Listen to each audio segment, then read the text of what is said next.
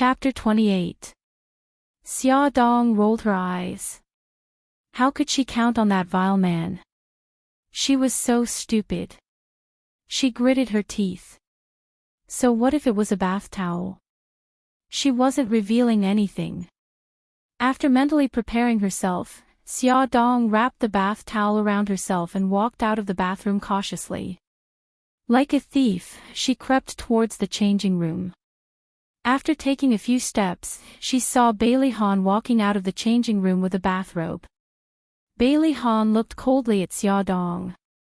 She was wrapped in a bath towel from head to toe. The bath towel covered her chest and thighs, revealing a large area of fair skin. Her wet hair was still dripping, sliding down her beautiful neck and into the mysterious cleavage on her chest. For the first time, he realized that she had a great figure. Xia Dong uncomfortably tightened the bath towel and laughed dryly. Thank you for helping me get my clothes. Bailey Han's eyes flickered and he casually threw the bathrobe over. Xia Dong reflexively reached out to catch it, and a tragedy happened. Because her movement was too big, the bath towel around her loosened and slid down her chest. Xia Dong hurriedly covered her private parts with the bathrobe and glared fiercely at Bailey Han. Bailey Han, you did it on purpose. Although it was just a flash, Bailey Han still caught a glimpse of her snowy breasts. His cheeks were slightly hot and slightly red, but the exasperated Xia Dong did not notice. He quickly coughed to cover it up. You think too highly of yourself. There's nothing to see. He had only thrown it out of habit and did not expect such a coincidental thing to happen. Xia Dong glanced at the only king in the room. She glanced at Bailey Han, who was walking out of the bathroom in a bathrobe, and consciously picked up the blanket. I'll sleep on the sofa.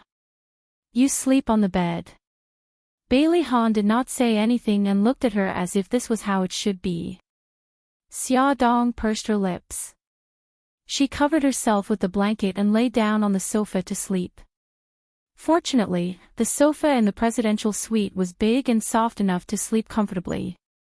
Moreover, she was very tired and did not recognize the bed. Soon, she fell asleep.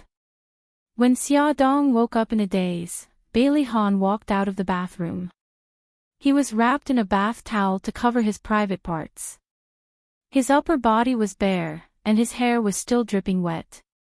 The water droplets slowly slid down his muscular chest until they soaked into the bath towel and disappeared at the edge of his private parts. Xia Dong did not expect to see such a scene as soon as she opened her eyes. Her cheeks flushed red. Bailey Han, on the other hand, was very calm and composed. He casually sat on the sofa opposite her and wiped his messy wet hair. His voice had the hoarseness unique to the morning. Why? Haven't you seen enough? If the person being stared at was not shy, why should she be? Xia Dong pushed the blanket to the side and stood up abruptly. She deliberately looked him up and down, and finally snorted in disdain.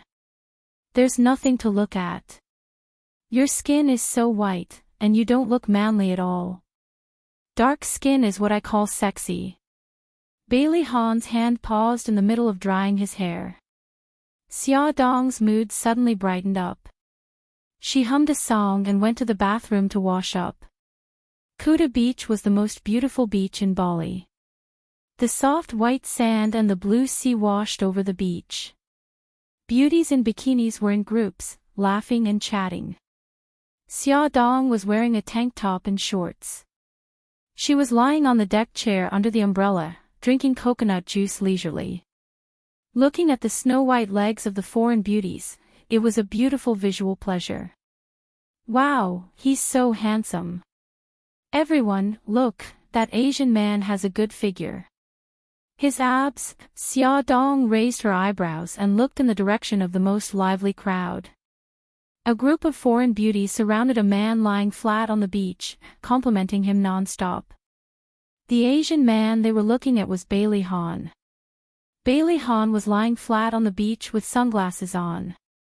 His upper body was naked and he was wearing a pair of beach shorts.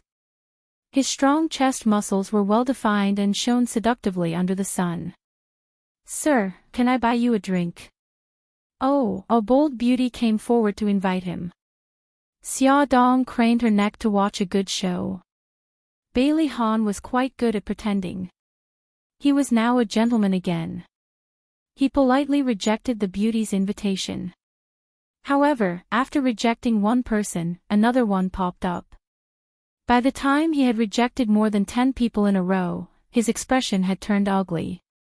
Xia Dong, who had been silently observing him, couldn't help but burst out laughing. Bailey Han's cold gaze swept over. Xia Dong was not afraid of him. She raised her chin provocatively. "Mr. Bailey, your charm is boundless. In just 1 hour, so many beauties have fallen for your beach shorts." Bailey Han's cold lips slowly curved. He said indifferently, "At least it proves that their taste is much better than yours." No wonder this guy suddenly wanted to sunbathe. It turned out that he was still brooding over her evaluation in the morning. He was using facts to prove to her that he was very manly and very popular with women. Xia Dong rolled her eyes at him. Boring. Childish. Bailey Han's face suddenly darkened. He realized that his behavior was really as that annoying woman had said. It was very childish and boring. Why did he care about that woman's opinion? He even wanted to tan his skin. He was crazy, he must be crazy. The Uluwatu Cliffs were located at the southernmost tip of Bali. Behind it was a poignant love tragedy. Legend had it that there was a young man and woman who fell in love with each other. Their love did not receive any blessings, and in despair, they both jumped into the sea to commit suicide. Xia Dong stood at the edge of the cliff and looked at the turbulent sea below her. She listened to the private tour guide talk about the legend of the cliff.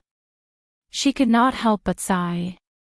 The tragedy caused by the wrong family did not have a national boundary.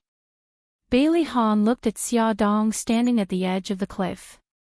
Her hair was blown by the sea breeze, and her delicate body looked like it would fall at any time. He frowned slightly. Damn it, did she not know that it was dangerous to stand at the edge of the cliff?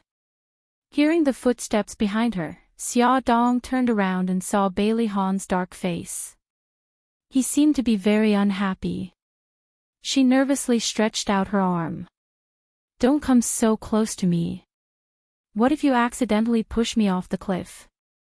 Bailey Han was very, very angry. He was crazy to care about this idiot. "Do you have a brain? Come here." He angrily stretched out his arm to pull her. "Go away, I'll go there myself."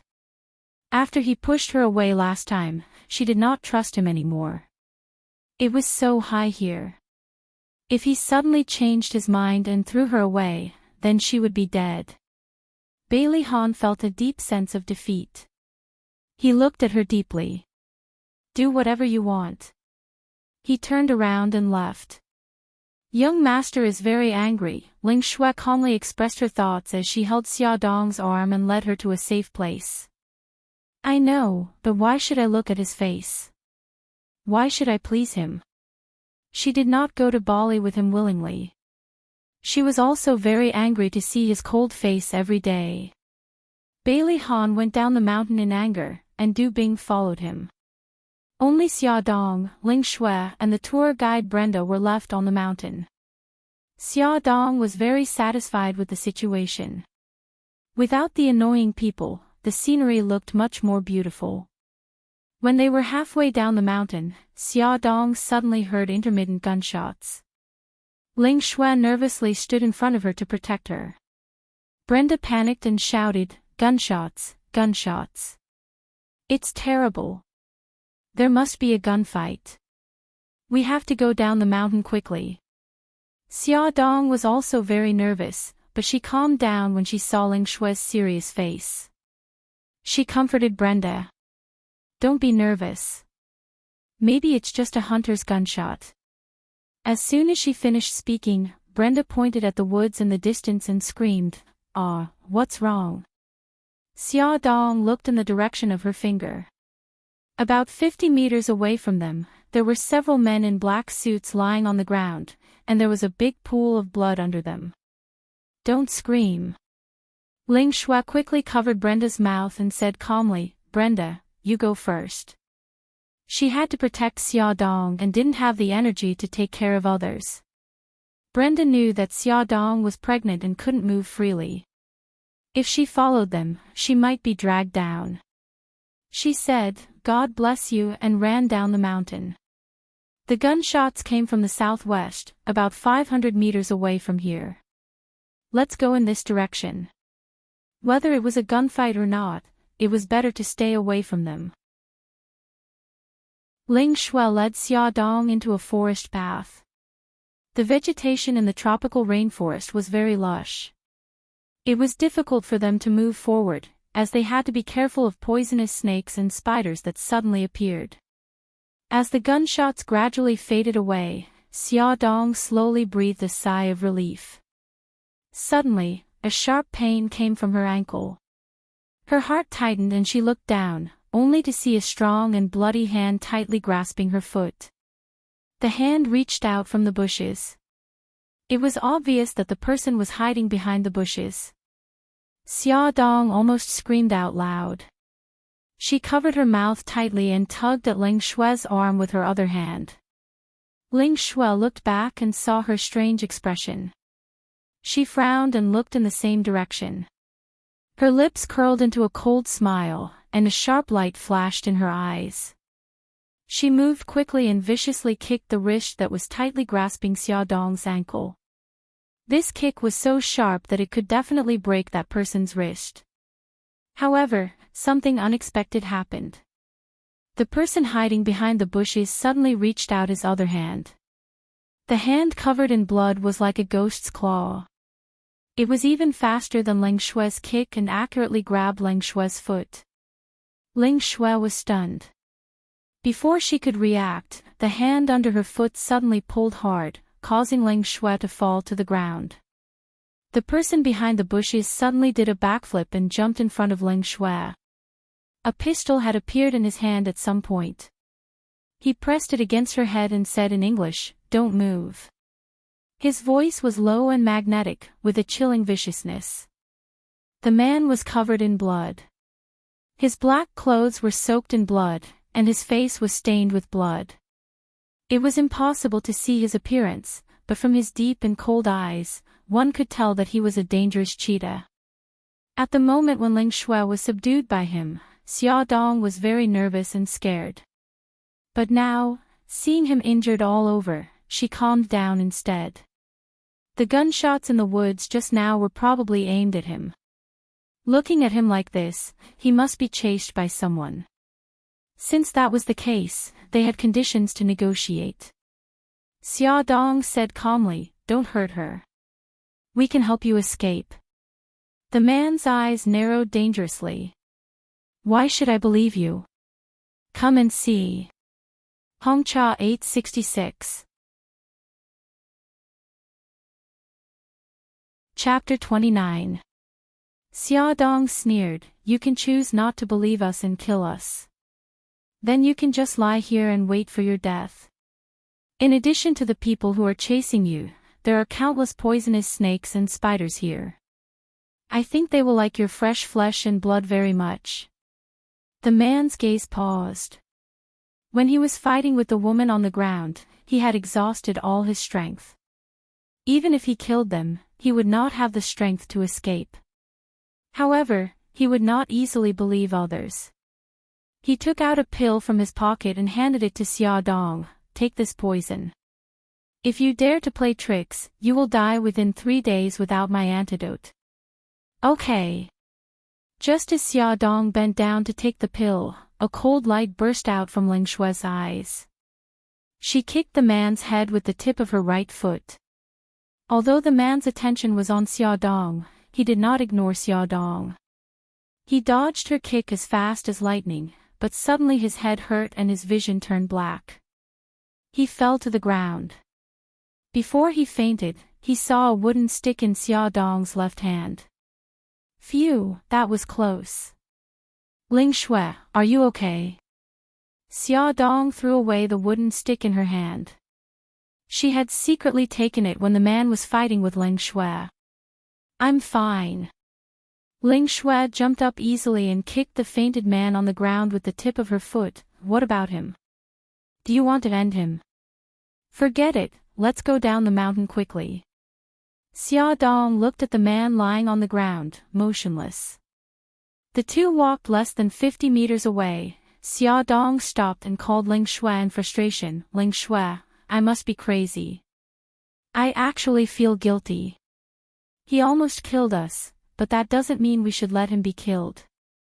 Quick, find a reason to persuade me to give up that terrible idea. Sigh, forget it, let's go back. Ling Shui looked at Xia Dong, who was in a dilemma. The corner of her mouth twitched, but there was still no expression on her face. Have you thought it through? Xia Dong nodded firmly. We can find a cave and bring him there. At least we can prevent him from being bitten to death by the insect beasts. As a girl born in a harmonious society, she still couldn't bring herself to let that man die there, but she also couldn't be that stupid Mr. Donghua who was eaten by a wolf. The two of them returned to the place where the man had fainted, just in time to see a poisonous snake crawling towards his body. Ling Shui quickly pulled out a dagger and swung it out. The dagger nailed the back of the poisonous snake with a swoosh sound. The snake's tail swayed a few times and stiffly paralyzed on the ground. Xia Dong and Xia Dong supported the man on the left and right and moved forward with difficulty in the dense forest. After walking for a long time, they finally found a cave and threw the man into the cave. Xia Dong sat on the ground and gasped for breath. You take a rest first. I'll go out and explore. Ling Shui gave her the dagger. If he suddenly wakes up, use this to deal with him. You'd better keep this. I don't think he will wake up for a while. Ling Shui pulled out another dagger from the small boot on her leg. You keep this. I have more. I'll be back soon.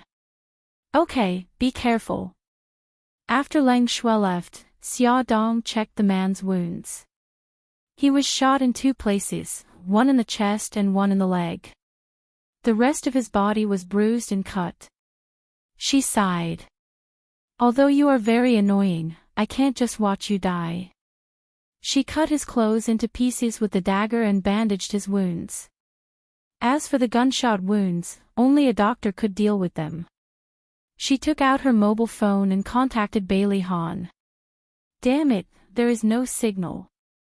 A rainstorm suddenly came. Xia Dong stood at the entrance of the cave, anxiously waiting for Ling Shui to come back.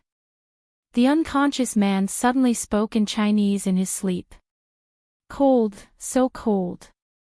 Because of his Chinese words, Xia Dong decided to be a good person to the end. It was rare to meet a fellow countryman in a foreign country. She touched the man's forehead. It was so hot. It seemed that he had a fever. She wet the cloth with rainwater and put it on the man's forehead to cool him down. The bloodstains on his face were glaring. Xia Dong wiped them clean with a wet cloth, revealing a pale face, but it did not diminish his handsomeness at all. His tightly shut eyes were faintly discernible under his messy hair. His delicate nose bridge was high, and his thin lips were tightly pursed. Even though his face was as pale as a sheet of paper, it could not conceal his innate domineering aura. For some reason, Xia Dong felt that his face looked very familiar, as if she had seen it somewhere before. The sound of footsteps interrupted Xia Dong's thoughts. It was Ling Shui. She was soaking wet and dragging a dead snake. There was a touch of helplessness on her face. The rain won't stop for a while. It seems that we will have to stay in the cave for a night. Ling Shui was indeed a special forces soldier. She was very good at survival in the wild. She used the man's gun to shoot at the withered grass and branches. The withered grass immediately lit up and a fire was started. She skinned the dead snake with a dagger and roasted it over the fire with branches. This was their dinner tonight. Xia Dong could not help, so she was busy taking care of the man. She also made a fire beside him. The light of the fire shone on his pale face. The more she looked at him, the more familiar he was. She frowned and thought for a while, but still could not figure out who he was. What's the matter? They haven't come back yet. In the Sunshine Coast Hotel, Bailey Han frowned and looked at the respectful hotel manager in front of him. He went back to the hotel in a fit of anger. He did not expect that Xia Dong had not come back in the afternoon. Yes, we have been trying to get in touch with Miss Xia, but we have not succeeded. In the face of strong pressure, the manager's head was covered with cold sweat. Gather all the security guards and bodyguards of the hotel and search the mountain immediately. Bailey Han strode out. Du Bing hurriedly followed him, and at the same time, used the walkie-talkie to ask the driver to prepare the car. The car quickly drove to the foot of the mountain. Everyone was divided into groups of 3 to search in different directions. Bailey Han and Du Bing were in groups of 2, wearing raincoats and holding flashlights, going up the slope. The soil under their feet was relatively primitive. It had not been modified by anyone. The soil here was particularly soft. The slope was covered with about an inch of fallen leaves. Bailey Han moved forward with great difficulty. The rain washed away all the traces, making it more difficult for them to search. 2 hours later, there was still no news of Xia Dong. Bailey Han was burning with anxiety. He had heard from the locals that the primitive rainforest was very dangerous at night. Poisonous insects and fierce beasts would appear. In addition, it was raining heavily now. He did not know whether they were safe or not. In the cave, Xia Dong changed a wet cloth for the injured man from time to time. Ling Shui sat by the fire and focused on roasting the snake meat. The snake meat gradually emitted a fragrance. Like magic, she took out a bottle of salt and 5 spices from the bag around her waist and sprinkled them on the snake meat. The meat's fragrance was even stronger. I didn't expect you to be so well prepared. Xia Dong took the snake meat she had cut and praised. I'm used to it. When I was on a mission, I also survived in the wild for half a month. Since then, I have developed the habit of carrying spices with me. This was the first time Ling Shui mentioned her own experience. The two were indeed hungry and focused on eating. Ling Shui's chewing suddenly stopped and looked around vigilantly. She lowered her voice and said, "Did you hear something?" Xia Dong also stopped chewing because she also heard a sizzling sound coming from behind 2 big rocks in the cave. Then, the sizzling sound was accompanied by the sound of something hitting the ground. The sound was not loud, but it was very clear. Xia Dong and Ling Shui both stared at the 2 big rocks with all 4 eyes. Several green lights flashed from behind the big rocks. Ling Shui threw away the snake meat and pulled out a burning stick with both hands at the same time. She stuffed one of them into Xia Dong's hand and shouted, "Go to the entrance of the cave." Before they could see what appeared, Xia Dong was pushed away by Ling Shui. Ling Shui held the fire stick in one hand and picked up the man lying on the ground with the other. They followed her to the entrance of the cave. Ling Shui raised her leg and kicked the fire away. The burning wood scattered in all directions, forming a protective barrier in front of the 3 of them. Xia Dong saw clearly that what crawled out from behind the big rocks was a dense swarm of black spiders. When they crawled to the front of the burning stick, they finally stopped and gathered together to gnaw on the snake meat on the ground. The sound of spiders gnawing on the snake meat was hair-raising. Ling Shui looked at the group of spiders with a cold face. They are black widows, the most terrible spiders in the tropical rainforest. If they bite you, you will die very quickly. Xia Dong shivered. The firewood won't last long. We have to escape. These spiders were very fast. A few of them had already crawled along the stone wall and were eyeing Xiaodong and Ling Shui covetously. Ling Shui looked at the man lying on her shoulder. I'm not sure if we can take him with us. No, we can't throw him away. Xiaodong shouted almost reflexively. His face was so familiar. Maybe he was someone she knew before. She couldn't do that. She stepped forward to support the man. I'll take him. You cover us.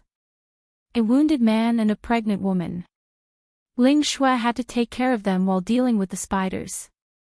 The three of them supported each other out of the cave.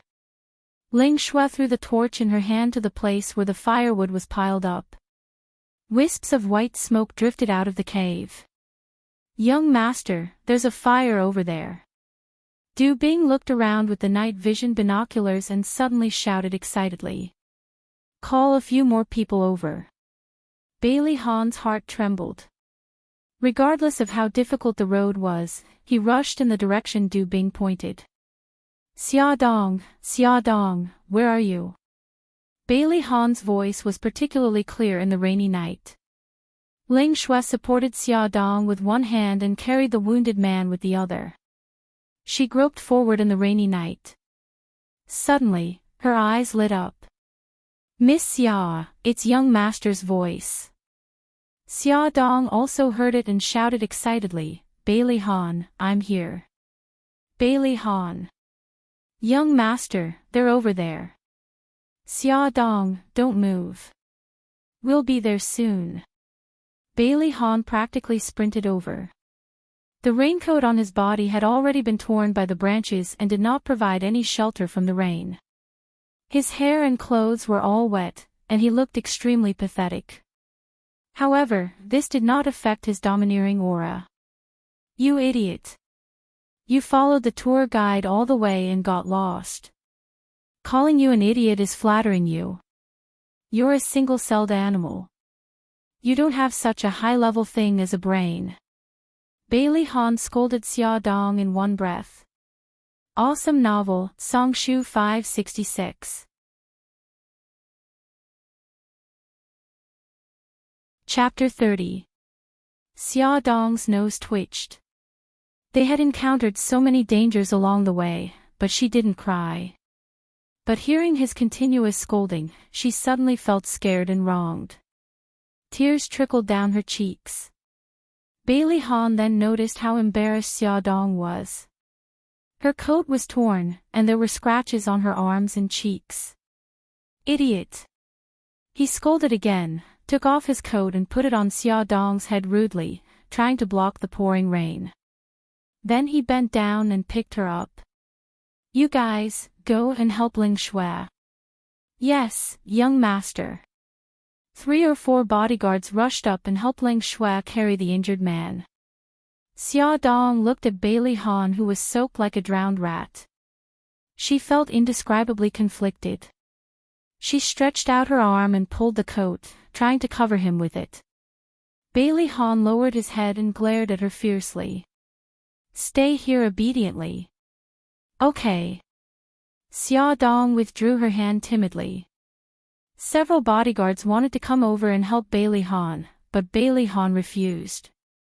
He personally carried her and staggered down. Ling Shui was supported by Du Bing and slowly moved down. The group of people dawdled for nearly an hour before they finally arrived at the foot of the mountain safely. Bailey Han bent down and put Xiaodong in the back seat of the car. The cold rain took away a lot of her body heat. Feeling her trembling, Bailey Han said to the driver in the front seat, "Take off your clothes."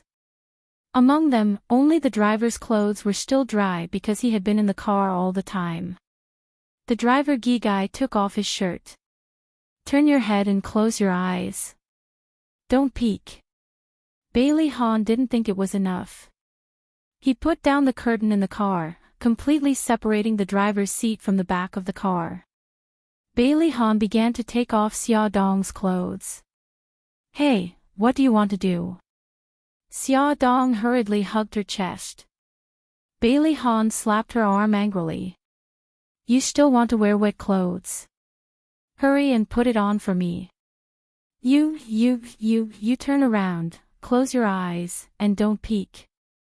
Xia Dong repeated his orders to the driver. Bailey Han's face darkened and he turned his head away. Xia Dong turned around and carefully peeked at him. Seeing that he wasn't peeking, she hurriedly took off her soaked clothes and put on the chauffeur's shirt. When they returned to the hotel, Bailey Han bent down, put his arm under Xia Dong's legs and picked her up. Ignoring her protests, he said in a cold voice full of dignity and anger, "Don't resist." As he walked through the lobby, he turned around and ordered, "Call the doctor." The lobby manager took the order and ran away. Xia Dong's injuries weren't serious. She only had abrasions on her arms and cheeks. The doctor carefully checked for internal injuries. The child in her belly was also fine. Xia Dong sat on the bed uneasily and carefully observed Bailey Han's livid face. After the doctor finished, she said carefully, "Bailey Han, can you let the doctor take a look at the injured man?" Bailey Han glared at her. "You care about him a lot. Are you complaining that he didn't kill you with one shot?" On the way back, Xia Dong had already told him about the accident on the way back and how the mysterious man had threatened them with a gun. No, we have to go all the way. Besides, he seems to be from China. After all, Xia Dong was in the wrong and knew when to give in. She blinked her eyes and said, "If he dies here, we won't be able to explain it. Why don't we save his life? Maybe he has a powerful background and will repay you when he wakes up, right?" The words of repayment were pure nonsense. With Bailey Han's power, he didn't care at all. But looking at her pitiful expression, he felt a little curious. For some reason, his heart softened. He suppressed his anger and ordered the doctor, "Take a look at that man." Bailey Han went to the bathroom with a cold face to adjust the temperature of the water. He took a bathrobe and threw it to Xia Dong. "The water is ready. Go and take a bath." Xia Dong held the bathrobe and looked at Bailey Han as if he was an alien. God, the noble young master actually condescended to run the bathwater for her.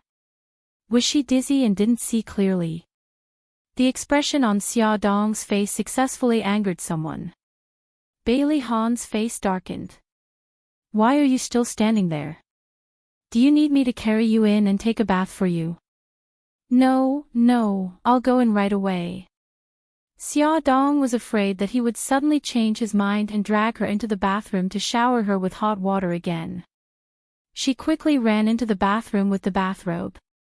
After she took her time to take a bath and dry her hair, Bailey Han had already taken a bath and changed his clothes.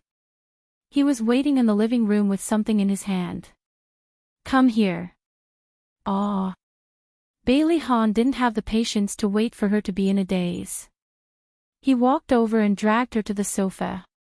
He pressed her down and placed her arm flat on the back of the sofa. He took a cotton swab full of ointment and helped her apply it. Xia Dong lowered her head with a red face and desperately held down the bathrobe that was almost exposed. "Does it hurt?" Xia Dong was stunned. "Ha!" Bailey Han looked up with a cold gaze. "Let me ask you, does the wound hurt?" Xia Dong shivered and whispered, "It hurts. It hurts a lot." He sneered. "I thought you didn't know pain. You know pain, but you still want to show off. Why did you save that man? He's so pitiful." "Pitiful? Why would a pitiful man point a gun at your head?" "He didn't point at me. He pointed at Leng Shui." Almost. As if to punish her, Bailey Han suddenly stuck the cotton swab on her wound. It hurt so much that she gasped for air and tears were about to fall from her eyes. She was obviously in pain, but she didn't cry out in pain. Bailey Han's anger dissipated when he saw her pitiful big eyes full of tears. His actions also became gentle, but the words that came out of his mouth were still vicious. "Next time you try to be brave, you'll be fed to the spiders." Oh. What do you mean, oh? Don't do that again.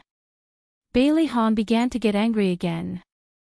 This woman, why did she look so stupid? Did she really understand what he said? I know.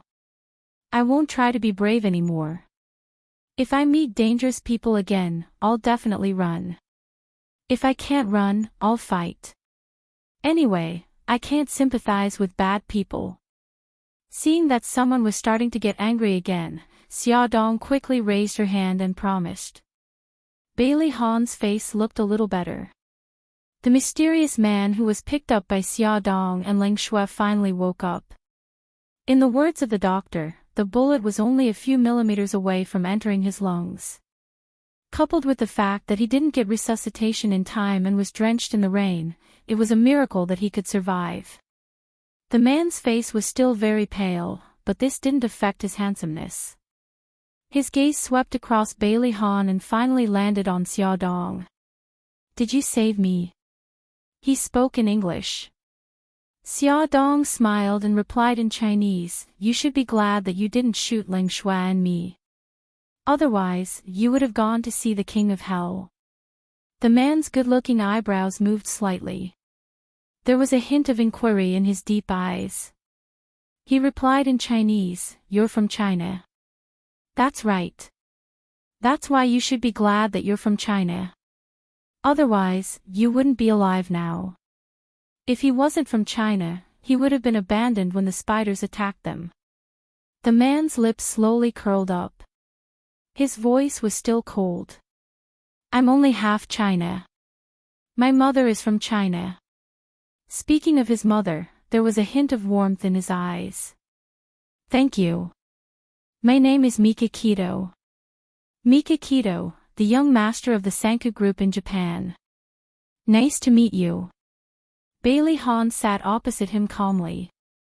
Bailey Han had a habit of not keeping people with unknown identities by his side. That night, he ordered someone to investigate Mika Kido's identity. Mika Kido's eyes were sharp. You are Bailey Han. So you're the young master of the Bailey family. Nice to meet you. The Bailey family was very influential in both the underworld and the underworld. It was hard for Mika Kido not to know. The two equally outstanding men stared at each other. One was domineering and cold, while the other was ruthless and sharp. The powerful aura made Xiaodong feel pressured. She coughed and joked, even if you fell in love at first sight, you should consider the situation first. Mr. Beitang, you're injured. You shouldn't be too agitated. Bailey Han was expressionless. Mika Kido gave him face and smiled. Miss, I was rude in the rainforest. I'm sorry. Xiaodong waved her hand. My name is Xiaodong. You can just call me by my name. Since they had already talked about it, she was not a petty person. She winked and joked. The situation was urgent. It's normal for you to be vigilant. I should thank you for being merciful. Bailey Han's face darkened when he saw that they seemed to be on good terms. Young Master Beitang, you seem to be recovering well. I'm sure your people must be worried about you after so long. It was obvious that he wanted them to leave. Mika Kido smiled. Then I'll have to trouble young Master Bailey to help me contact my subordinates. Bailey Han nodded proudly and turned to Xiaodong. Let's go. Xiaodong said awkwardly. I still have something to ask Mr. Beitang. Can you give me a few more minutes?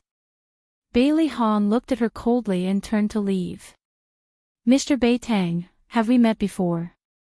Xiaodong asked straightforwardly. Mika Kido smiled apologetically. I've met someone as unique as Miss Xia once. I'll definitely remember. I see. Then I won't disturb your rest. Xiaodong was a little disappointed. Mika Kido casually gave her a number. This is my private number. I'm on standby 24/7. If you run into any trouble in the future, you can call me at any time. This was his way of repaying her for saving his life. It seemed that this man was not too bad. Xia Dong smiled brightly. I'll remember it. Have a good rest. Mika Kito's subordinates soon arrived. More than a dozen men in black suits and sunglasses appeared in the hotel lobby. They all had cold and serious expressions, which made people stop in their tracks. Although Xia Dong didn't know what Bai Tangshan had encountered, he could guess that Bai Tangshan's situation wasn't very good when he saw that his subordinates were heavily protecting him. Before leaving, he sincerely wished Bai Tangshan a speedy recovery. Mika Kito smiled. His handsome face was very charming. He made a phone call gesture.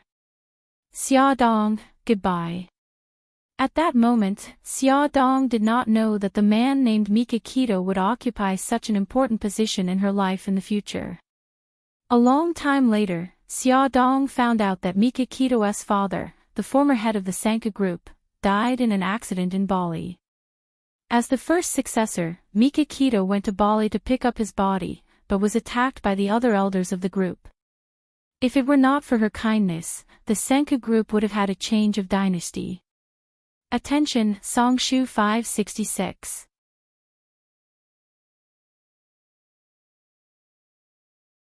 Chapter 31. The old madam was very pleased. She found that ever since the trip to Bali, Bai Han and Xia Dong's relationship had eased a lot. Although the two of them were still lukewarm when they met, at least they began to talk and no longer ignored each other. The old madam struck while the iron was hot and ordered Bai Han to personally drive Xia Dong to and from work. After work, Xia Dong stood at the roadside waiting for Bai Han. Soon, Bai Han appeared in his Maybach with Su Xingchen sitting in the passenger seat. Su Xingchen was wearing a cute dress and sweetly greeted, "Sister Xiao Xia, long time no see. Have you been busy recently?" Xia Dong had a good impression of this innocent and cute girl. She smiled and replied, "Miss Su, long time no see. You're getting more and more beautiful." "Ah, sister, you're too good with words. I'm so happy." Su Xingchen jumped up and grabbed her arm. "Sister Xiao Xia, you don't have to be so polite. Just call me Xingchen." "Xingchen, why are you here today?"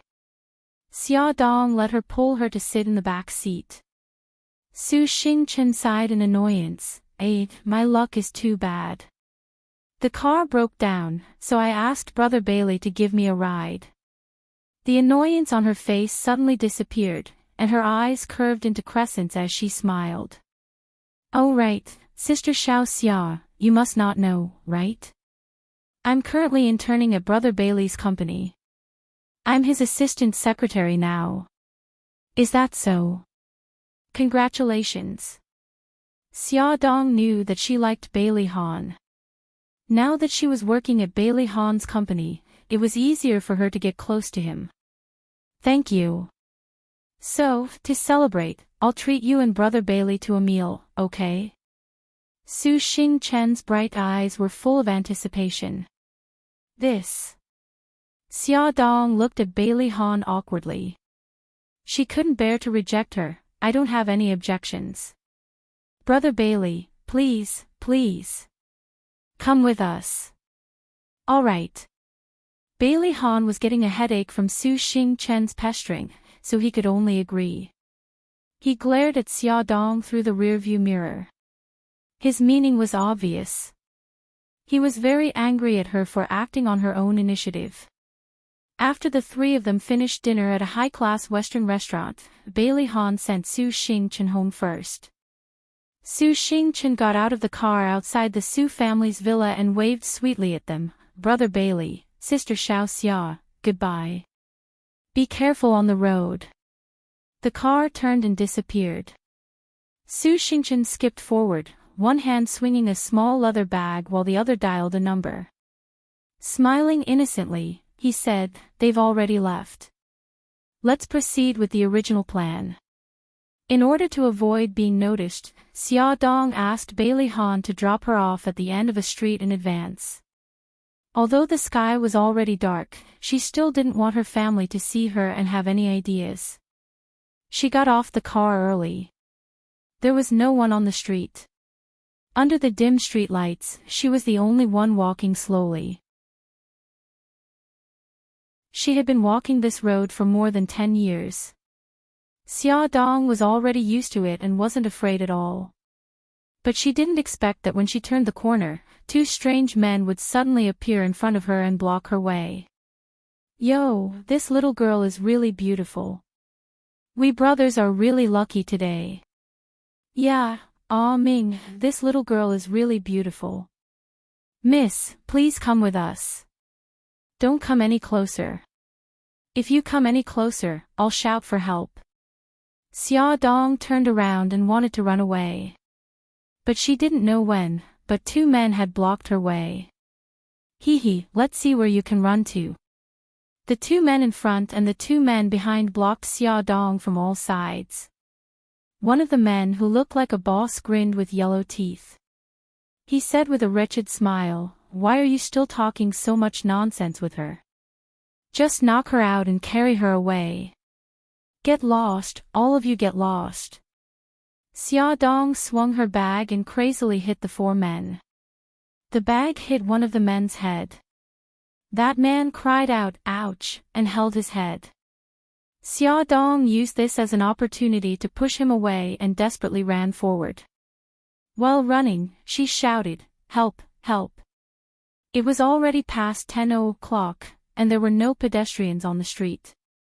Even the surrounding shops were all closed. Xia Dong ran wildly on the empty street, and behind her were the four ferocious men. D*MN woman, don't run. When I catch you, I'll F*CK you to death. Damn it. The curses mixed with filthy language were getting closer and closer. Xia Dong ran non-stop. Her heart was pounding in her chest. But suddenly, she felt a pain in her abdomen. There was also a warm current flowing down from her body. She didn't dare to run anymore. She held her abdomen in fear. The four men quickly surrounded her again. Bitch, let's see where you can run to. This woman is really beautiful. Catch her for me. I'll go first. After the wretched man who looked like a boss finished speaking, the other three men grabbed her hands and feet. The boss anxiously reached for her chest. His big hands tore open her clothes and his stinky mouth moved towards her cheek. Xia Dong dodged with difficulty. Because of the pain and fear, her voice trembled. Please let me go. I'm pregnant. Someone with sharp eyes saw the blood between her legs. Hey, boss, why is she bleeding? She must have had a miscarriage. That's good. I don't have to do it anymore. The boss angrily pushed her away and snatched her satchel. Someone even snatched the necklace around her neck. Xia Dong covered her abdomen and lay on the ground. She was in so much pain that her whole body was trembling. She no longer had the strength to resist and could only watch as they ran further and further away. Help, help. Because of the pain, her voice was very soft and soon dissipated into the night sky. Just as she lost consciousness, she saw a beam of headlights shining on her body. A tall figure walked out of the car. Bailey Han found that Xia Dong had left her phone in his car. He turned the car around to send her back. He didn't expect to see her lying on the ground covered in blood. Her clothes and hair were in a mess. She looked battered and exhausted. His heart skipped a beat. He actually had an uncontrollable panic. He quickly carried her into the car. On the way to the hospital, his hands holding the steering wheel were trembling slightly. He anxiously sat on the bench in the corridor of the hospital. His eyes were fixed on the indicator light of the operating room. This was the first time he felt anxious and uneasy. His hands were still stained with her blood. He began to feel confused. Didn't he never want to keep the child? Why was it that when he saw her covered in blood, the first thing he thought of was to save her? Xia Xia, Xia Xia, Xia Dong's aunt, Xia Yun, and uncle, Gao Mingyuan, anxiously ran over. Xia Yun and her husband didn't know Bailey Han, but Bailey Han knew them. After he sent Xia Dong to the hospital, he called them to explain the situation. Mr. Gao, Mrs. Gao, don't worry. Xia Dong is now in emergency treatment. Gao Mingyuan looked at the man in front of him and stretched out his hands to express his gratitude. You must be Mr. Bailey. Thank you for sending Xia Dong to the hospital. Bailey Han politely shook his hand. Xia Dong and I are friends. It's just a small matter. The operation won't be over for a while. Please sit down and rest for a while. After some time, the door of the operating room finally opened. The doctor smiled and said, Young Master Bailey, please don't worry. Miss Xia is fine. The child is also saved. Bay child. When Xia Yun heard this explosive news, her eyes rolled back and she fainted. Bailey Han hurriedly called the doctor to check on her. Only then did he realize that Xia Dong hadn't told her family about her pregnancy. Now, he had made a fool of himself. Xia Yun slowly woke up. The first thing she said when she opened her eyes was, Child, what's the matter with the child? Bailey Han told her the truth. Xia Dong is pregnant. The child is mine. What? Xia Yun's face turned pale. She raised her hand and slapped him. 5 red marks instantly appeared on Bailey Han's face. It was obvious that she had used all her strength. She gritted her teeth and said, Is this how a rich young master like you plays with the daughter of a good family? Bailey Han's eyes surged with anger, but he quickly hid it. He said in a low voice, You've misunderstood. It's not what you think. If it's not what it is, then what is it? Are you bullying our Xia Xia because she doesn't have parents? Her father abandoned her when she was young. Her mother passed away when she was very young. She's already so pitiful. How can you be so cruel to play with her feelings and stab her in the heart? Xia Yun pointed at his nose and shouted, Let me tell you, don't think that you can bully her just because she doesn't have parents. Xia Xia still has us. Even if we have to risk our lives, we will seek justice for her. Bailey Han said patiently, You've really misunderstood. If you don't believe me, you can ask Xia Dong yourself when she wakes up. He was originally angry, but when he heard about Xia Dong's background, he was stunned. He only knew that she lived with her aunt, but he didn't know that she was an orphan. Xia Yun didn't believe him and wanted to refute, but Gao Mingyuan quickly stopped her. All right. You just woke up, so you should rest well. He's right. When Xia Xia wakes up, you can ask her and everything will be clear. What's the rush? The moment Xia Dong opened her eyes, she saw Bailey Han's dark and handsome face. She couldn't help but bite her lower lip when she saw his angry look. You, Bailey Han, why are you here? Bailey Han's eyes were cold. Why didn't you tell your family? Xia Dong was stunned. Ha! Bailey Han raised his hand and pinched her chin. Let me ask you, why didn't you tell your family that you were pregnant? I didn't want them to worry. How was she going to tell her family that a girl who didn't even have a boyfriend suddenly got pregnant? Idiot, are you planning to keep it a secret for the rest of your life? Bailey Han was so angry that he completely released an extremely cold storm. He raised his eyebrows and angrily rebuked a certain someone who was ashamed. Do you know that because you didn't report it, in your family's eyes, I've become a bastard who plays with women's feelings? Xia Dong lowered her head. I'm sorry. Bailey Han stared at her weak and pale face, his anger slowly subsiding. He forcefully pinched her chin and lifted her face. Now, what do you think we should do? Xia Dong hurriedly reached out her right hand and promised, "Don't worry, I'll immediately clear your name and clear your name." "Bailey Han, what are you doing? Xiao Xia just woke up and you want to bully her?" A furious voice suddenly sounded. Xia Yun was standing at the door of the ward with a thermos box in her hand, her face full of anger. Xia Dong hurriedly said, "Auntie, you've misunderstood. You've really misunderstood. Bailey Han didn't bully me." Beauty novel, Xinwu 799.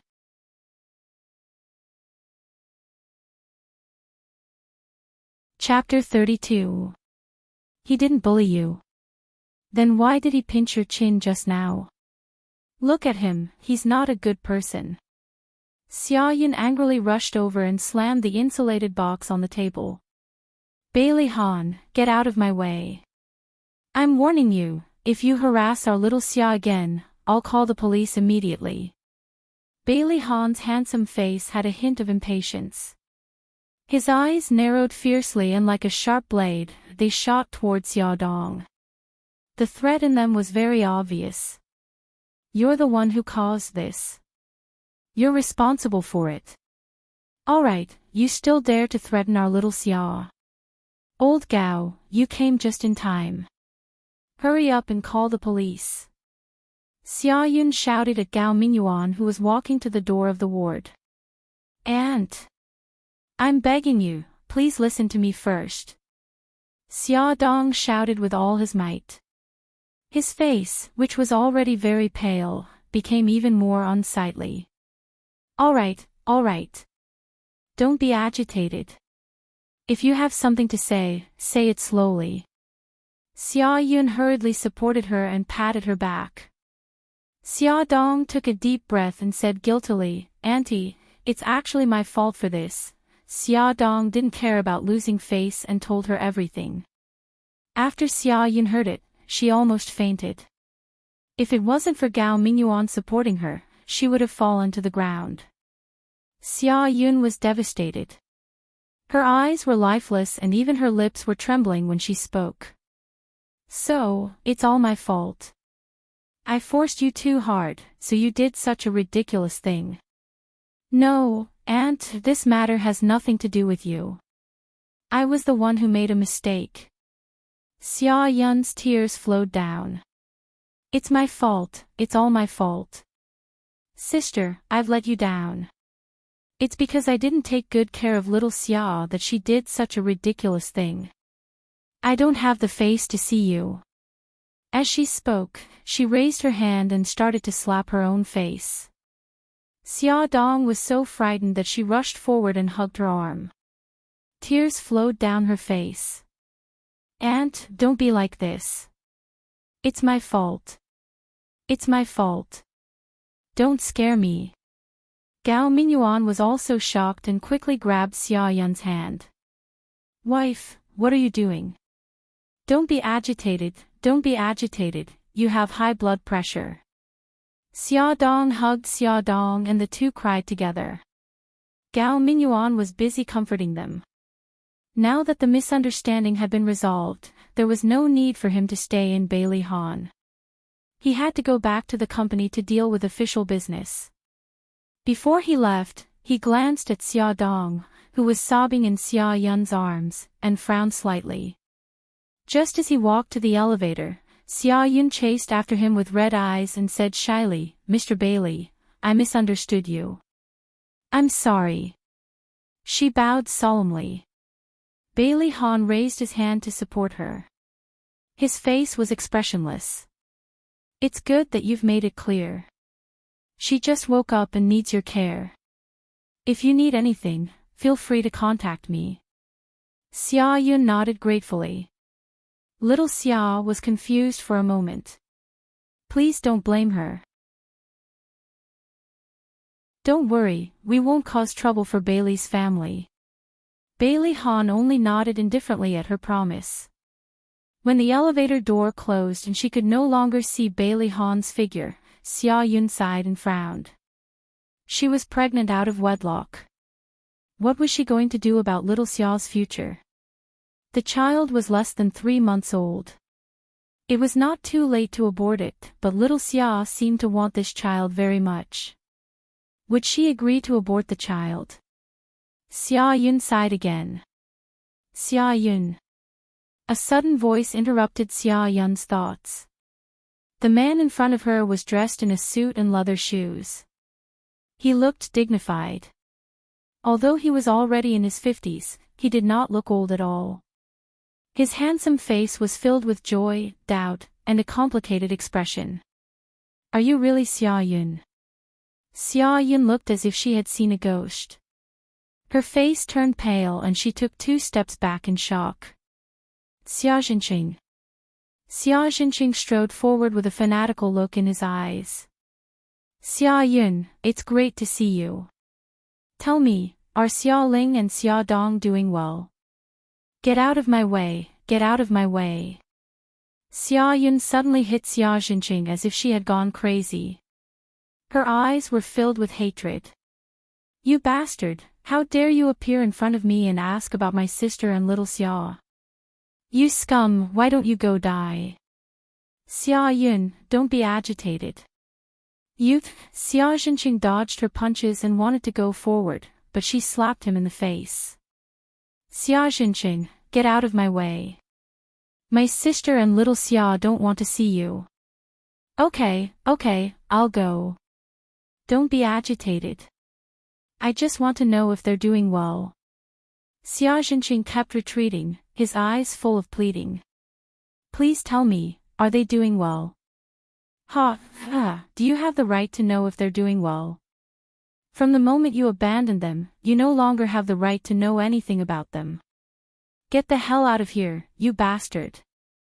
Xia Yun hated him to the core. It was this man who abandoned her poor sister and niece 20 years ago.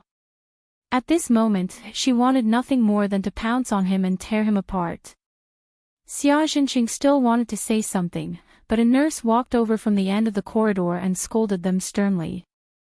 What's wrong with you? Why are you making so much noise in the hospital? I'm sorry, Nurse Mississippi. I'll leave now. Xia Yun glared at Xia Jinqing and walked toward Xia Dong's ward without looking back. Xia Jinqing carefully looked in the direction Xia Yun left and politely apologized to the nurse. Then, he walked toward the VIP ward on the other side of the corridor. Only the sound of footsteps could be heard in the corridor. A pink figure flashed out from the wall. Su Xing Chen's pair of large eyes blinked, her long eyelashes fluttering like a butterfly's wings. Her jade-like face revealed a pensive expression, which finally turned into a faintly discernible smile. Xia Dong. Xia Dong actually appeared in the conversation between Daddy and that strange woman. What was their relationship? In the VIP ward, Xia Jinqing sat by the bed and was softly talking about something. A gorgeous woman was lying on the bed. Although her face was sickly, it didn't affect her beauty. Her slender eyebrows were proudly raised and her pair of phoenix eyes were smiling as she watched Xia Jinqing, who was chatting with her. Su Xingchen pushed open the door to the ward and saw this scene. She opened her arms and revealed a sweet smile. Daddy, Mommy, surprise. Xingchen, why are you here? Did you skip class again? Xia Jinqing stood up and looked unhappily at his daughter who was bouncing over. Daddy is so annoying. I just miss Mommy. Su Xingchen wrinkled her little nose and made a cute face. She grabbed Su Murong's arm and blinked her large eyes. Mommy, Daddy is yelling at me. Su Murong was the CEO of the Su Corporation and was known as the Iron Lady of the business world. Her methods were cold and ruthless, but in front of her family, she always maintained the image of a good wife and mother. She looked at her husband who had a headache and then looked at her daughter who was pretending to be pitiful. Her lips curved into a smile. Okay, hubby, don't be angry. Skipping class isn't a big deal. That's right. I just miss Mommy. Mommy, does your wound still hurt? It doesn't hurt anymore. It's just a small appendicitis operation. Mommy isn't that delicate. The mother and daughter leaned against each other and chatted happily. Xiaoxinqing, who was sitting at the side, frowned. He and his wife had different views on their daughter's education. He hoped that their daughter would study hard and become a good person who could take charge of things. However, his wife had always spoiled their daughter. Sooner or later, their daughter would be spoiled by her. Su family villa.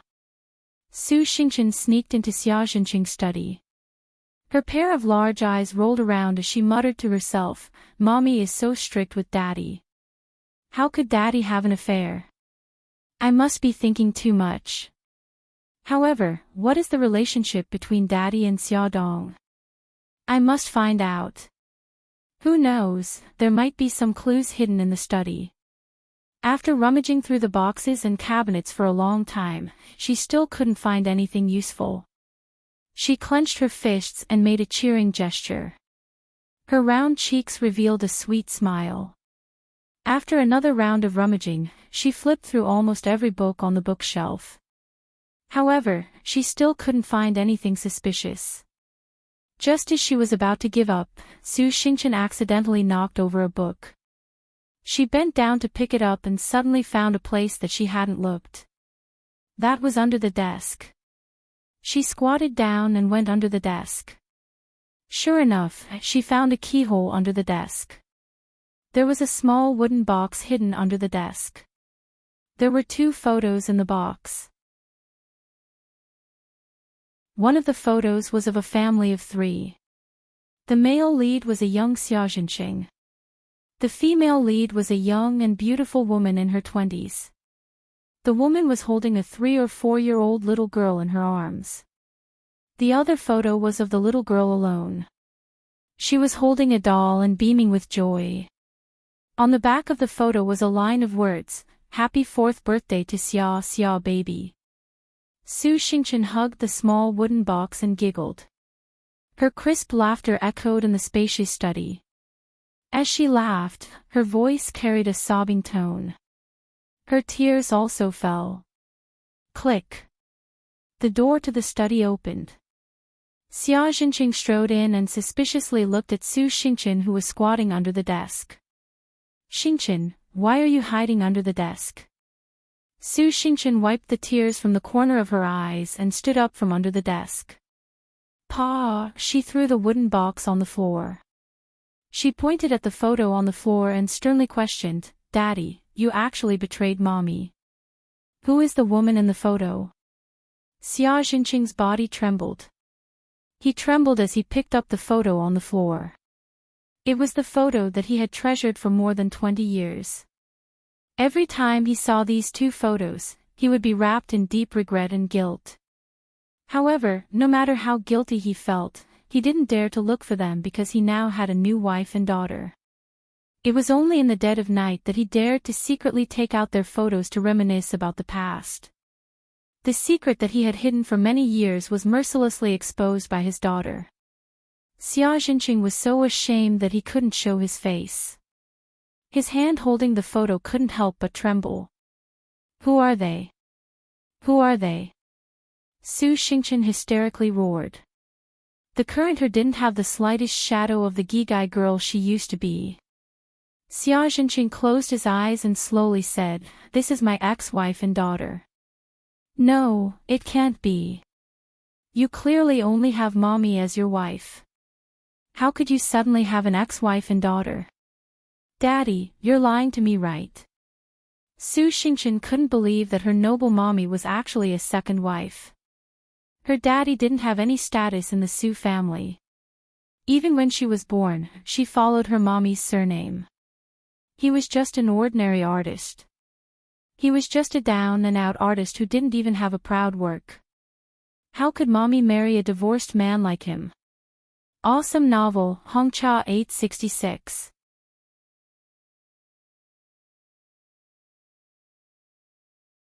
Chapter 33. Absolutely impossible. Daddy, that woman in the photo must be your lover outside. That girl is also an illegitimate daughter, isn't that right, Daddy? Su Xingchen shook Xia Jinqing's arm like a madwoman. She didn't believe it, 1,000 times, 10,000 times. Xing Chen. Xia Jinqing loudly reprimanded, "Don't talk nonsense, they are indeed my ex-wife and daughter." "Then you must have deceived mommy's feelings. You must have not told mommy that you divorced and have such a big daughter." Su Xingchen found all kinds of excuses for Su Murong to marry Xia Jinqing. Xia Jinqing seemed to have thought of the past and his face became ugly. "Your mommy knows about my divorce." "I have never deceived her." "Impossible, I don't believe it. How could mommy marry such an incompetent man like you?"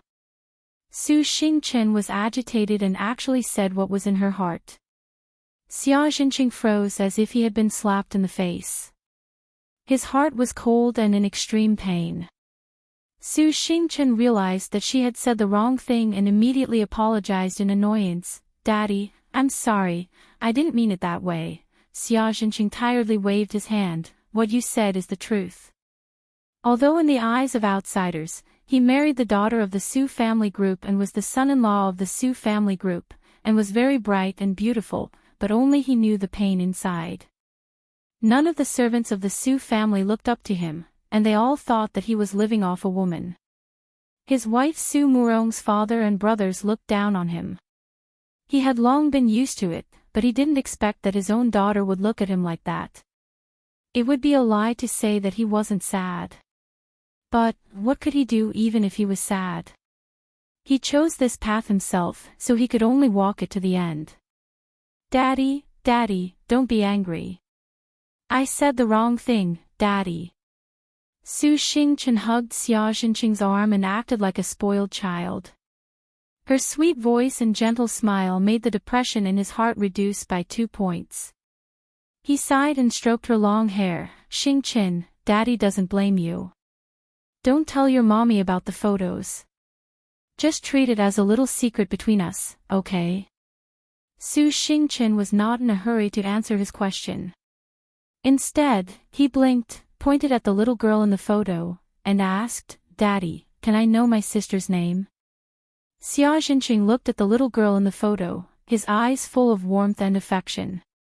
"Her name is Xia Dong. She should be 25 years old this year." Xia Dong, Xia Dong. It really was her.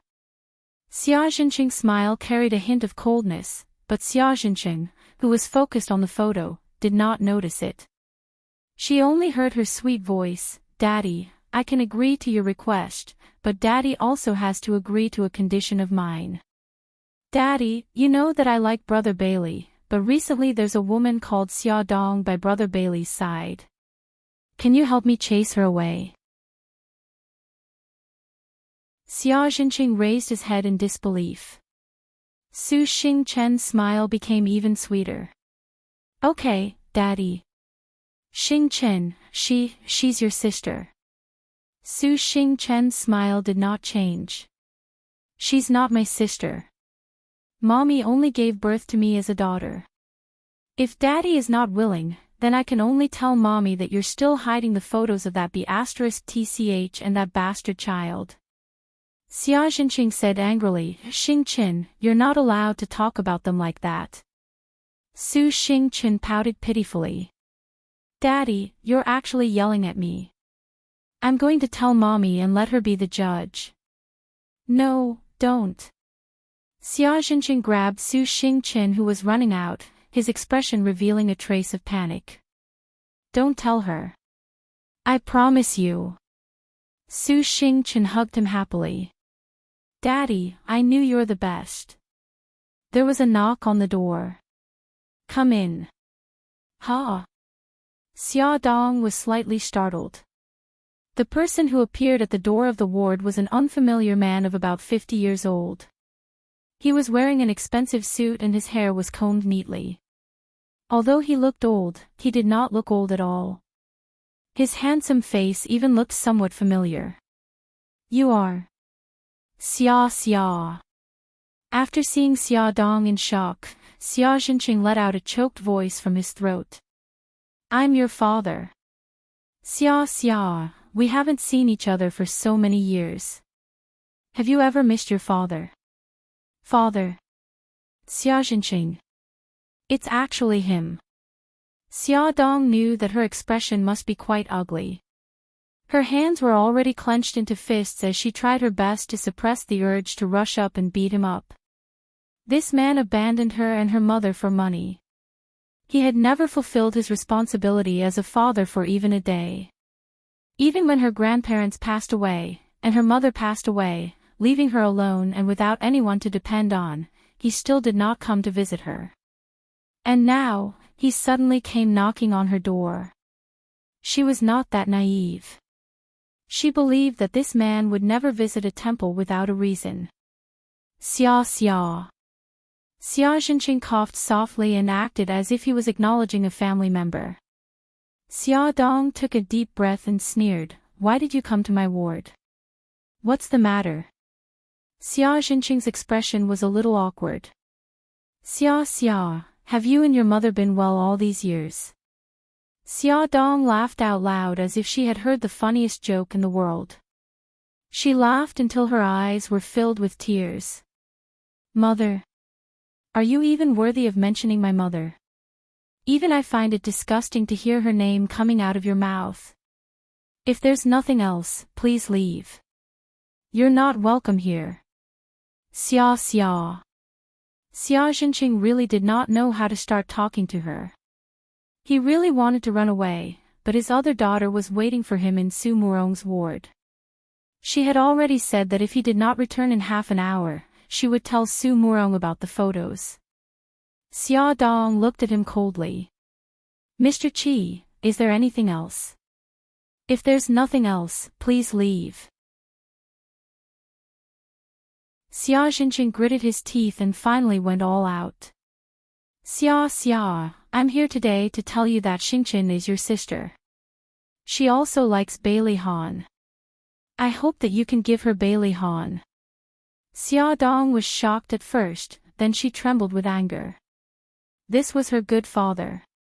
He actually talked to her about this kind of thing for the sake of his other daughter. Her fingernails dug deep into her palms. Her heart ached, but her voice was calm. "What if I also like Bailey Han?" Xiaoxinqing was stunned. Finally, he looked at her with a complicated expression. "Xia xia, I hope that you can live an ordinary life and marry an honest and good person. You can live a peaceful life. Bailey Han is not suitable for you." Xiaodong laughed mockingly. "Ha, is that so?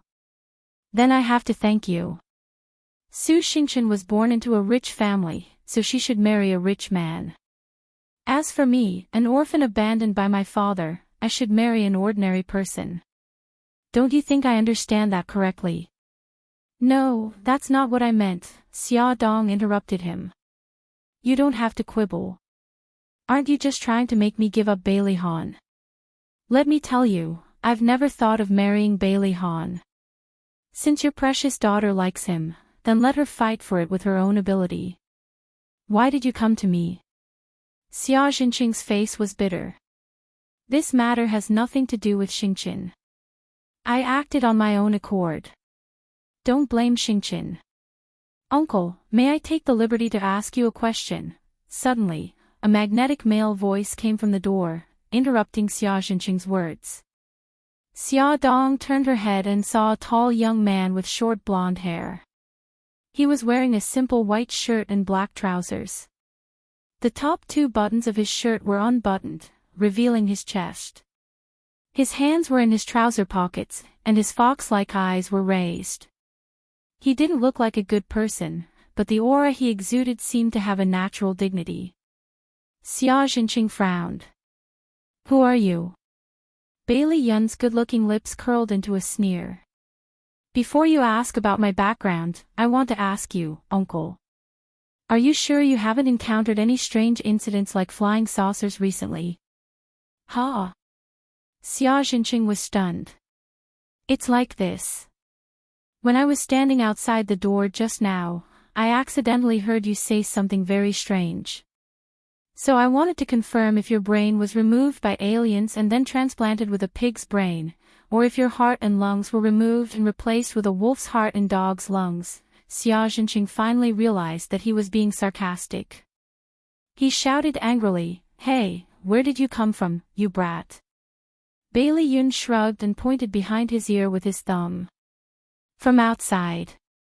Xia, what's your relationship with this rude brat?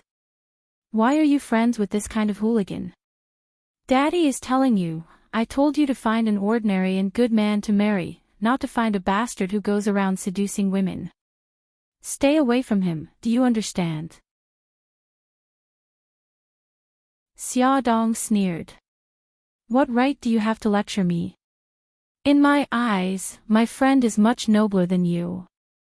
He kept saying that others were fooling around, but he didn't know that he was the most shameless one. For money, he fooled around with rich girls and abandoned his wife and daughter. This kind of person wasn't qualified to be her father. Although she didn't want to admit it, Xia Dong still felt very embarrassed that this so-called father had come to her door to lecture her. She looked apologetically at Bailey Yun, who was standing at the door, but he smiled and walked slowly towards her with elegant steps. "Uncle, you obviously need some warning to realize how ridiculous the mistake you've made today is." With that said, he took out an expensive diamond-studded phone from his trouser pocket and dialed a number. "Is this Principal Wang?" "Who am I?" "I'm Bailey Yun." "That's right, I'm the second young master of the Bailey Group, Bailey Yun." His voice was neither loud nor soft, but it was loud enough for Xia Jinqing to hear it clearly. Xia Jinqing's eyes widened.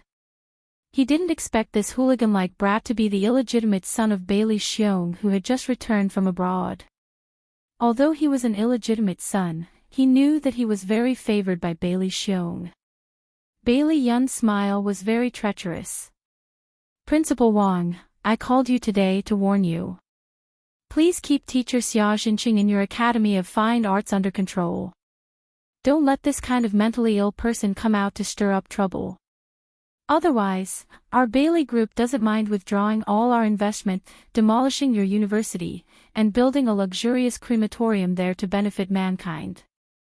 After warning him, he put his hands in his trouser pockets coolly. "Uncle, if you're not retarded, I think you should understand what I just said over the phone, right?" Xia Jinqing was so angry that he didn't choose his words carefully. "An illegitimate son is an illegitimate son. You have no manners at all. Don't forget that the Bailey family and the Su family have been friends for generations. You'd better be prepared to explain to your father." Bailey Yun's face darkened. Just as he was about to speak, a cold voice beat him to it. Add Songshu 566.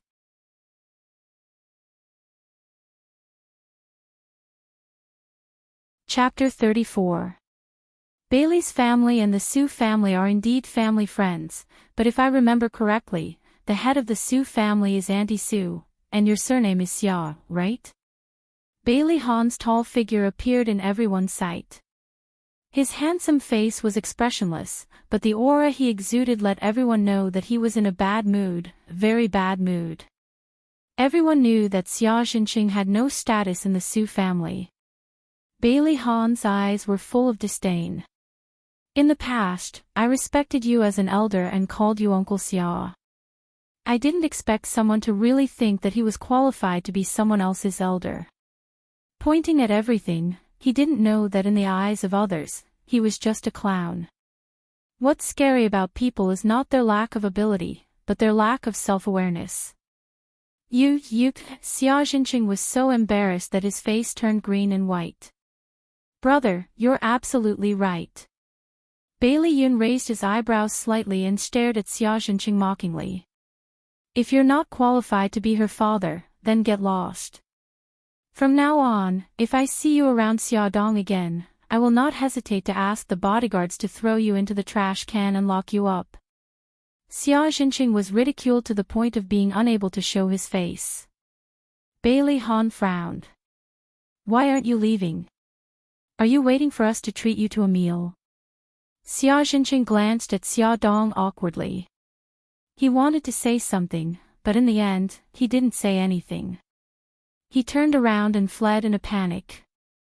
Bailey Han and Bailey Yun simultaneously locked their eyes on Xia Dong, who had an ugly smile on her face. Xia Dong touched her nose, trying to hide her sadness. My father is terrible, right? As soon as she finished speaking, she was pulled into a tight embrace by a pair of slender and strong arms. Bailey Yun supported the back of her head with his big hand and rested his chin on her shoulder. His voice was gentle and magnetic. Xia Xia, we can't choose our own birth, but we can choose our own lives. Xia Dong desperately nodded her head as all the sadness welled up in her heart. Her pretense of not caring collapsed in an instant. If you want to cry, then cry. Cry it out. Bailey Yun gently stroked her back. Xia Dong's tears instantly gushed out and she sobbed softly in his arms. He didn't say anything and just hugged her even tighter.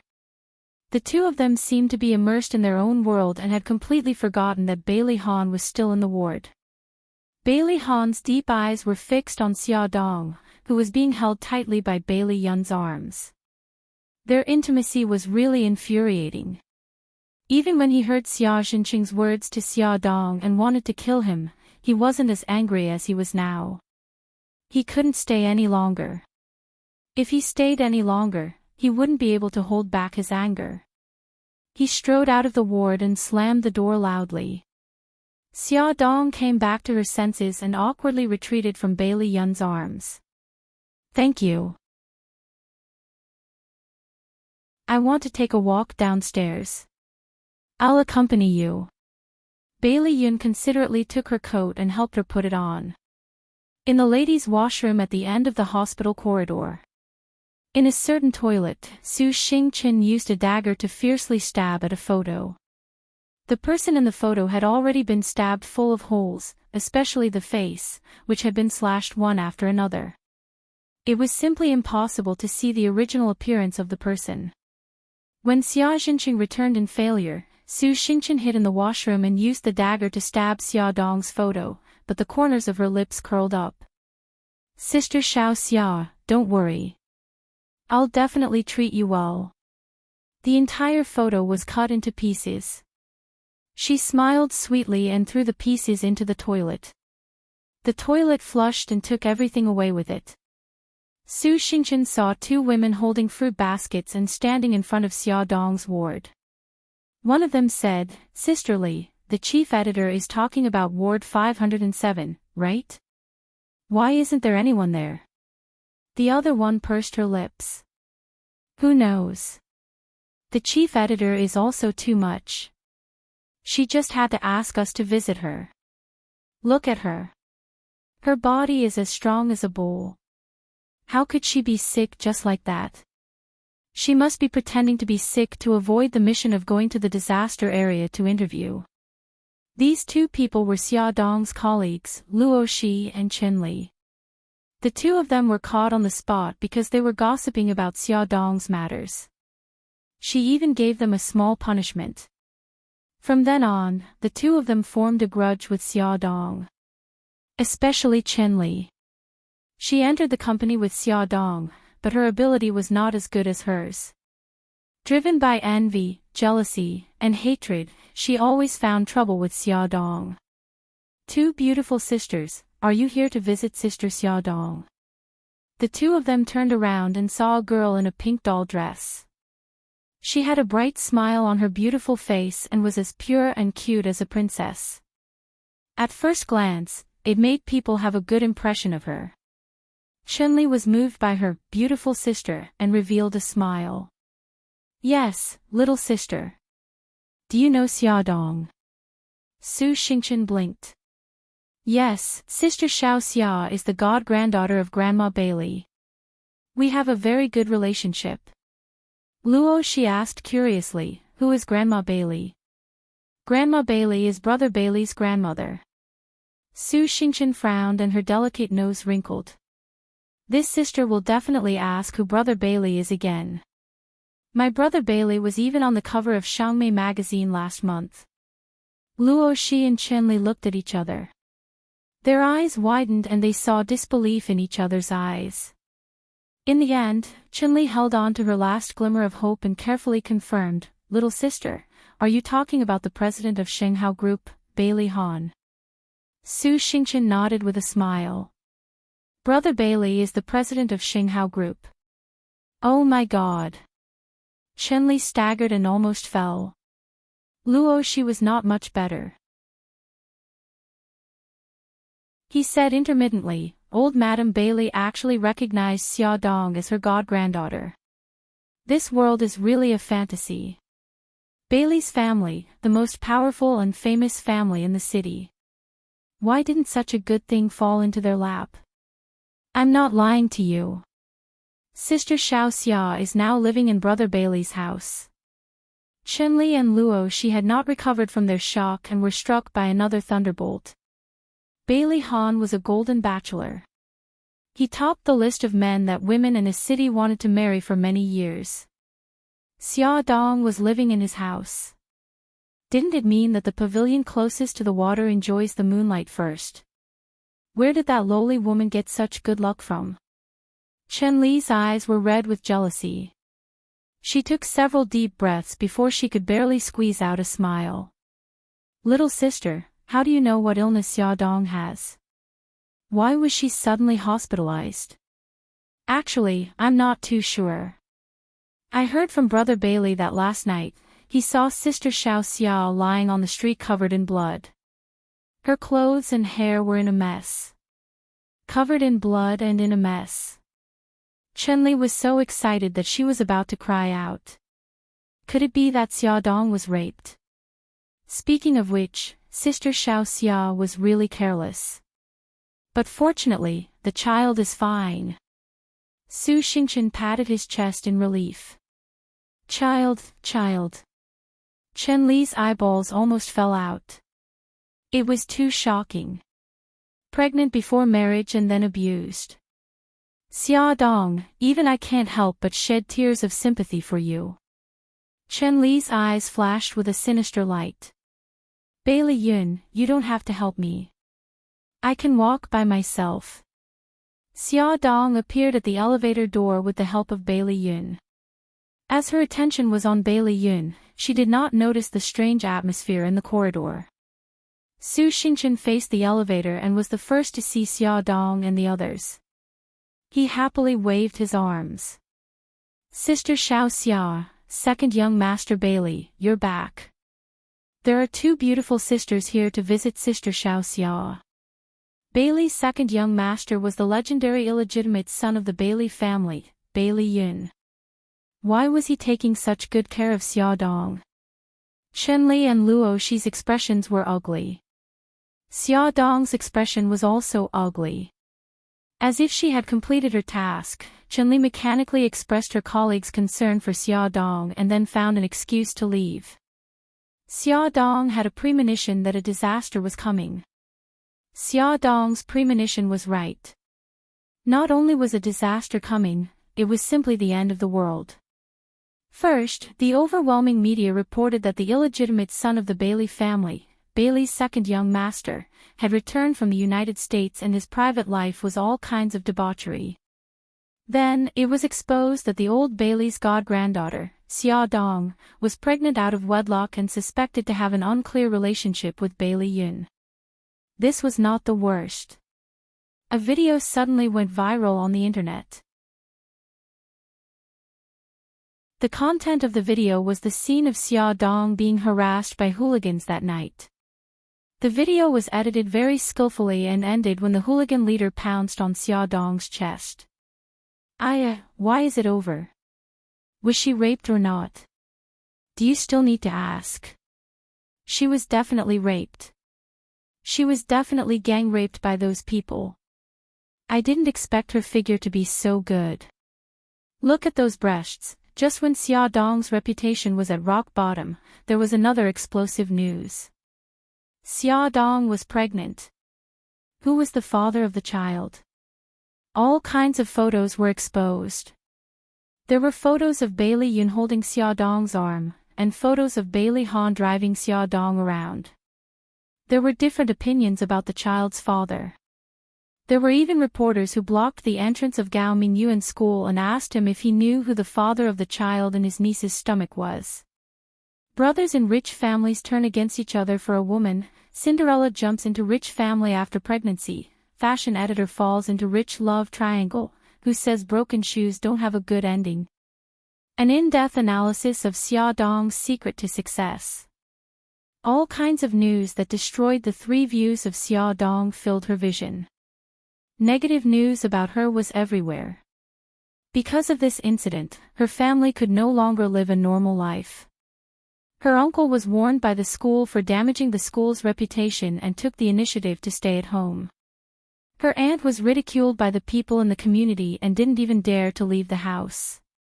Fortunately, her cousin Gao Feng was far away abroad and wasn't affected by this incident. Her uncle and aunt were obviously very sad, but they never complained to Xia Dong. They even comforted her to be more open-minded. As a result, Xia Dong felt even more guilty. She regretted that she impulsively borrowed the child. Unfortunately, it was too late to regret now. There were even more rumors in the company. Even her colleagues who had a good relationship with her were mocking and ridiculing her. Hey, isn't this the granddaughter of the old lady Bailey? Why aren't you taking care of the baby at home? Why are you working with us ordinary people from 9 to 5? Yeah, Xia Dong, the child is your magic weapon to turn a sparrow into a phoenix. Don't let anything happen to it. I say, why are you guys so mean? Xia Dong not only has the magic weapon of the child, but also her body and face. Otherwise, how could she charm the 2 great sons of Bailey Han and Bailey Yun under her skirt? The chief editor, Lisa, threw a thick stack of newspapers in front of Xia Dong with a livid face. Xia Dong, although this is your private matter and I shouldn't interfere, but now, the scandal about you has seriously affected the normal operations of the company. Now, the famous people are not willing to accept our magazine's interview. They say that our reputation is bad. Our colleagues have to go out and be ridiculed by their peers. Tell me, how can we continue to work? Attention, Songshu 566.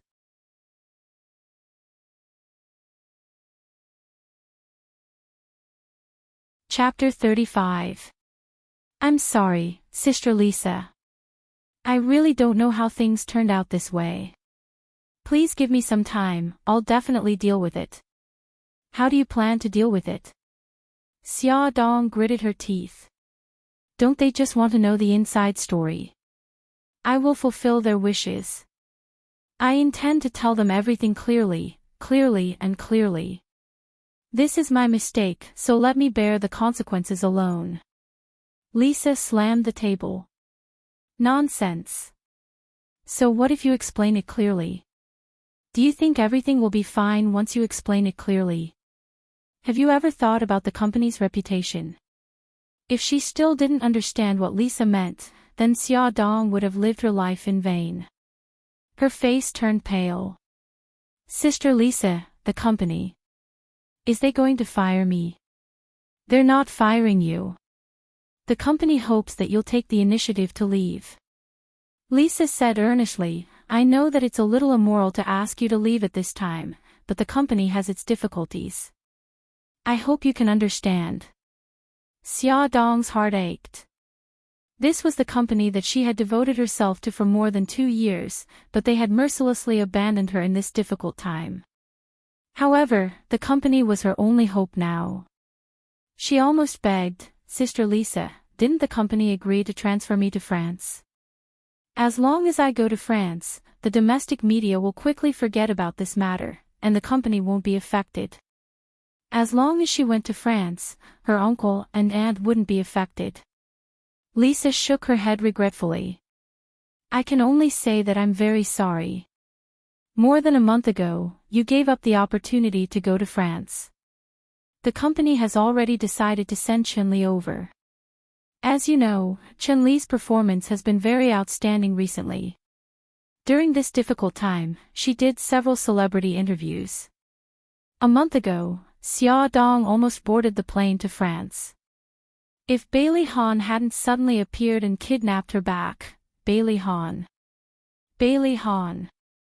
He must have a way to solve the crisis she was facing now.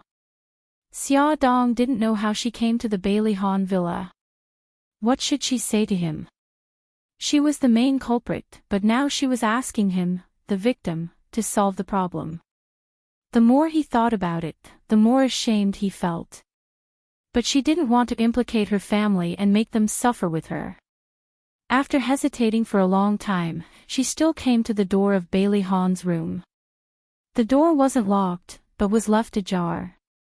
She pushed it lightly and opened it. When she saw the situation inside the room, her body suddenly froze. Under the dim light, a sexy figure in a black backless dress clung tightly to Bailey Han's body, and the two of them kissed passionately. Xia Dong stood stiffly at the door, not knowing whether she should enter or leave. Then, she heard a woman's voice. Han, I heard a lot about you and that woman as soon as I returned to China. Don't you want to explain? Bailey Han held her tightly in his arms. His voice was hoarse, as if he was trying to restrain himself. Yunqian, this matter is very complicated. I'll tell you slowly. You just need to know that I love you. Other women mean nothing to me. It turned out that she was Su Yunqian, the woman Bailey Han loved the most. The hope in Xia Dong's heart dissipated little by little. She was back, and Bailey Han wouldn't care about her life or death. Why should she still stay here and humiliate herself?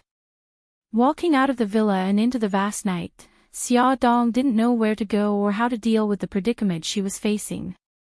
The mocking words of the people around her, the disdainful eyes, and Lisa's ruthless expression all filled her mind. She wished so much that she could go on like this and never reach the end, and she didn't have to face those ugly faces.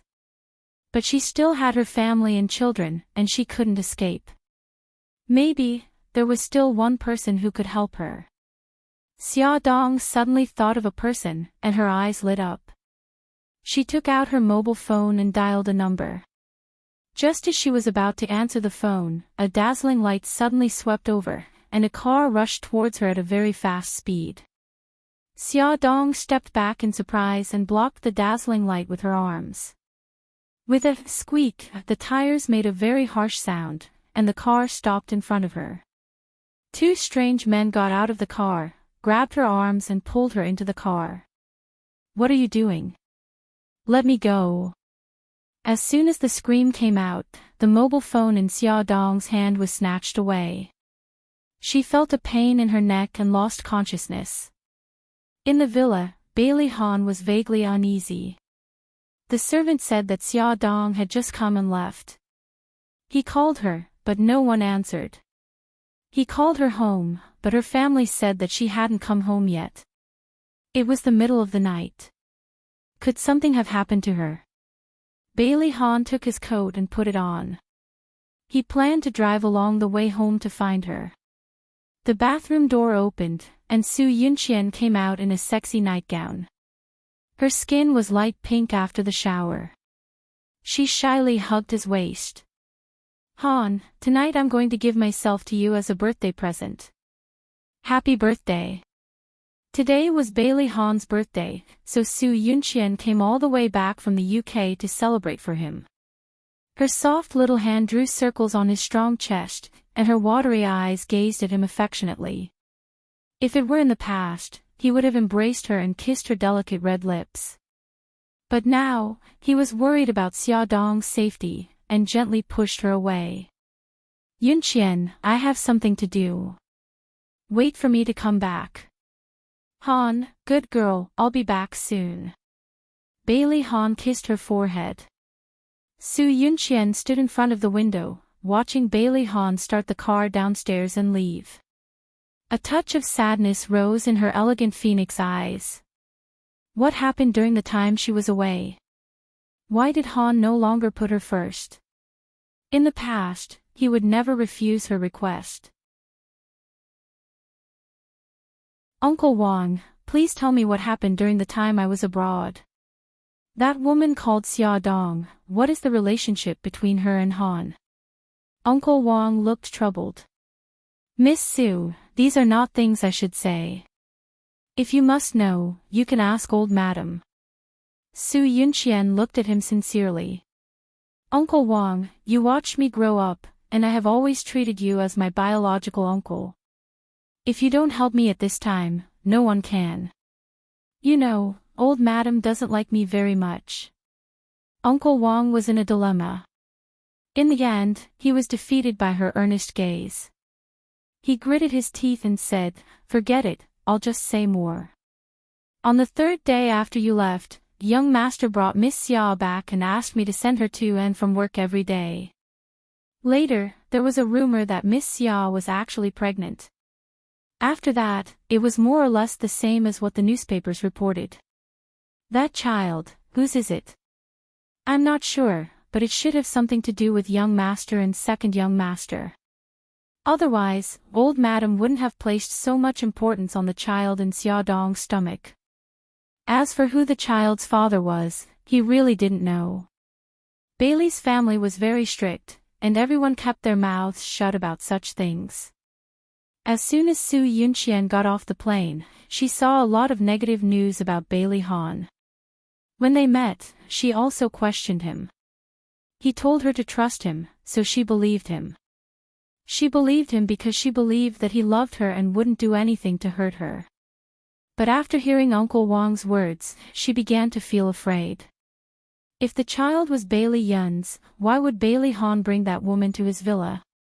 It was very likely that the child was his own. The man she loved actually had a child with another woman. To the proud Su Yunqian, this was a great humiliation. The smile on her face had long disappeared, and her phoenix eyes were shrouded in a layer of hatred. The road in the middle of the night was very quiet, and it was very difficult to see a car for a long time. Bailey Han's uneasiness grew stronger and stronger. He drove very slowly and looked very carefully, afraid that he would miss a figure on the road. Her head was dizzy. Xia Dong had just opened her eyes when she was stimulated by the glaring lights, and she closed her eyes again. A sinister laughter sounded in her ears. Stupid woman, you escaped a disaster last time, but this time, you won't be so lucky. Xia Dong suddenly opened her eyes and stared at the man in front of her who was looking down at her. You're the boss from that night. The man laughed sinisterly, revealing a mouthful of yellow teeth. That's right, I'm the male lead in the video. My face is pixelated, but you still remember me. Have you fallen in love with me, brother Hu? His smile was lewd and wretched, and his pair of hasty hands touched her face. Xia Dong was so disgusted that she almost vomited. Why did you kidnap me? The man revealed a sinister smile. I like you and want you to be my woman. But your face is too beautiful, and it's easy for you to hook up with other men. As he spoke, he pulled out a sharp dagger from his waist and gestured at her face. In order to prevent you from cuckolding me, I'll first disfigure your face. The cold blade slid back and forth on her face, and Xia Dong had goosebumps all over her body. She forced herself to calm down. Brother Hu, right? Let me go, and I'll give you as much money as you want. I'm really not doing this for money, don't look down on me. Brother Hu pierced the blade into her cheek bit by bit, and blood immediately flowed out, dripping along the blade to the ground. Xia Dong trembled in pain and couldn't help but scream. But soon, an even more heart-wrenching pain assaulted her. The sharp blade cut straight from her left eyebrow to her chin, and blood flowed along the tip of the blade. Xia Dong was in so much pain that her vision turned white. Just as she was about to faint from the pain, Brother Hu kicked her stomach and cursed, F***ck your mother, I almost forgot that you have a bastard in your stomach. Brothers, go, get rid of the bastard in her stomach. How do we do it, Brother Hu? F***ck your mother, you still have to ask me this kind of question. Kick, hit, do whatever you want. Can't I cleanse my silver spear with blood? I've never had a pregnant woman before. The 4 men surrounded her. While saying obscene words, several hands touched her body. No. Don't. Xiaodong crawled on the ground, curling up into a ball, tightly protecting her stomach. Please, don't hurt the child. She was like an abandoned kitten, and could only use her not-so-sharp claws and teeth to face the powerful wolves and beasts alone. She used her bloody nails to scratch randomly. Her blood-stained teeth madly bit. Let me go, I'm begging you. She cried as she repeated the movements that had long been numbed. They pulled her hair, rough and barbaric, but she did not feel anything at all. She only tried her best to resist everyone who tried to get close to her. Punches and kicks fell on her weak body like raindrops. Her hands and feet were pulled apart and pressed tightly onto the ground. Her mouth was stuffed with a dirty and smelly rag. Her clothes were torn, and her naked body was presented unreservedly in front of the group of violent men. Come and see. Shinwu 799.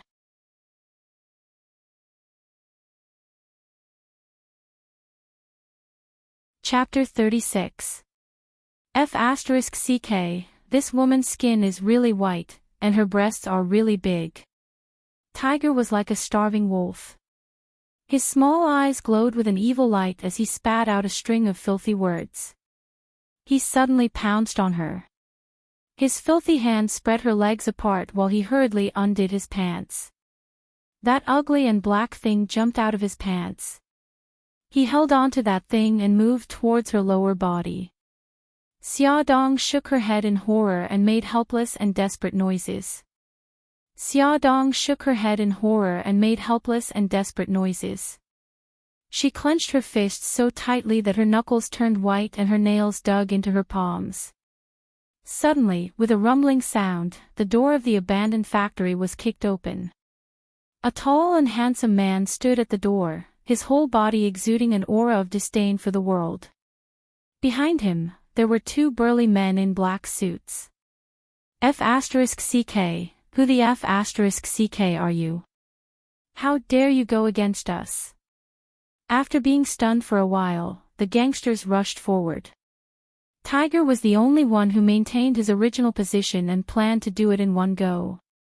Mikakito quickly took out a gun and aimed it at Tiger. There was a loud bang and Tiger suddenly stopped moving. He lay on top of Xiaodong and did not move. His bloodshot eyes were filled with horror and there was a bloody hole in his forehead that was bleeding profusely. There were screams all around. Bang, bang, bang. There were a few more gunshots and the other 3 men instantly fell to the ground silently. They were killed in one shot. Blood, so much blood. Blood gushed out, and the thick stench of blood permeated the air. Xiaodong's terrified eyes were red from the reflection of the blood. His throat felt like it was stuffed with cotton, and he couldn't make a sound.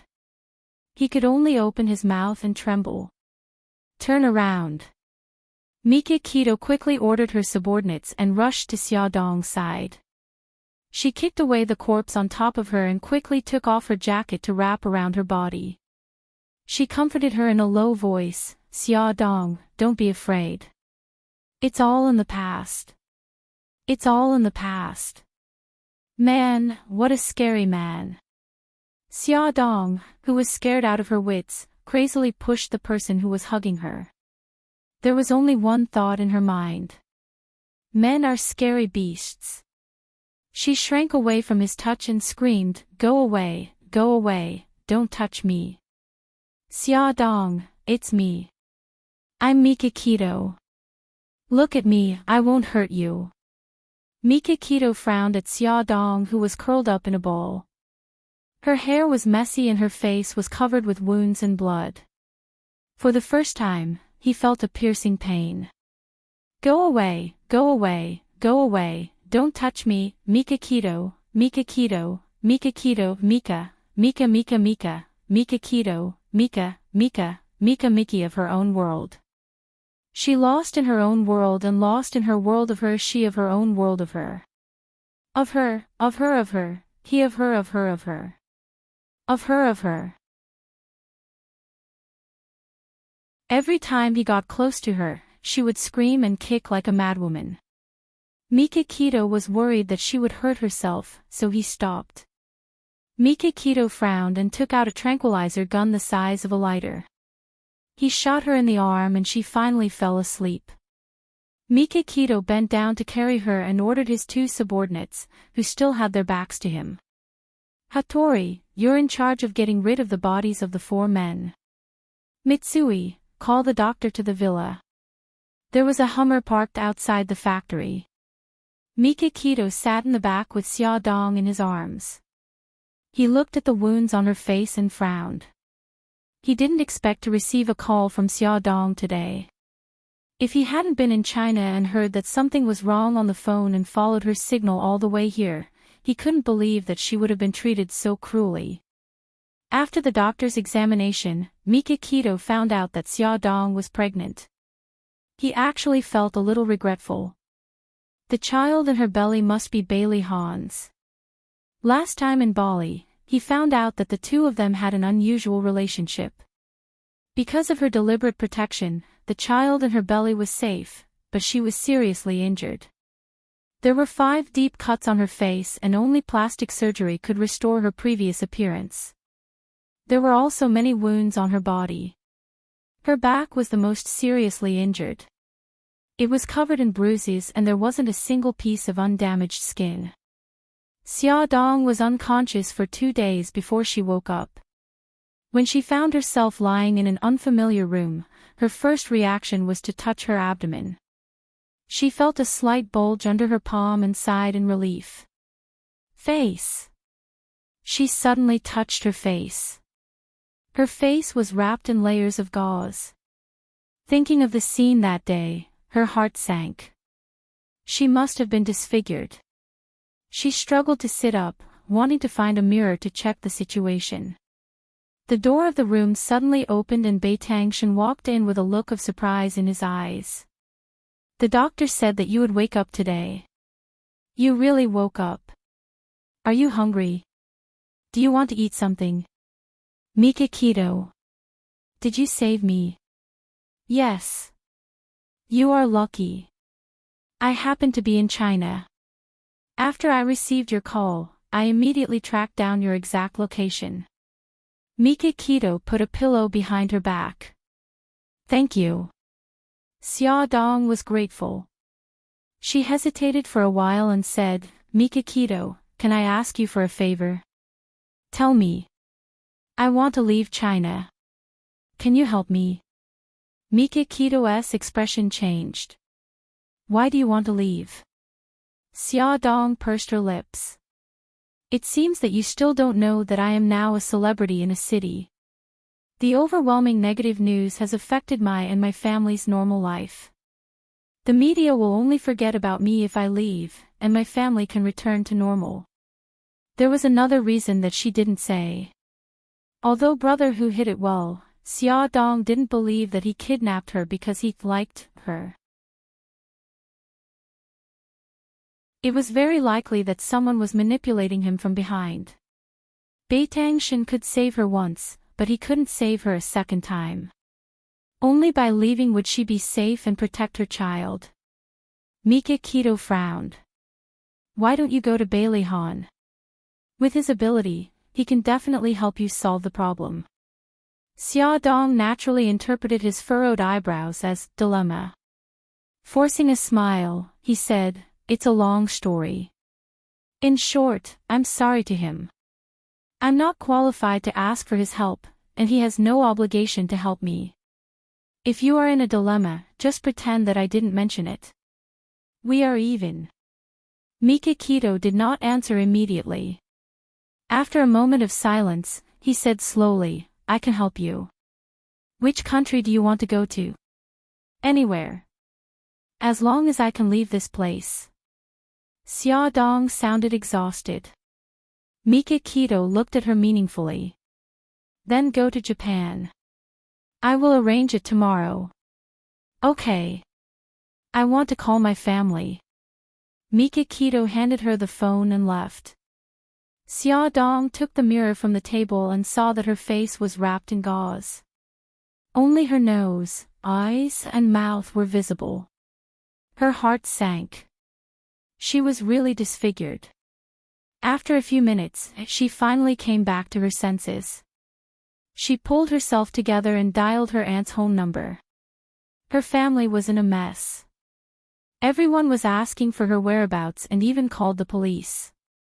According to her aunt, Bailey's family also knew about her disappearance and used many channels to find her. In the end, her aunt said, although Bailey Han didn't say anything, he is actually very worried about you. In the 2 days that you went missing, he used his connections to block all the negative news. Xia Dong did not want to tell her family about her current situation. Her reputation was ruined and she was disfigured. She did not want to implicate her family. She did not want them to worry, so she lied. Aunt, I am staying with a friend now.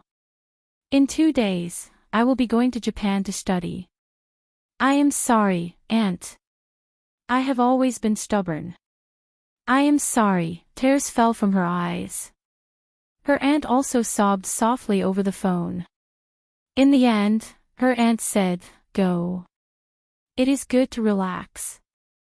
Come back whenever you miss home. Aunt. I am sorry.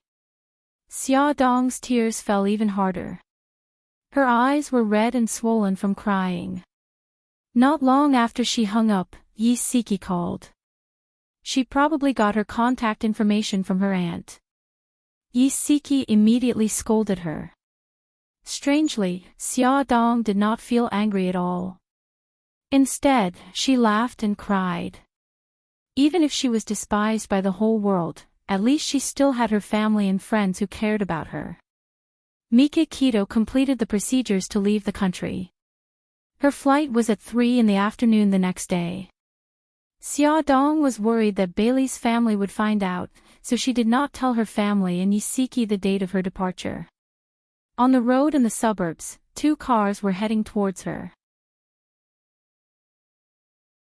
A black Hummer was heading towards the city, while a silver Bentley was heading towards the villas on the hillside.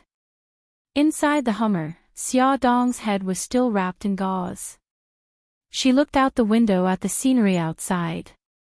As the Hummer passed by the Bentley, she caught sight of a familiar figure in the driver's seat. She widened her eyes in disbelief. It was Bailey Han. Why would Bailey Han be here? This was the villa area. Mikakito owned a villa here. She had been living there for the past few days. Could Bailey Han have come for her? No, this idea was too ridiculous. How could Bailey Han know where she lived? Xia Dong shook her head and threw away this unbelievable idea. She prayed in her heart that she could leave China safely. The Hummer entered the city and headed straight for the airport. In the Bentley, Bailey Han arrived at the villa area but did not find anyone. He immediately turned the car around and drove towards the city. He put on his Bluetooth headset and contacted Lu Zihao. Go to the airport immediately and stop them. That D*MN woman. Didn't she know that he was worried? How could she not contact him? If he hadn't heard from Xia Yun, he wouldn't have known that she was going abroad to further her studies in Japan. Great. If he hadn't asked around on the internet, he wouldn't have known that Mikakito had come to China. Moreover, that D*MN woman had left with Mikakito. Bailey Han was very unhappy. Very unhappy. His face was ashen. He wished that he could drive the car at the speed of a plane. Only then could he vent his anger a little. Suddenly, a call came in. Bailey Han asked coldly, "Who is this?" "Bailey Han, this is Xia Dong." At this moment, Xia Dong was standing in the airport lobby. Mikakito was waiting for her at the boarding gate. "Bailey Han, I'm sorry. I was the one who caused all this trouble. I have to leave now. I wish you and Miss Su Yunqian happiness. Don't worry, I won't appear in your life and disturb you again. Xia Dong didn't wait for him to speak. After she finished speaking, she hung up the phone. Hey, woman, don't you dare leave. Bailey Han yelled in exasperation, but it was already too late. All that was left in his earpiece was the busy tone. D***it. If I catch you, you're dead meat. Bailey Han angrily ripped off his headset. At this moment, a truck drove towards them at high speed. The two cars collided with a loud bang. Ad Hongcha 866.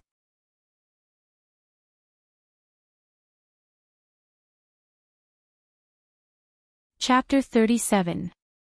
5 years later, at the airport, people were coming and going. A tall woman wearing jeans and a t-shirt, her hair was tied up neatly.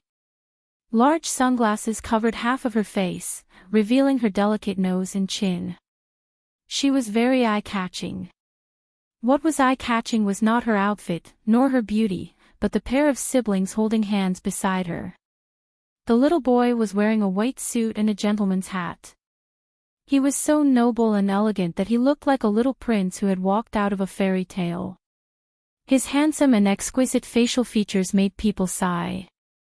If this child grew up, he would be so handsome that even the heavens would be angry. His right hand was holding the hand of a little girl. The little girl was wearing a white gauze dress, and her black hair was permed into curls.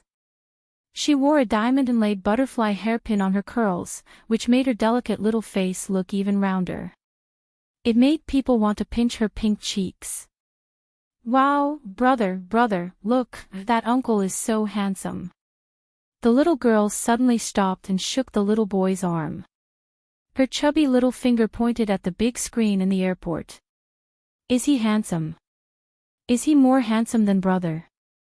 The little boy didn't think much of it. He raised his head and looked at the big screen with a trace of disdain. It was a huge photo of a man with a cold face and a woman hugging each other. Speaking of which, that man looks a little familiar. The little boy blinked. Brother, isn't that uncle handsome? I want him to be my boyfriend. The little girl's big eyes sparkled. Love-struck fool.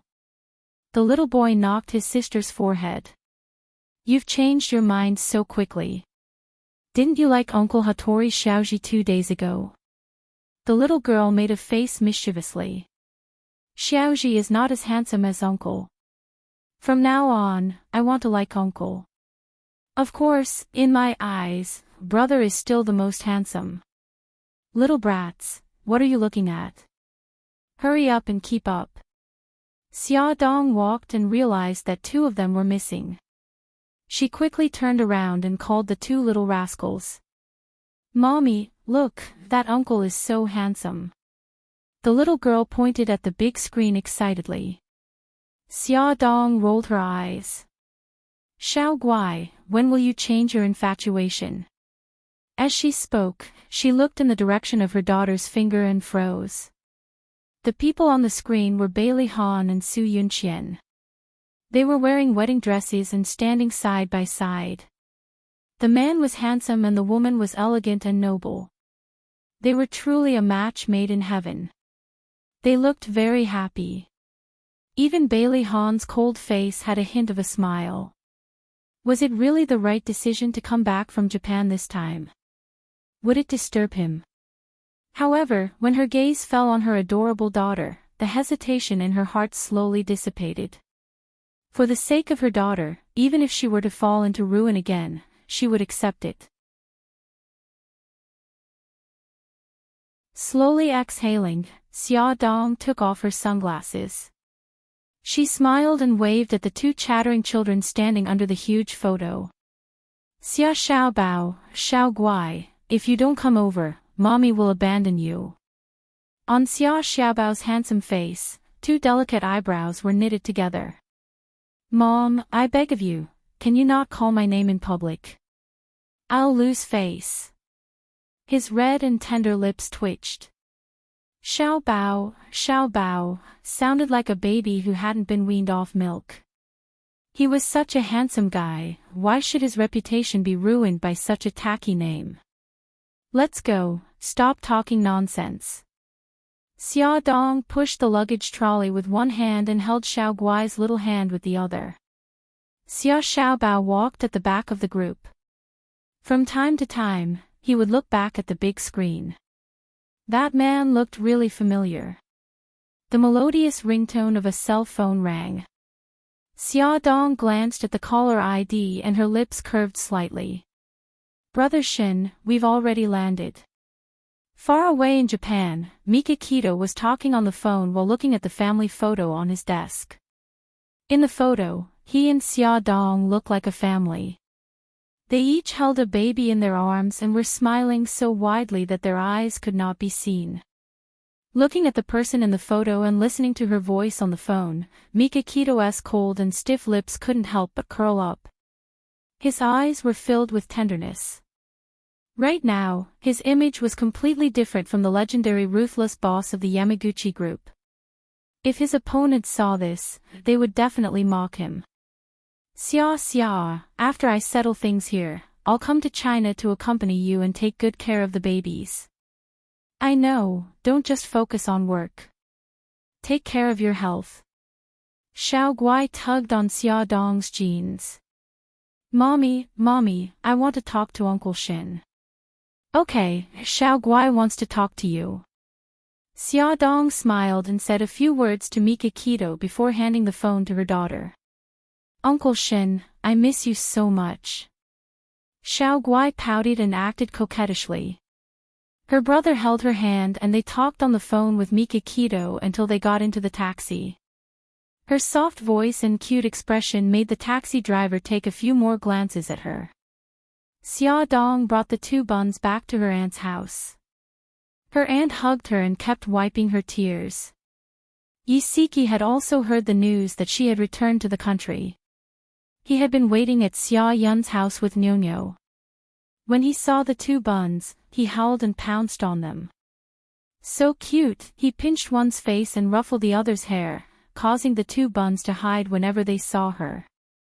Xiao Guai blinked her big eyes and tugged on Xia Dong's clothes. Mommy, that auntie is so strange. Pfft, Xia Dong couldn't help but spit out. Yezi, you're scaring my Xiao Guai. Who asked your Xiao Guai to be so cute? Yisiki poked Xia Dong's arm. Let's talk privately. Xia Dong understood and followed Yisiki to the balcony. How's Xiao Guai's condition? If he hadn't seen the test results from the hospital, Yisiki would never have believed that such a cute girl would have aplastic anemia. Xia Dong's brows were tinged with a touch of sadness. She looks normal now, but her condition is worsening day by day. We've tried many treatments, but none of them worked. Now, the only way is to transplant her umbilical cord blood. The doctor said that in another year, her bone marrow will completely stop producing blood. So, I only have 1 year. Yisiki hesitated for a moment. Half a month ago, Su Yunqian came back from England. Just yesterday, they got engaged. Xia Dong smiled bitterly. I know.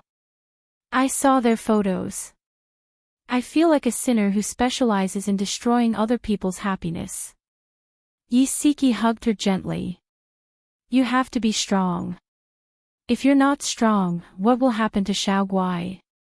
Don't think so much. The most important thing now is Xiao Guai. Xia Dong grinned. I know. I'll only allow myself to be sad this once. From this moment onwards, I'll be an unkillable cockroach. Yisiki cheered her on. That's right. You won't stop until you trick him into bed. Xia Dong patted her shoulder.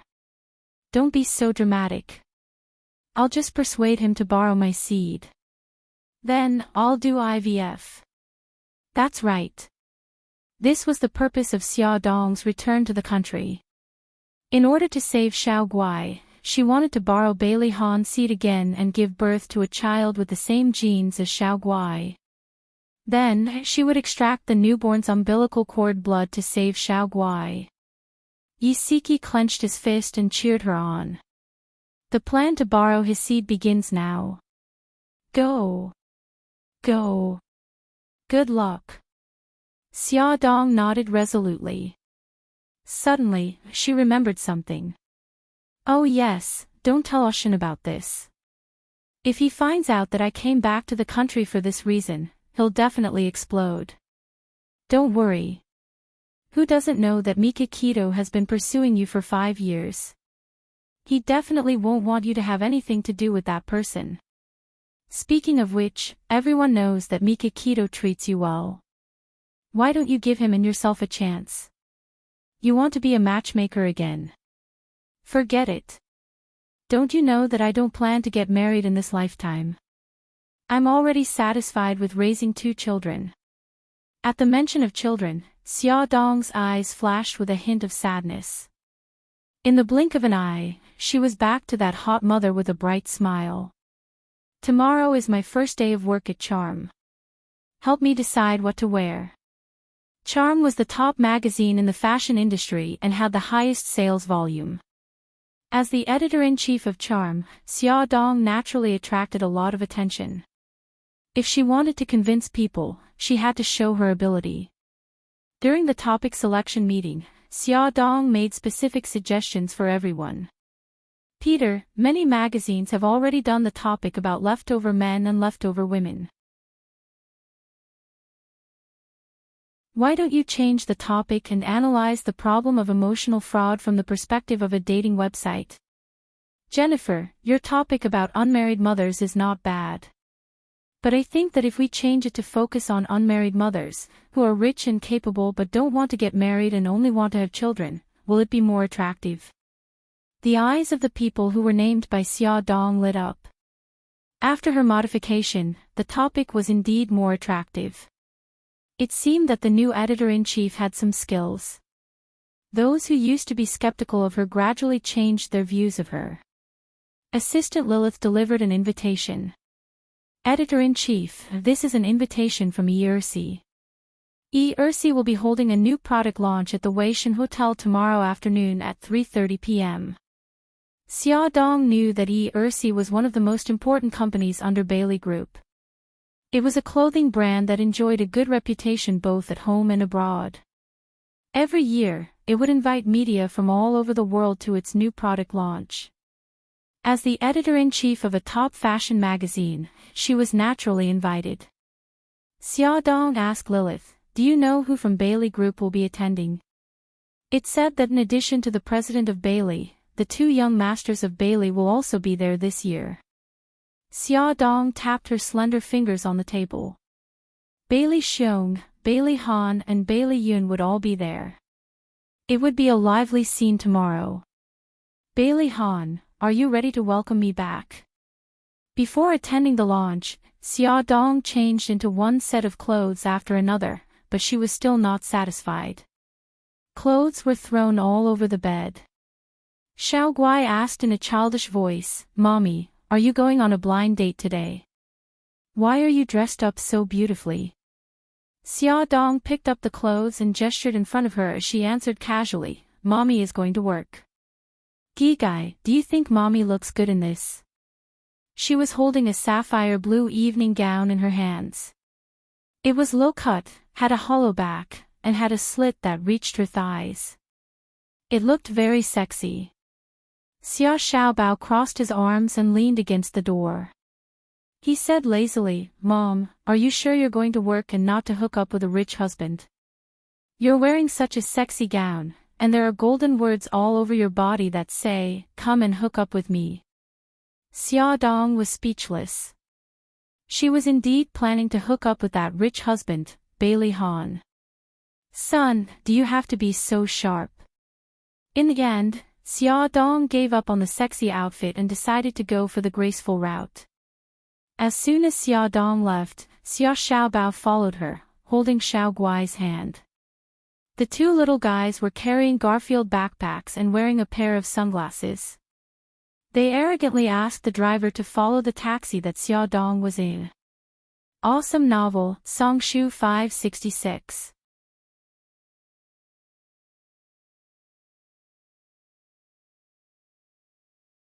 Chapter 38. Brother, why are we following Mommy? Xia Xiaobao snorted. When have you ever seen Mommy spend an hour on dressing up?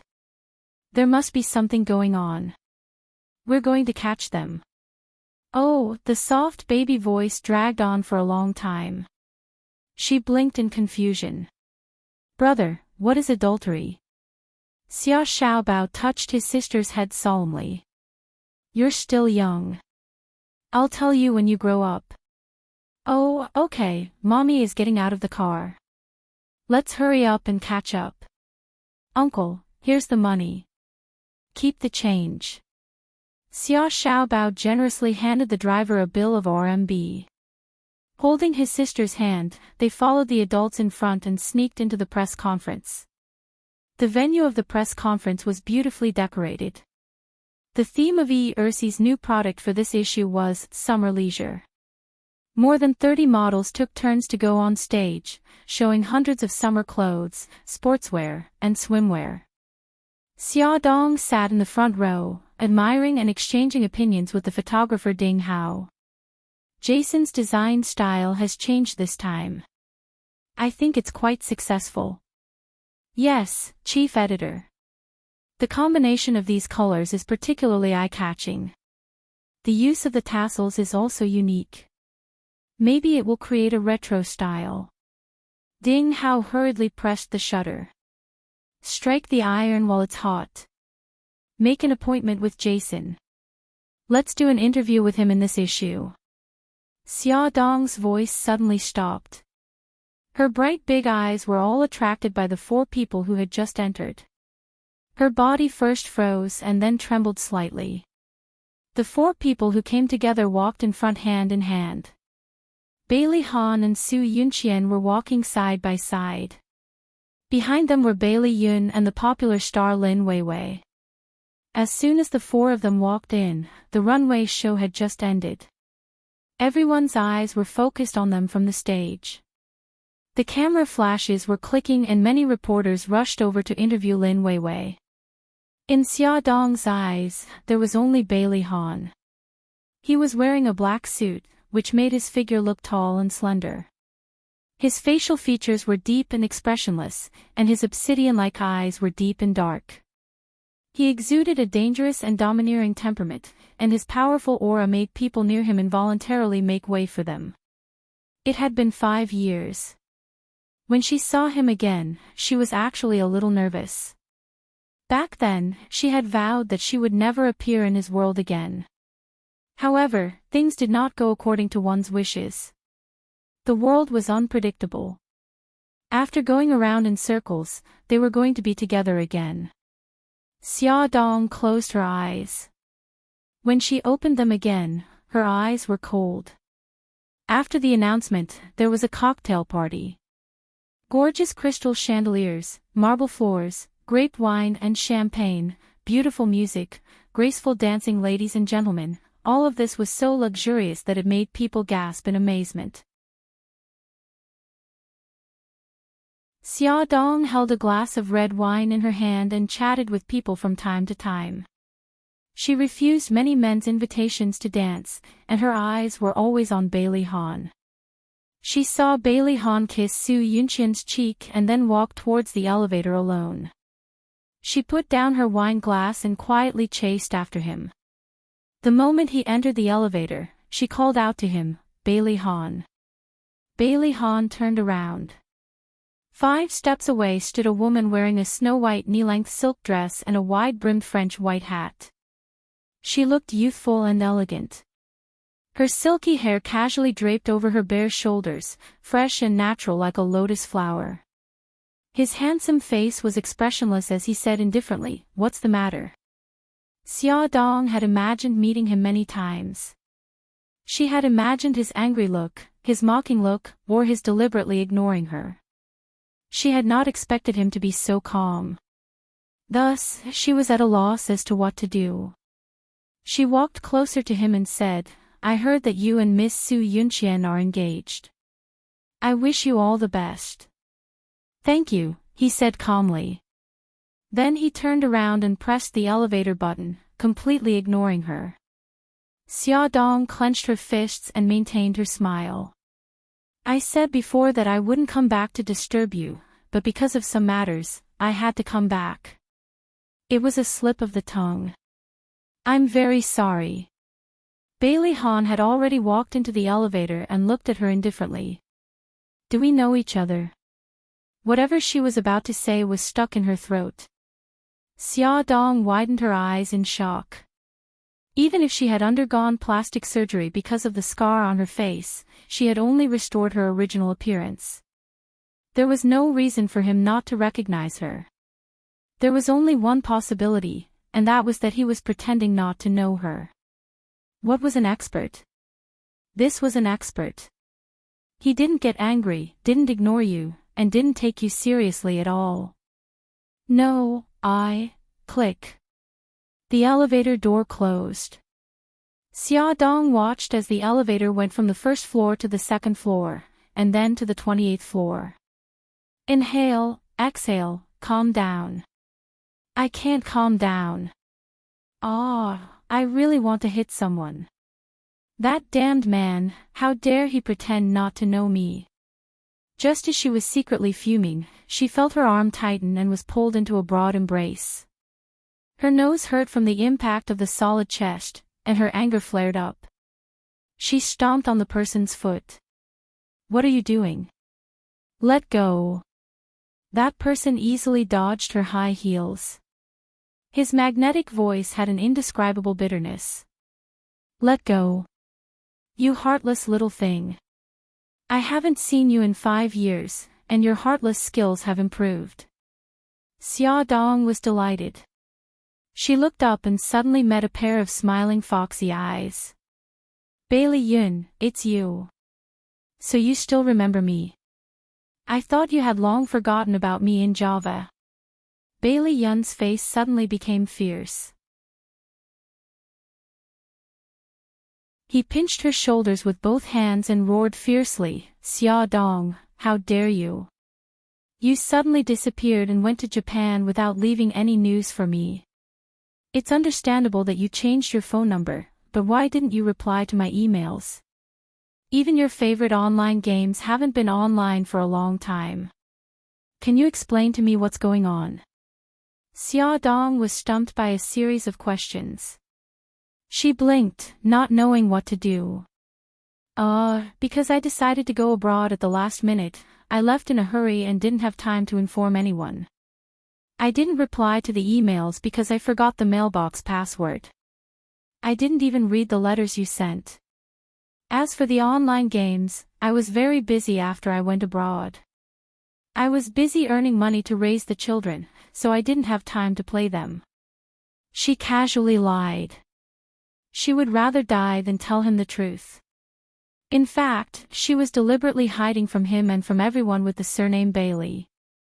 Unfortunately, she didn't manage to hide. What was to come would come. She couldn't help but think back to the separation of her family more than 4 years ago. Really? Bailey Yun seriously doubted the authenticity of her words, but now was not the time to get to the bottom of it. He changed the topic. Why did you leave in the first place? Xiaodong smiled bitterly. Do you think I could still have a foothold in City A at that time? A mouthful of saliva from each of them could drown her. Actually, at that time, my brother and I were dealing with it. If you had stayed for one more day, the problem would have been solved. Although 5 years had passed, Bailey Yun still couldn't forget the difficult situation she was in at that time. There was pity in his eyes. You must have had a hard time in Japan these past few years, right? Xiaodong smiled and teased, it's okay. I'm a capable person. I won't starve to death wherever I go. Bailey Yun only thought that she was hiding the hardships of the past 5 years. His heart ached. His slender arms wrapped her in his arms domineeringly. Since you're back, don't leave again. I'll protect you in the future. Ah. Xiaodong was stunned for a while. She hurriedly said, Bailey Yun, let go of me. There are many people here. Oh my god, this is the elevator door. There are so many people coming and going. It's so embarrassing. Bailey Yun lowered his head. Seeing her anxious and uneasy look and her blushing cheeks, he couldn't help but chuckle. He glanced at the people around them who were watching a good show and waved at everyone in a high-profile manner. Old friends who haven't seen each other for many years have reunited. I've made a fool of myself. Someone recognized him as the second young master of the Bailey family and hurriedly said politely, Second young master, please go ahead. Xiaodong wanted to find a hole to hide in. Let's go upstairs. Let's catch up on the old days. Bailey Yun pulled her into the elevator without any explanation. The elevator went straight up to the 28th floor. When they met the waiters, they respectfully called him, Second Young Master. Only then did Xiaodong know that the Weixing Hotel was also one of the businesses under Bailey Group. Bailey Yun dragged her to his exclusive suite. The moment they entered, he grabbed her arm, turned around and pressed her against the door. His left hand circled around her waist and his right hand supported her chin. He suddenly lowered his head and kissed her lips. His passionate kiss landed on her lips. His actions were fierce, as if he was punishing her. She whimpered and pushed him hard, but he hugged her tighter and tighter, as if he couldn't wait to rub her into his body. She finally bit his lips, and only when the taste of blood filled their mouths did he let go of her. Xiaodong wiped her lips with all her might and glared at him. Bailey Yun, you're crazy. I am crazy. Bailey Yun wiped the blood from his lips with his thumb. His slender eyes flashed with a fanatical and dangerous light. That blazing feeling was like a fire burning Xiaodong's skin. She couldn't help but retreat, but her back was already pressed against the door. There was no way to retreat. What do you want? Xiaodong, I like you. Bai Lian suddenly hugged her, scaring her so much that she trembled. Are you kidding? Ivy always treated you as a good friend. I don't want to be your good friend. I want to be your boyfriend. Bailey Yun caressed her lips with his fingers, his eyes filled with affection. She had left for 5 years, and he had missed her for 5 years. He had thought that she would never appear again, but he didn't expect her to come back. Then, he had to look straight into his heart. This time, he would never let go. No. Feelings are too scary. I don't want to get involved at all. Xiaodong pushed Bailey Yun away and almost ran away. It was as if a monster was chasing after her. She panicked and ran toward the elevator without stopping. She didn't notice that someone had come out from the corner and just ran straight into him. Just as Xiaodong ran into someone, Xia Xiaobao and Xiao Guai appeared at the end of the corridor sneakily. Seeing their mommy and the mysterious man hugging each other, Xia Xiaobao's eyes lit up. He bit his sister's ear and said, Gigai, stay here and don't run. I'll go find out about the enemy. Okay. Xiao Guai nodded obediently. Brother, go ahead. I'll wait here for you to come back. Xia Xiaobao wiggled his way to a spot not far away from Xiaodong and Xia Xiaobao, hiding behind the trash can to eavesdrop. At this moment, Xiaodong was on the verge of tears. The man who had appeared out of nowhere had bumped into her hard chest, causing her nose to hurt. Xiaodong rubbed her nose. She felt the arm around her waist loosen. The person in front of her took 2 steps back and said in a cold voice, It's you again. Welfare, Xinwu 799.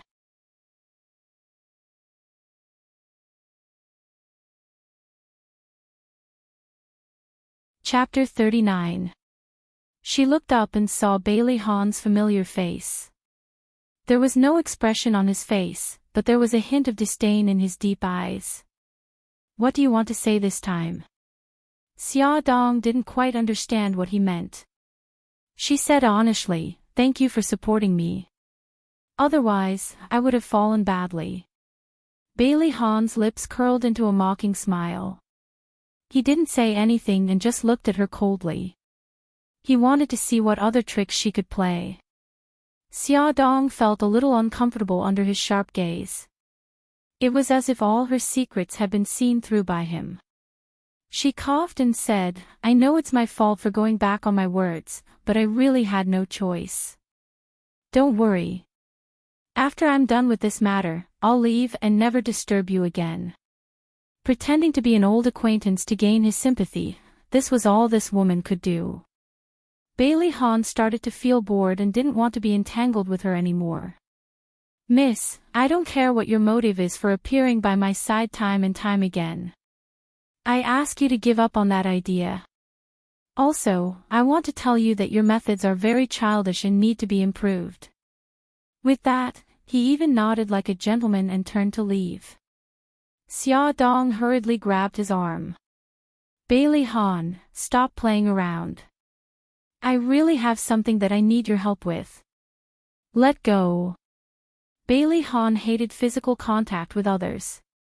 There was a murderous look in his eyes as he stared coldly at her right hand on his arm. Sorry. She remembered that he hated it when others touched him, but she had forgotten in her agitation. She hurriedly let go of him. Can you give me 10 minutes? I want to talk to you. Bailey Han raised his chin arrogantly. I'm very busy. I don't have time to listen to your nonsense.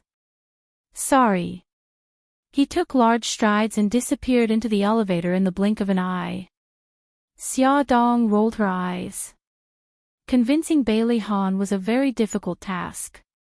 She had to work harder. Xia Xiaobao, who was hiding behind the trash can, also rolled his eyes.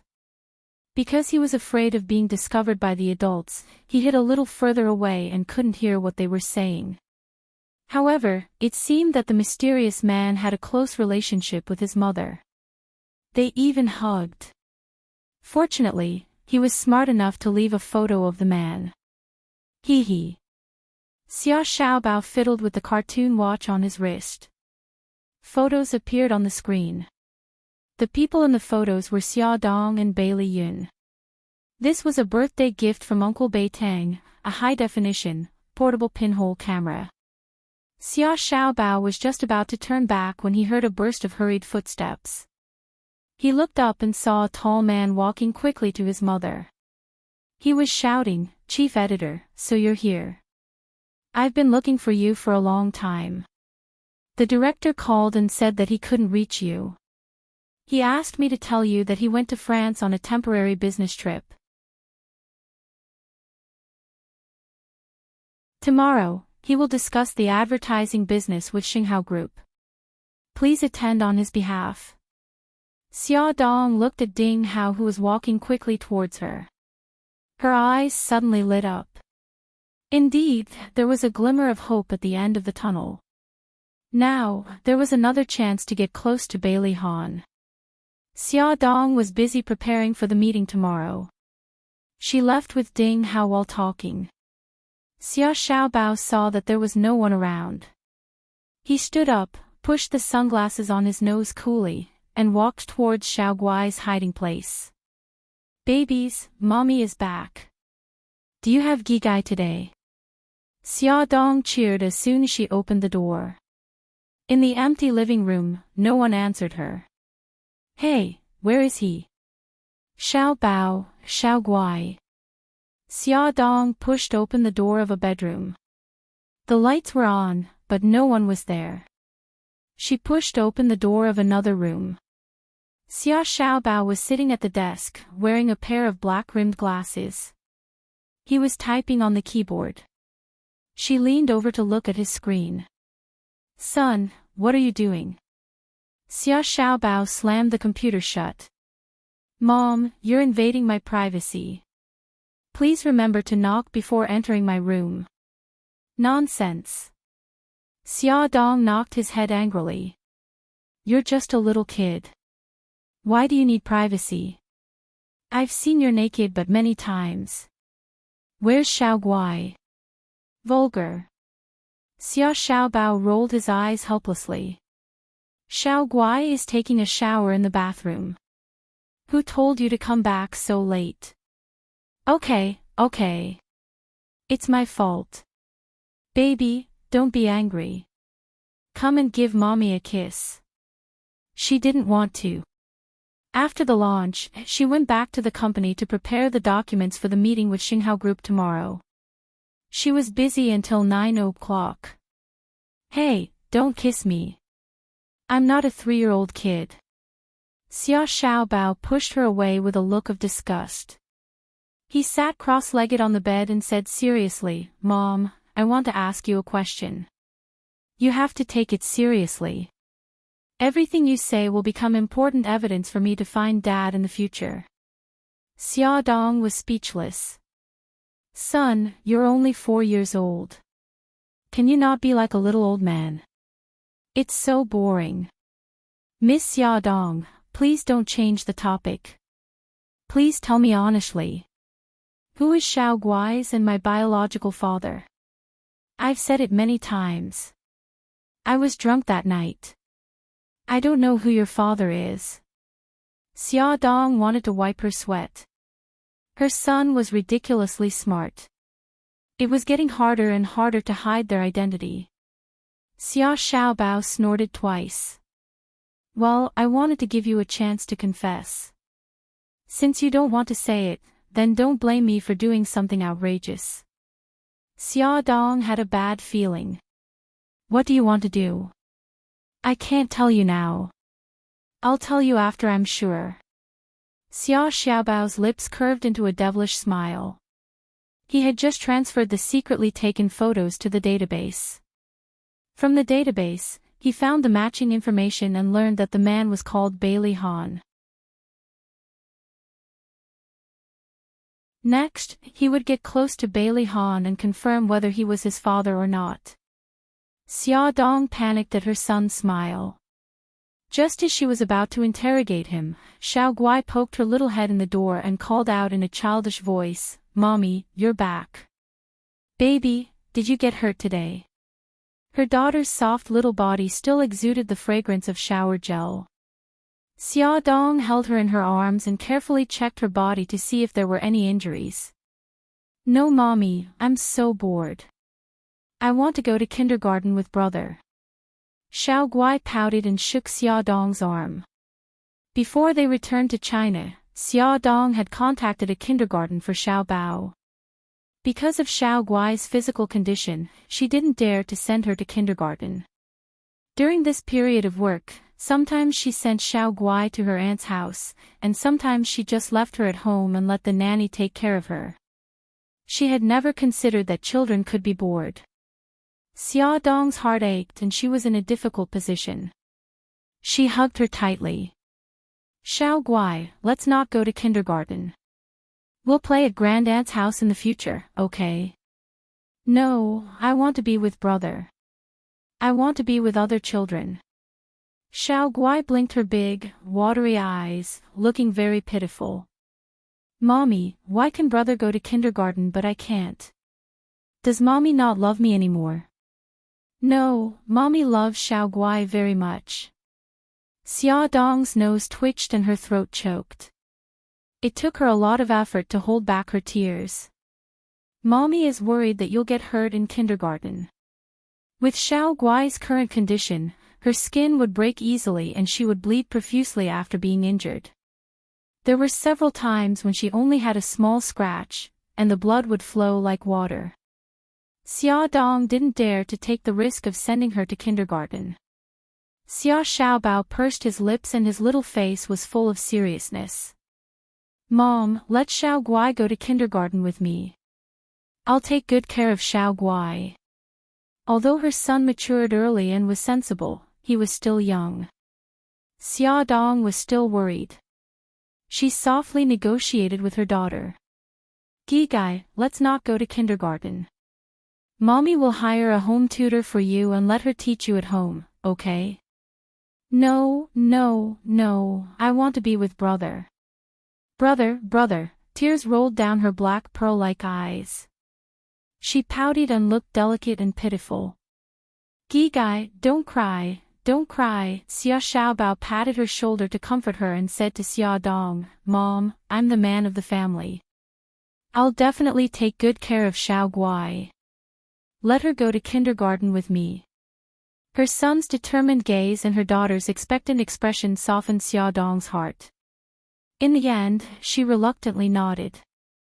The two little buns immediately cheered and hugged each other. Xia Dong kissed Xiao Bao's cheek and carried Xiao Guai back to their room to sleep. After she left, Xiao Bao secretly climbed out of bed and opened his laptop again. The laptop revealed the information he had just collected. It was all about aplastic anemia. That day, he had accidentally overheard Auntie Siki and his mother's conversation. Only then did he know that his beloved sister had contracted such a terrible disease. Although he didn't know who his mother was referring to, he believed that the person must be his and Xiao Guai's biological father. In order to save Xiao Guai, he had to help his mother borrow a seed. But before that, he had to figure out who that person was. The little man had a determined expression on his face. Bailey Han was his first target. When Xia Dong sent Xiao Bao and Xiao Guai to kindergarten, she talked for a long time with the principal of the kindergarten. She told him about Xiao Guai's condition in detail and hoped that the principal and teacher could take good care of her. This kindergarten was an aristocratic one.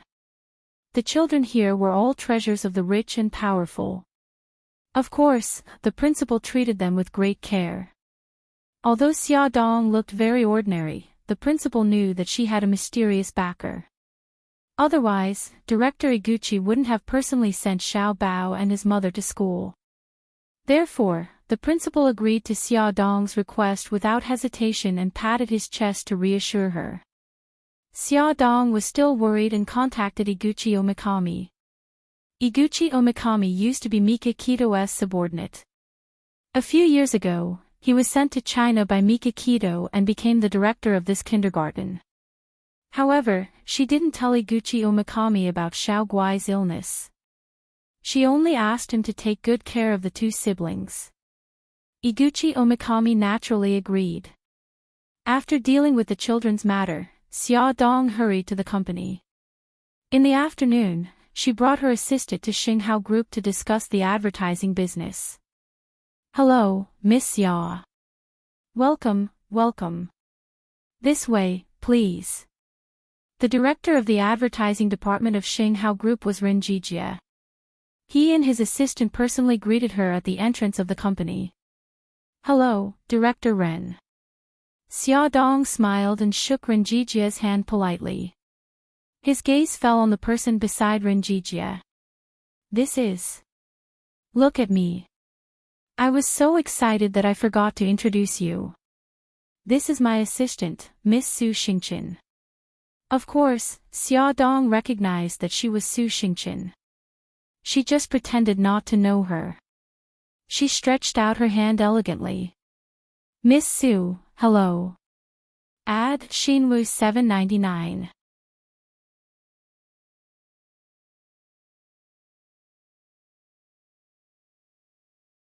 Chapter 40. The current Su Xingqin was the same as 5 years ago. She was still smiling brightly and innocently, but her figure was even more curvy. She also stretched out her hand, but she did not recognize Xia Dong. Miss Xia, hello.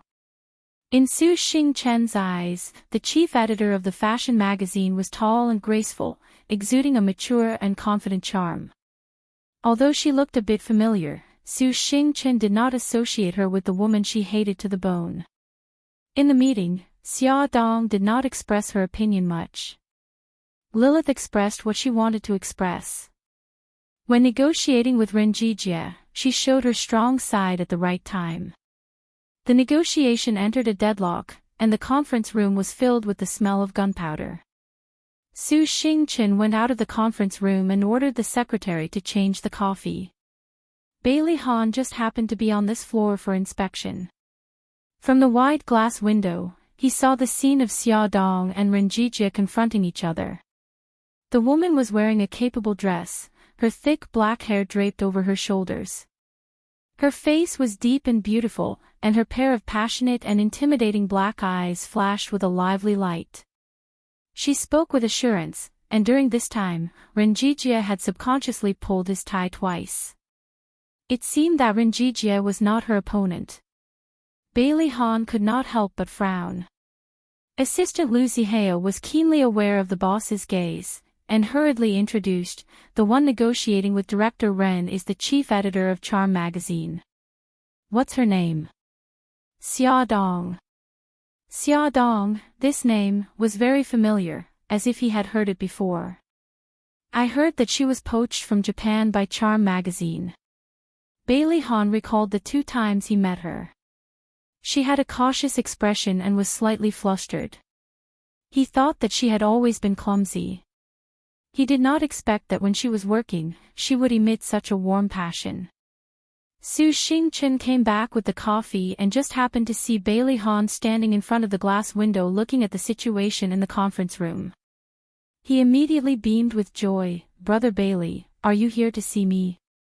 Bailey Han lightly said, it's working hours now, send the coffee to the guest. Oh, Su Xingchen naughtily stuck out his tongue, then I'll go do my work. Brother Bailey, see you after work. Bailey Han nodded and did not stay any longer. After a round of bargaining, Xia Dong and Ren Jijie finally reached an agreement.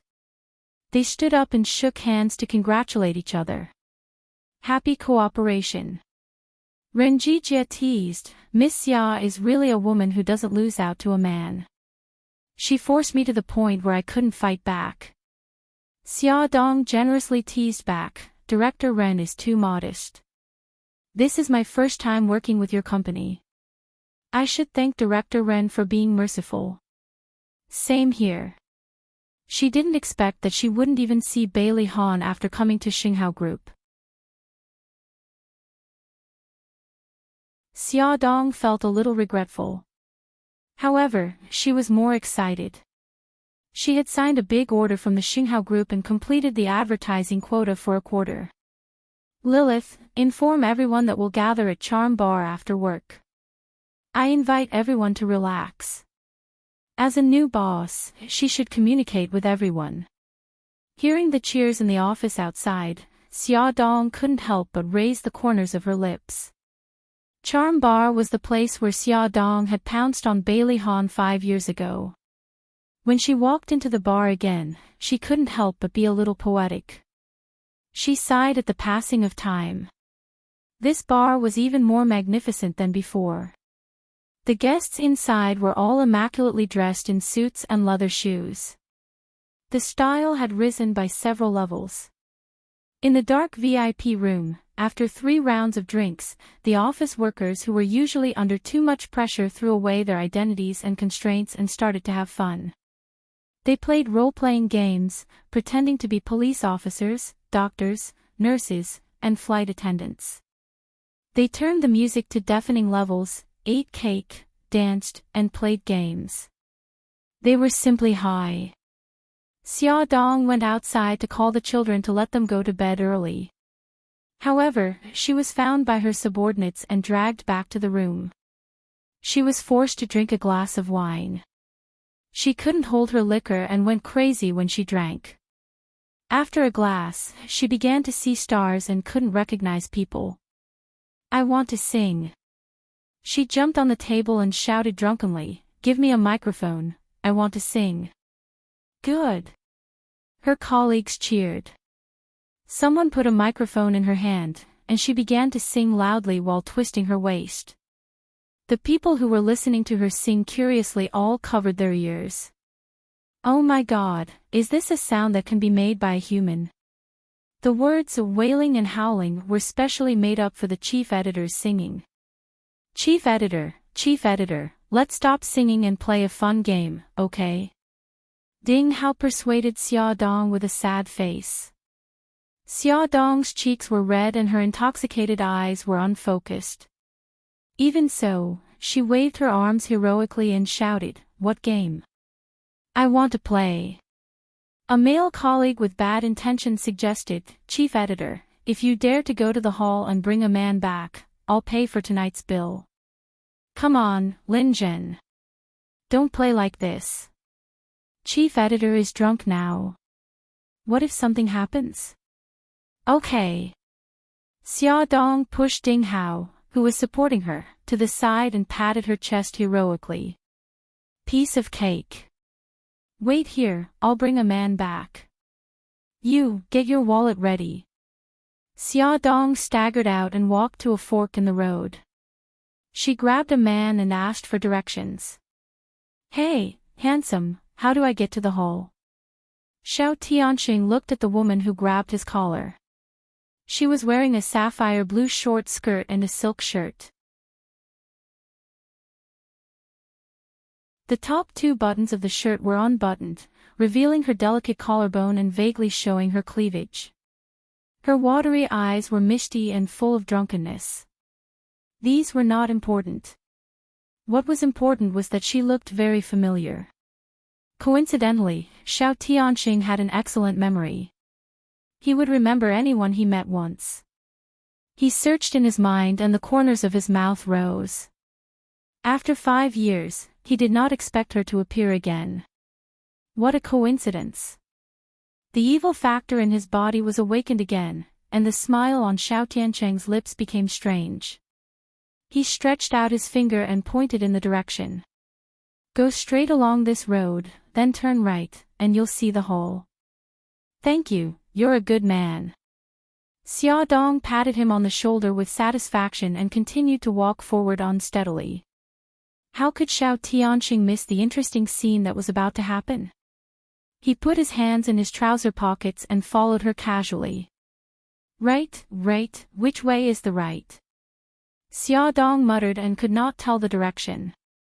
A pair of hands appeared behind her and pulled her shoulders in a certain direction. "Over there." "Thank you."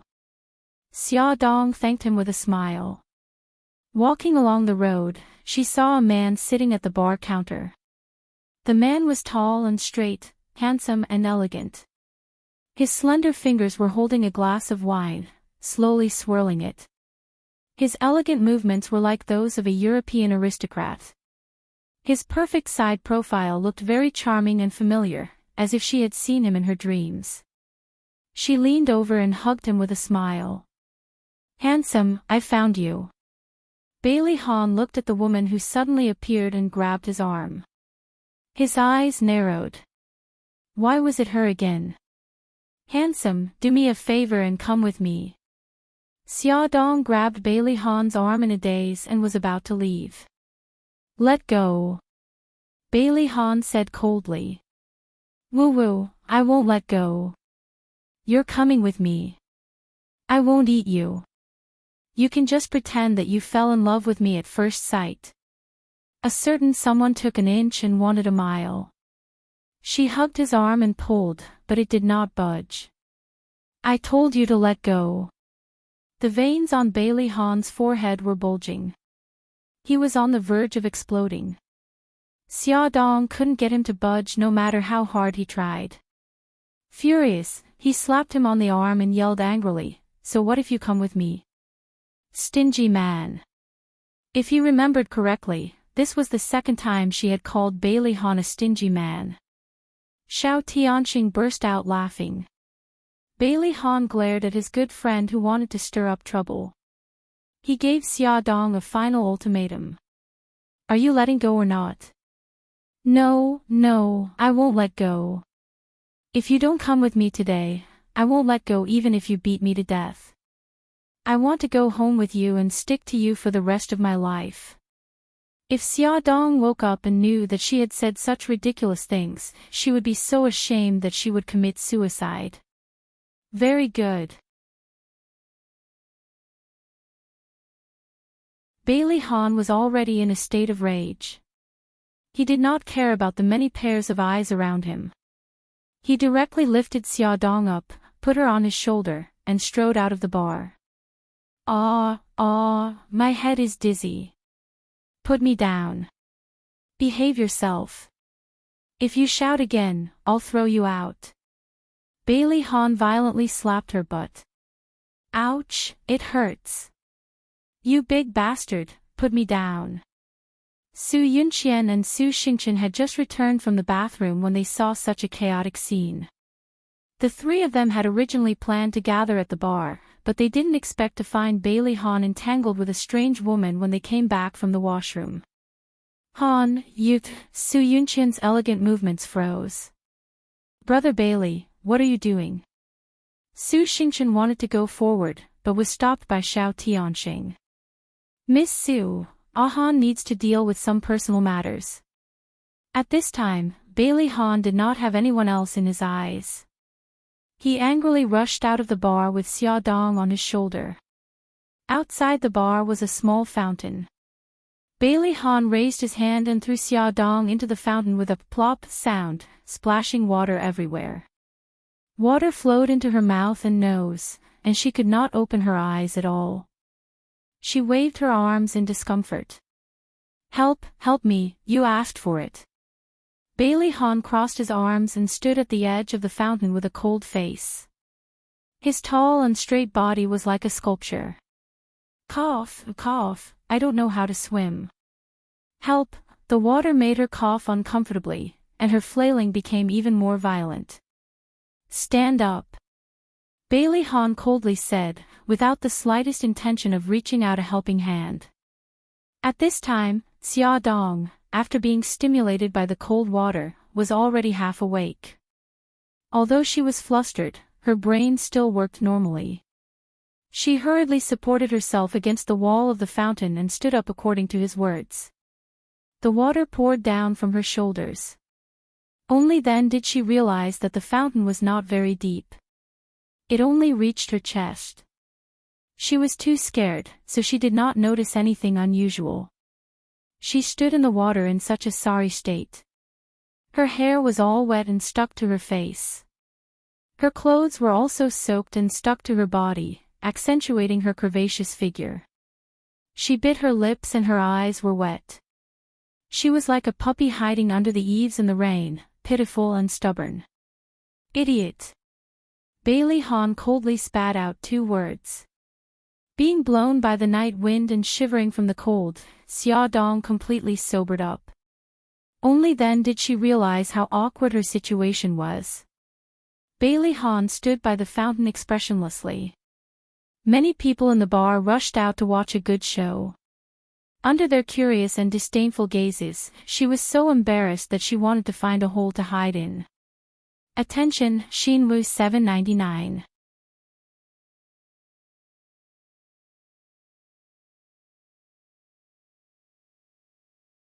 Chapter 41. Su Yunqian and Su Xingqian also gracefully walked over, looking as elegant as princesses. Su Yunqian's gaze lightly swept over Xia Dong and held onto Bailey Han's arm. Her voice was soft. Han, how could you throw this miss into the pool? That's too rude. Su Xingqian blinked in astonishment and suddenly cried out, Isn't this the chief editor of Charm magazine? Miss Xia, don't stand in the water. Be careful not to catch a cold. Let me help you out. So it's the chief editor of Charm magazine. I heard that she came back from Japan. Japan's adult culture is so developed. You didn't see how bold and unrestrained this chief editor miss was just now. Charm magazine's future is worrying. With such a chief editor, it can't develop in the direction of vulgarity in the future. Charm Bar was filled with famous people and there were also many people in the fashion circle. When Charm magazine was mentioned, everyone knew about it. Several well-dressed men and women were commenting on Xia Dong. Although their voices weren't loud, it was just enough for her to hear. After Xia Dong's embarrassment, she calmed down. She straightened her back and calmly swept her cold gaze around. Finally, her gaze stopped on Bailey Han. She calmly said, I was drunk just now and was rude. Please forgive me, young Master Bailey. Her calm demeanor and lack of stage fright made the people who were gossiping about her no longer have the nerve to gossip. Everyone felt bored and dispersed one after another. Bailey Han didn't look at her again. He held onto Su Yunqian's arm and left. Su Xingqian stood by the pool and stretched out her arm. "Miss Ya, let me pull you up." "No need, I can get up myself." Xia Dong pushed her arm away and stood up easily with both hands on the ground. Su Xingqian blinked. "Miss Ya, I think you look familiar. You look like a friend of mine. Your names are the same too." "Really?" In this world, there are many people with the same name and surname. There are also many people who look the same. You're right. Although you look similar, your temperaments are completely different. I was just casually saying. Su Xingqian smiled and waved. "Then Miss Ya, goodbye. My friend is still waiting for me." Xia Dong lightly nodded. After Su Xingqian turned around, the smile on his face didn't change, but a gloomy look appeared in his eyes. 5 years ago, Xia Dong was kidnapped by brother and disappeared mysteriously. Brother and brother Tiger and the rest seemed to have evaporated from this world. They couldn't be contacted. Where did they all go? "Xia Dong, it really wasn't you. You're going in there, you're going in's wet." She was when she heard a frigid voice behind her. She was about to enter. She was when she was about to step inside, when she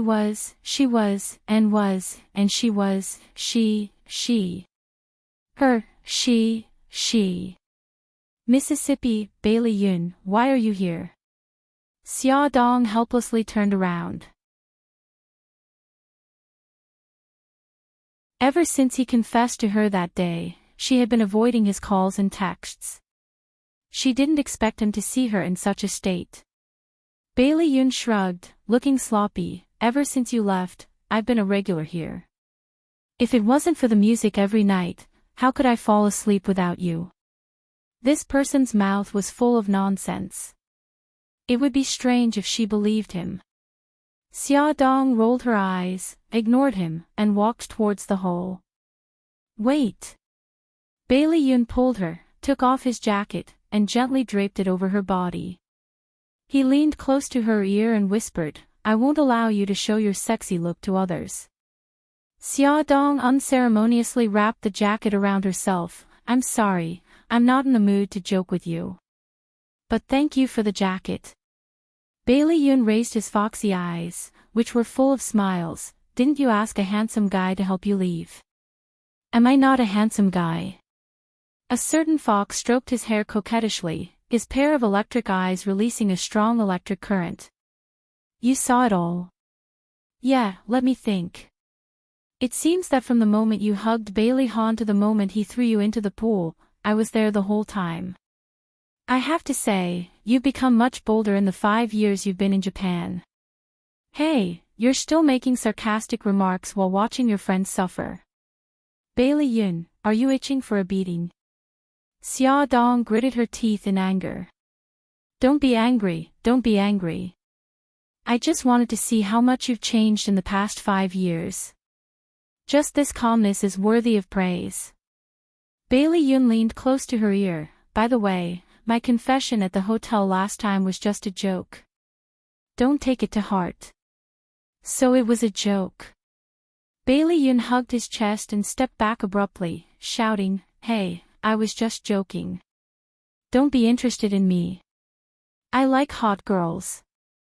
Don't come near a shriveled onion like you." How was he shriveled? Xia Dong's face instantly darkened. Xia Dong heaved a sigh of relief, which made Bailey Yun feel very uncomfortable. But what could he do? This woman was like an ostrich. When it came to matters of the heart, she would bury her head in the sand. No matter how hard he tried to pull it out or shake it, it was useless. To think that he, a Casanova of a generation, had been troubled for an entire night because she refused to answer his call and avoided him. Sigh, this was really infuriating. He had no choice but to use a roundabout tactic. From a best friend to a husband, there was still a long way to go. Let's go. Didn't you want to find someone to act like they fell in love with you at first sight? If not me, who else could it be? Hey, there's no need. Hey, don't drag me along. Xia Dong was dragged all the way to the party room by Bailey Yun. Everyone was shocked that Xia Dong would really drag a handsome guy back. The quick-witted colleagues quickly turned off the sound system. Only Bailey Yun's calm and generous voice could be heard in the room. Hi, everyone. Everyone was shocked. Wow, so handsome. The chief editor's clothes are for a handsome guy, right? Wow, so fast. The chief editor is so awesome. Ding Hao was the first to calm down and respond to his greeting. Hello. Bailey Yun hugged Xia Dong's waist and led her forward. Xia, won't you introduce us? What could Xia Dong say? She could only accept her fate and introduce them. This is a colleague from our department. This is the cameraman Ding Hao. The chief editor's assistant, Lilith. He's Bailey Yun. He's my, friend. A friend I just met. Bailey Yun suddenly corrected her. She was dumbfounded and stared at him with an expression of disbelief. He smiled at her. I fell in love with you at first sight, didn't I? Xia Dong didn't know whether to laugh or cry. She was speechless. It was just an act. He was taking it too seriously. Wow, so romantic. Lilith clasped her hands and rested her chin on them. Her eyes were filled with red hearts. The other female colleagues also had envious looks on their faces. He was so handsome and so gentle. He was really the best. However, Lin Zhen's expression was awkward. He hadn't forgotten that he had to pay for the bet. Bailey Yun nodded at everyone. Today's bill is on me. Take it as a greeting gift for everyone. Please take care of my Xia. Mr. Bailey, you're too polite. It should be the chief editor who takes care of us. Lin Zhen immediately breathed a sigh of relief and flattered him with a smile. The female colleagues were even more excited. He had spent a lot of money at Charm Club. It seemed that he was the son of a rich family. Hey, Bailey Yun, why did it sound so familiar? Was he the second son of Bailey Yun, from the most famous family in a city? The women exchanged glances. Finally, Lilith took a small step forward, swallowed her saliva, and asked cautiously, Mr. Bailey, are you the legendary Bailey's second son? Bailey Yun smiled in a gentlemanly manner. The answer was obvious. Lilith wanted to faint, and so did the other women, but soon, they all looked at Xia Dong with envy and sympathy. Although the second son of Bailey came from a famous family and was as rich as a country, he didn't have a good reputation. He never lacked women around him. It was said that when he was in the United States, it was even more exaggerated. So while they were envious of Xia Dong, they also mourned for her, hoping that she wouldn't be dumped by him so soon.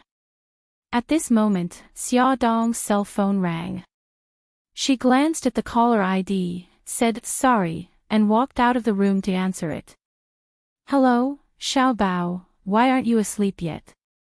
Mom, Xiao Guai has a fever. We're in the hospital. Fever. Xia Dong suddenly panicked. She hurriedly said goodbye to her colleagues, grabbed her bag, and left. Bailey Yun chased after her. What's wrong? What happened? Nothing. Xia Dong tried to calm down. She comforted herself. Xiao Guai had a fever before, so he would be fine this time. What's wrong with you? Bailey Yun grabbed her shoulders and forced her to look into his eyes. I'm really fine. Bailey Yun, I have to go home. Let's talk again when we have time. Xia Dong pushed him away forcefully, ran to the side of the road, stopped a taxi, and instructed the driver to drive to the People's Hospital. Sir, please drive the car like a plane. I'm in a hurry. Xia Dong looked at her watch and anxiously wiped her sweat. Okay. The driver stepped on the gas pedal and flew out. Xia Dong grabbed the seat belt and her face turned pale. She felt like she was on a roller coaster. Bailey Yun looked in the direction she disappeared and couldn't help but frown. What was she hiding from him? She was like a mystery. She suddenly disappeared and suddenly reappeared. She wasn't even willing to tell him her home address. Even if the driver drove the car like a flying saucer, Xia Dong arrived at the hospital 20 minutes later. She took out all the notes in her pocket and threw them to the driver. She jumped out of the car and ran into the hospital without stopping. She rushed into Xiao Guai's ward and grabbed the doctor. She bent over and asked breathlessly, Doctor, how is my daughter?" The doctor was shocked. He really didn't know where this woman came from. He remembered that she wasn't around when he took the patient's temperature.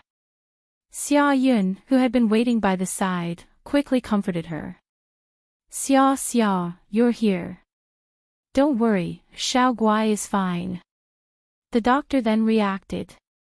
She's fine. The patient's temperature has dropped. As a parent, you're too careless.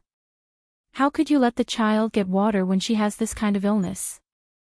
The doctor reprimanded her and gave a few more words of advice before leaving. Xia Dong's expression turned cold. She glared at her son, who was sitting beside Xiao Guai and wiping the sweat off her forehead. Xia Xiaobao. His little face suddenly puffed up. He looked up and called out crisply. Mommy. Come here. Xia Dong glared at him. Oh. The little guy jumped down and climbed onto her body. He climbed into her arms and then stopped. He blinked his doe eyes pitifully. Mommy, it's no use calling me mommy.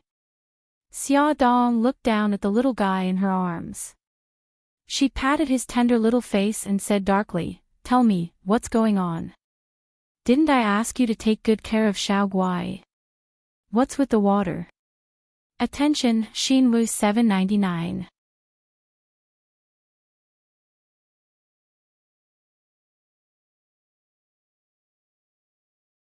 Chapter 42.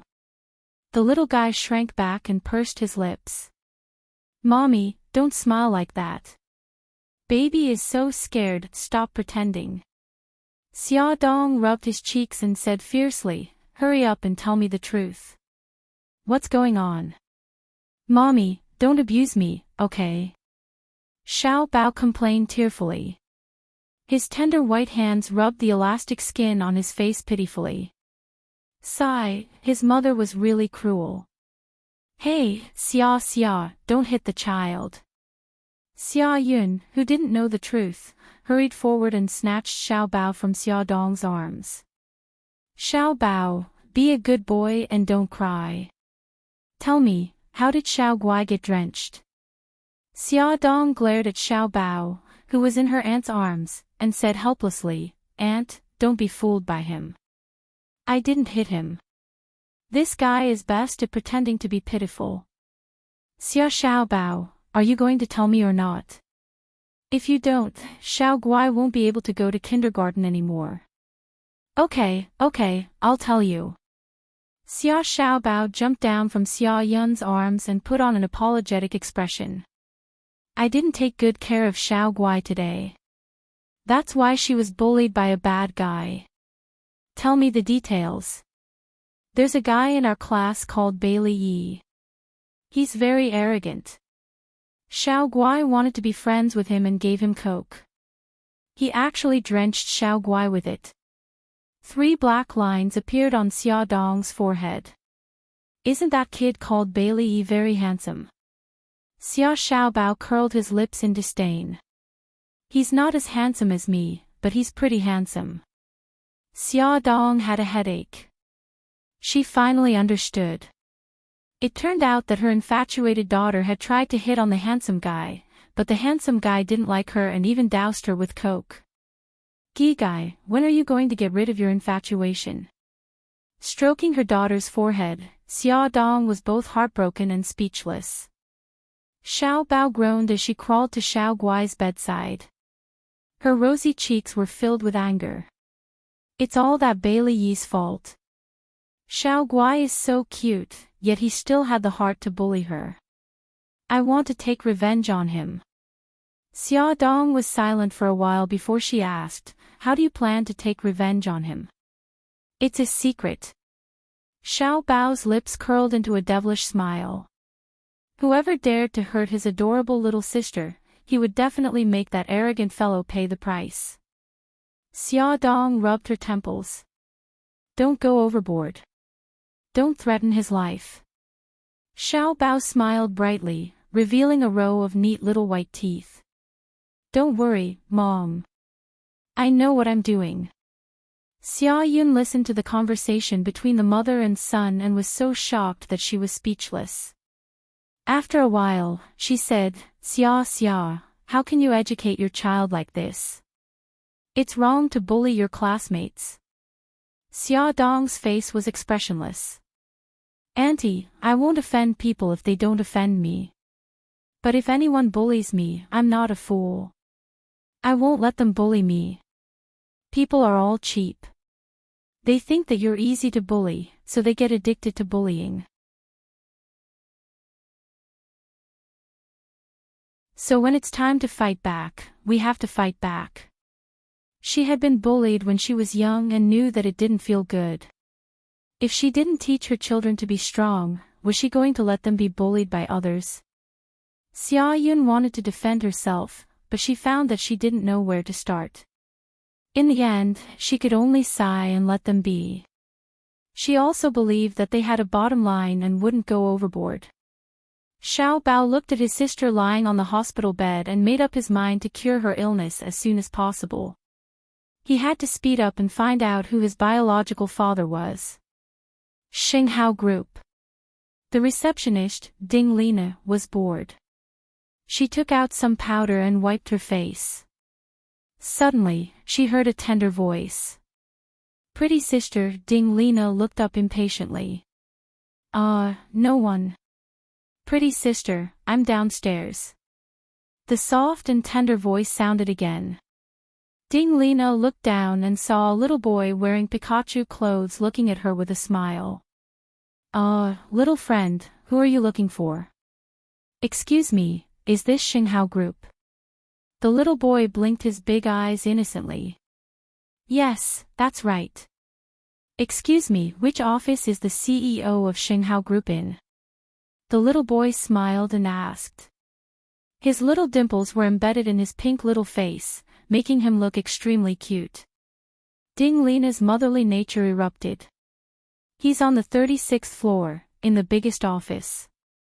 Little friend, why are you looking for our CEO? Nothing, I'm just asking casually. The little boy took out his right hand from behind his back. It was a bright red rose. He tiptoed and gave it to her. Pretty sister, this flower is for you. Only such a beautiful flower is worthy of you. Wow, it's so beautiful. Thank you. Ding Lina was overjoyed by his praise. She returned the favor and said, Little brother, our CEO is not in the office today. He went on a business trip. Thank you pretty sister. Then I'll go upstairs and take a look. I'll go up first. The little boy waved his hand and skipped toward the elevator. Okay, come and play with me later. Ding Lina thought it was the child of one of the company's employees. She smiled and watched him go to the elevator. Xia Xiaobao went directly to the 36th floor. The employees on this floor were basically the company's senior executives. Except for the secretary's office, everyone had their own office. He easily sneaked to the door of Bailey Han's office. But the door was locked. How could he get in? He puffed up his cheeks and rolled his big eyes. He immediately had an idea. He sneaked into the bathroom and took out his small computer from the Garfield backpack that he carried with him. Her fair little fingers danced on the keyboard, and the computer screen displayed complex program codes. Line by line, she scrolled down at a very fast speed. His 10 fingers kept jumping. After about 5 or 6 minutes, he snapped his fingers and showed a bright smile. It's done. He quickly stuffed the small computer into his bag.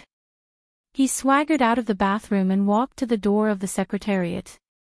He secretly poked his head out and waited for the people inside to come out.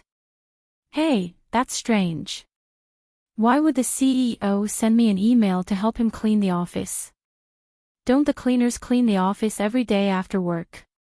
The CEO's secretary, Linda, asked curiously. Xiao Bao covered her little mouth and snickered.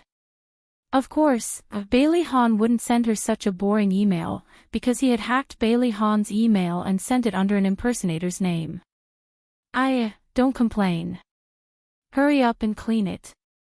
If the CEO comes back later and finds out that you haven't cleaned it, he'll go crazy. The other secretary advised her. That's true. Sigh, what bad luck. Linda, who was wearing high heels and dressed beautifully, walked out of the office muttering. She swiped her fingerprint and opened the door of the CEO's office. She went to the cleaning room to get cleaning tools. In this short 1 minute, Little Treasure was like a little rabbit that quickly scurried into the CEO's office. He rummaged left and right, and before Linda came back, he finally found a strand of hair on Bailey Han's office chair with great difficulty. Hee, success. The next step was to test the DNA. He should go back to the kindergarten now. He wanted to teach that Bailey a lesson. At this moment, Xia Dong had no idea that her son had skipped class and sneaked into Bailey Han's office.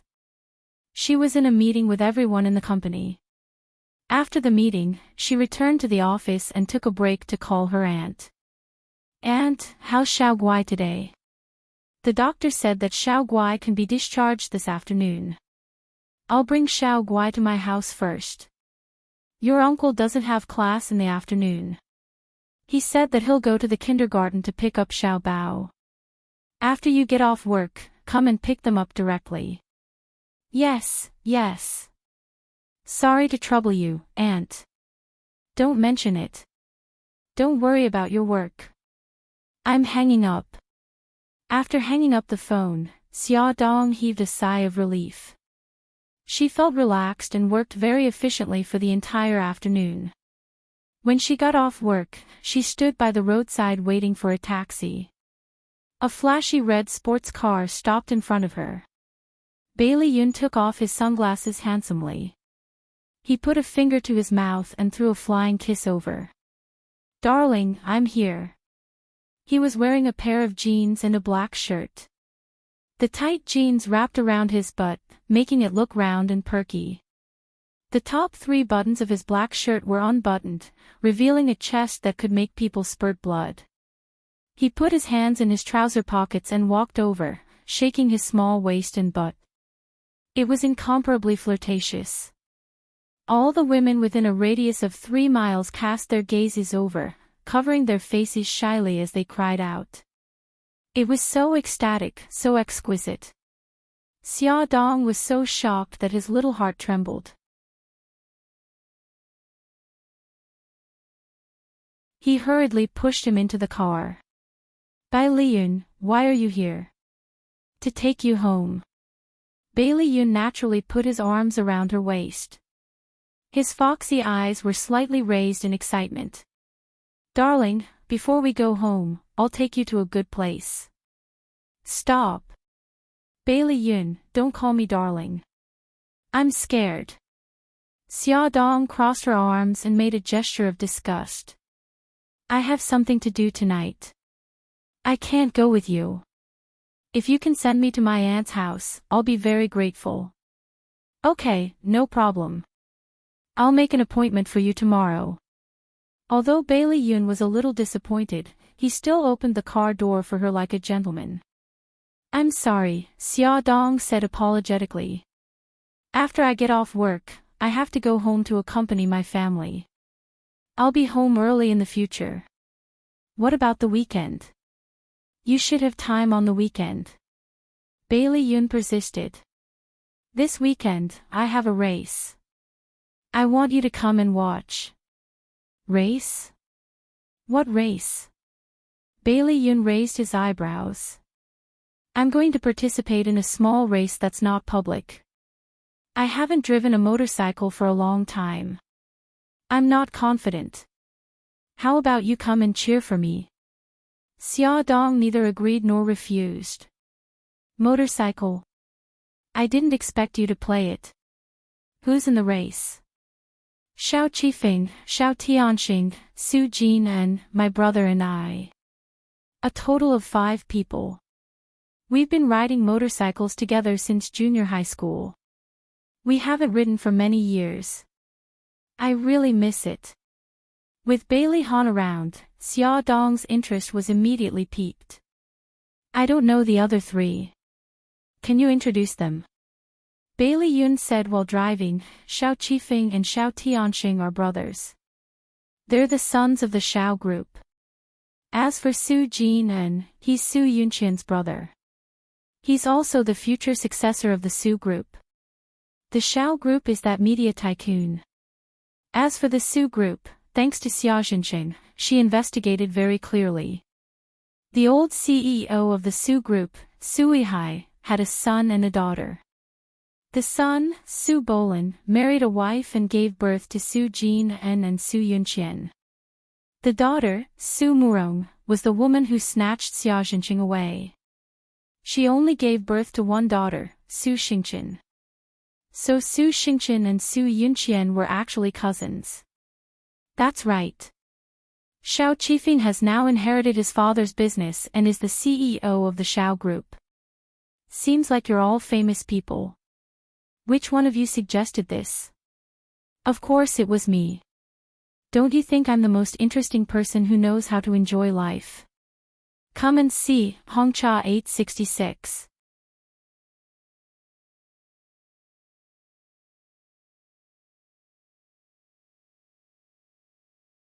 Chapter 43. Xia Dong held back her laughter. Yes, yes, second young master. You know how to have fun. May I ask, what are the benefits for the winner? The 5 of us have jointly booked a luxury yacht. The winner will not only win the yacht, but the other 4 will also treat him to a meal and toast. I've already boasted that I'll definitely win. You must come and cheer for me. Bailey Yun looked at her pitifully. His foxy eyes blinked again and again, constantly flirting with her. All right then. Come and pick me up on the weekend.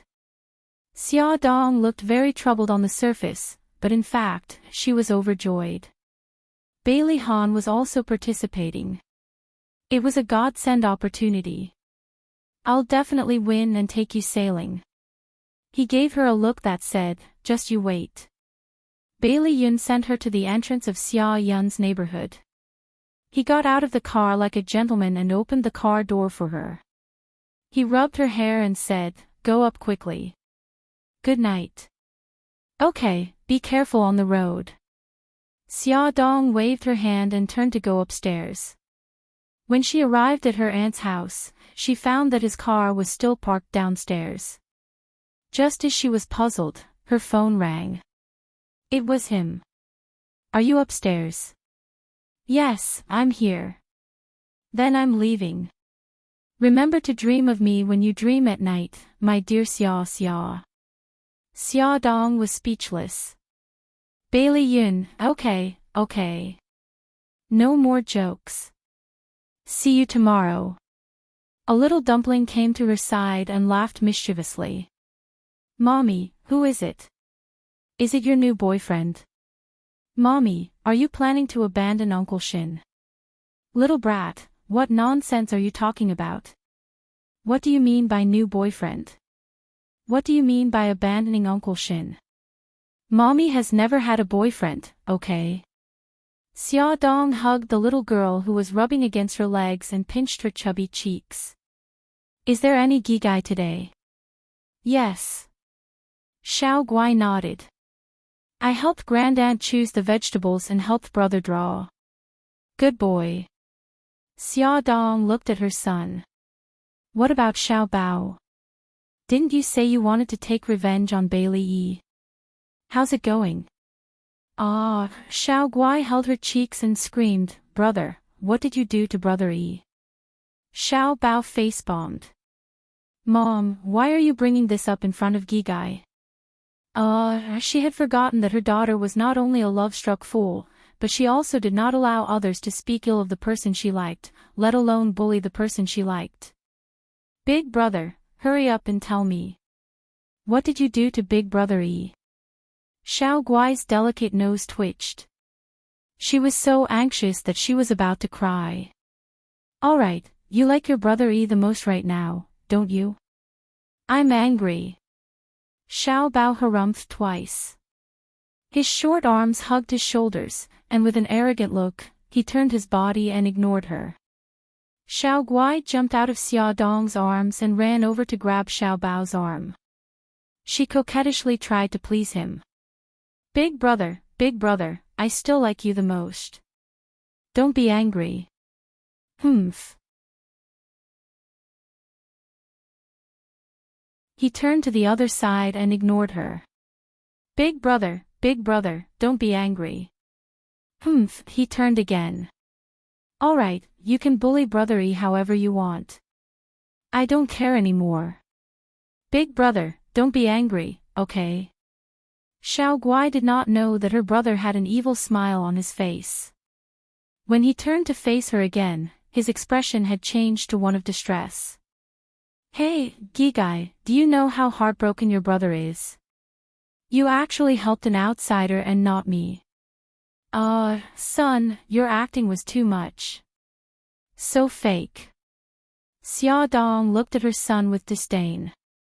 However, her innocent daughter fell for his tricks. She rubbed against him to please him. I won't help him in the future. Big brother, don't be sad. Stupid girl, you still have to help your brother count the money when he betrays you. Xia Dong was deeply worried for her daughter. She cleared her throat and interrupted their conversation. Bao, now tell me about the results of your day. Reporting to Mom, in order to take revenge on Bailey Yi, I did a total of 3 things today. First, I smeared superglue on his chair. Xia Dong's eyes lit up. Son, you're amazing. Did he run out of the classroom naked and crying? Xiao Bao puffed up his cheeks. Unfortunately, that was purely our imagination. The reality was that his deskmate was sitting on the chair. Alright, I sympathize with his unlucky deskmate. Continue. Second, I sprinkled itchy powder in his wardrobe. I wanted to see him make a fool of himself in PE class, but I didn't expect him to be so tolerant. He clearly changed into sportswear stained with itchy powder, but he still persisted for the entire class. Xiao Bao sighed wryly. Xia Dong began to admire the kid named Bailey Yi. Her son had tested itchy powder on her body before. She couldn't stand the bone-deep itch, so she didn't know how he could endure for more than 40 minutes. As for the last one, I put an earthworm in his opaque glass. Ha ha ha ha, he only found it after he drank half the glass of water. He threw the glass away on the spot. Although he didn't scream like a girl, his face turned pale. So he's not afraid of anything except for small worms. Xiao Bao became more excited as he spoke. He burst out laughing and rolled onto the bed. Ha ha ha. Ah ha ha ha, he crashed into the blanket with a bang and rolled back and forth in the blanket like a puppy. Xiao Guai wiped his eyes with his chubby little hands. Woo, Brother Yi is so pitiful. Brother, don't take revenge in the future, okay? Xiao Bao stopped smiling and said seriously, I'll let it go this time. If he dares to bully you again, I'll take revenge on him. Brother, you're so nice, /3/humph. // Xia Dong took the two little guys home and washed them clean. Then, she coaxed them to bed. She turned on her computer and ordered a good motorcycle. Knowing how to ride a motorcycle was her secret weapon.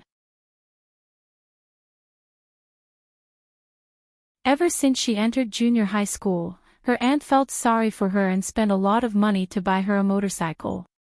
At that time, her motorcycle driving skills were very good. On the day of the race, 7:00 in the morning, Bailey Han and the other 4 people arrived at the starting point and saw a red motorcycle. On the motorcycle sat a person wearing a black helmet, black sportswear, and a black windbreaker. Bailey Han looked at Bailey Yun. Who is he? Bailey Yun smiled mysteriously. Brother, I told you 2 days ago that a mysterious person wants to join our race. He's my friend. You and Tianxing both know him. With 6 people, it'll be more lively. Xiao Qifeng had a gentle and elegant personality, so he did not have any objections. Bailey Han looked at the person indifferently. He's indeed very mysterious. He's wearing an eye patch and is dressed in black. Xiao Tianxing had always liked a lively scene. He was also very curious about who Bailey Yun's acquaintance was. He raised his eyebrows and smiled. Ah Han, if you think he's a threat to you, you don't have to agree. Bailey Han raised his chin slightly, his deep eyes filled with pride. Tianxing, there's no need to provoke me. I agree to let him join the race. With one more defeated opponent, I'll win even more gloriously.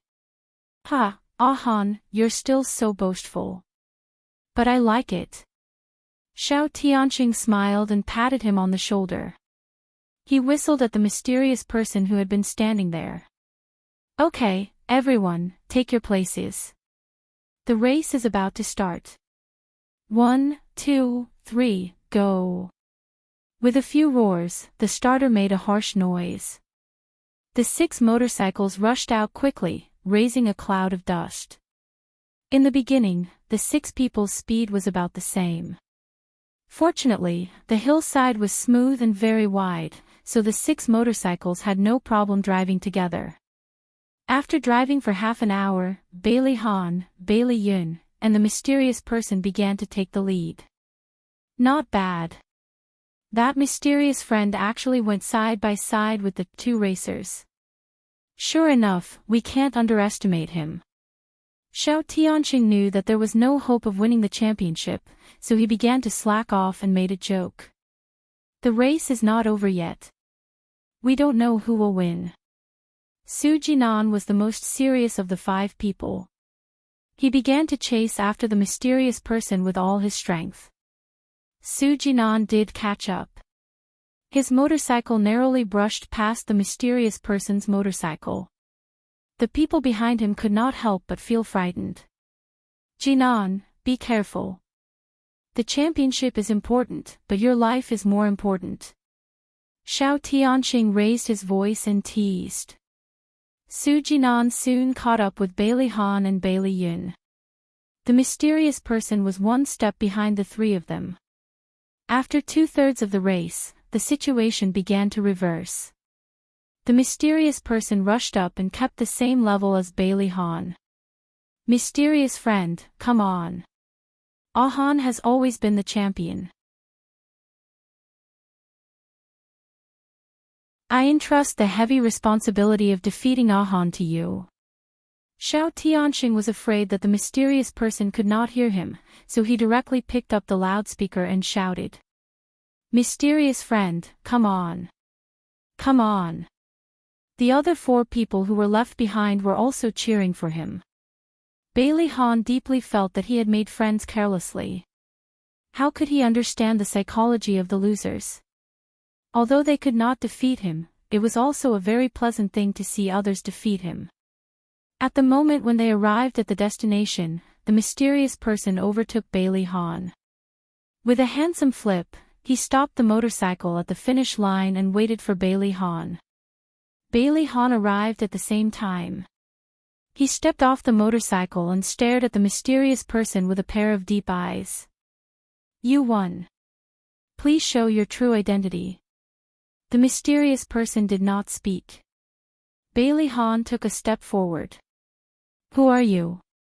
The game is over. Don't be so mysterious." Several other people rushed over. Xiao Tianqing asked excitedly, "Did Ah Han lose?" "Mysterious friend, you did a great job." Bailey Yun showed an enigmatic smile. "Show your true identity and let them see who you are." The mysterious person took off her helmet and blindfold and shook her head.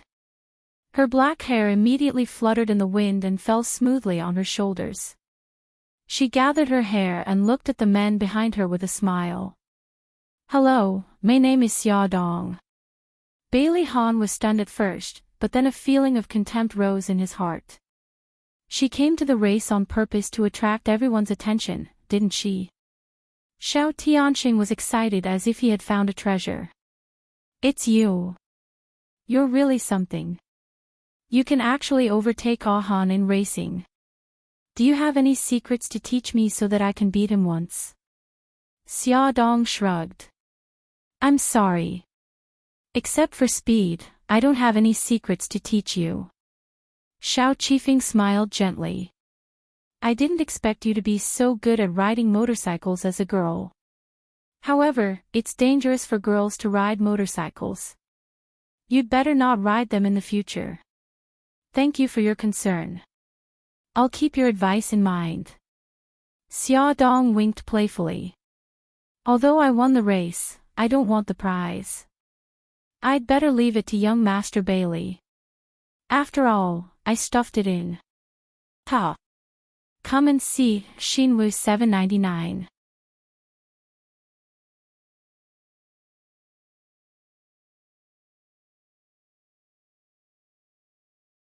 Chapter 44. Bailey Han's face darkened. A win is a win, and a loss is a loss. I, Bailey Han, am not a sore loser. I don't need you to give me the prize. This was the first time he had lost, and the first time he had lost face. Nothing good ever came out of meeting this woman. "Wait a minute," Su Jin, who had been silent all this time, spoke up. His gaze swept over Xia Dong proudly and landed on Bailey Yun. "I never said that she could compete." Bailey Yun spoke first. "You never said that Xia Dong couldn't compete either. Is that right, Qifeng, Tianqing?" "Yes." The two people who were called out answered with a smile. Su Jin said, "She won the competition as a woman. I'm not convinced. I want to compete with her again." "Mr. Su, if you're not convinced, I've already said that I don't want the prize, and I don't need to treat you to a meal. As for the competition, forgive me for not being able to accompany you. I'm very tired, and I want to go home and rest. I'll take my leave first. Bye, everyone." Xia Dong gracefully got on the motorcycle, put on the helmet, started the engine, and rushed out. Su Jin's face darkened. No woman had ever dared to treat him like this. Bailey Yun and Xiao Tianqing looked at each other, and then laughed. Bailey Han looked in the direction that the black figure disappeared in, and suddenly felt that this woman didn't seem as annoying as he had imagined. Today is a good day. What you wish for always comes true. Xia Dong drove the motorcycle home, humming all the way. She hugged Xiao Bao and Xiao Guai and kissed them fiercely. Xiao Bao wiped his face in disgust. "Mom, why are you so happy? Did you find money? It's even better than picking up money." "Son, your mommy picked up a luxurious yacht." "Waha, this wasn't the most important thing. The most important thing was that she would have more opportunities to get close to Bailey Han. For example, she would have to treat him to a meal to express her gratitude for his mercy during the competition. She would also have to invite everyone to party on the yacht. She would have to wait until he forgave her, and then bring up the matter of borrowing his seed. He would probably agree to it. Xia Dong had a beautiful fantasy. Mom, you are starting to daydream again. But don't worry, your son will definitely earn a lot of money and buy you a yacht. After calculating, the stocks he bought had increased several times. Buying a yacht should not be a problem. Hey, brat, are you looking down on your mother? Xia Dong knocked her son's forehead and told him about winning the competition. Wow, Mom, so you're an expert. I'm impressed. Humph, your mother won't fight an unprepared battle. For the past few days, I went out in the middle of the night. Where did you think I went? I went to train. Also, I heard that Bailey Han had been overseas on a business trip for the past 2 days. He just returned last night. He is tired. If you want to beat him, it will be a piece of cake. Mom, how do you know so much about it? Did you fall in love with Bailey Han? Xiao Bao's eyes were full of curiosity. Go away, why are you, a child, asking so much about adult matters? Mommy, Xiao Bao hugged her and acted like a spoiled child. He blinked his eyes and acted cute. Mommy, I will help you seduce Bailey Han. Ha! You see, Bailey Han is rich and handsome. When he dies, Xiao Guai and I will be able to inherit a large amount of money. If he becomes our father, we won't lose anything, or, are you serious? Xia Dong touched her son's forehead. He didn't have a fever. I'm telling the truth. Mom, you're not young anymore. It's time for you to start a family. Stop, don't try to fool me with your grandaunt's tricks. Get to the point. Why did you suddenly have such a shocking idea? Xiao Bao pouted and looked very wronged. Because other children said that Gigai and I don't have a daddy, so we want to find a daddy for ourselves. Mommy, Gigai also wants a daddy, her daughter's soft little body squeezed into her arms. Xia Dong was immediately at her wit's end. She felt that it was good to live without marriage and raise the children, but she neglected the fact that the children needed a father. A trace of guilt welled up in her heart. With a sour feeling, she hugged her son and daughter in her arms. Xiao Bao looked at his mother's sad eyes and felt quite guilty. In fact, he was lying to his mother when he said that he wanted a daddy. Today, he got the DNA test results and found out that Bailey Han was his and Xiao Guai's biological father.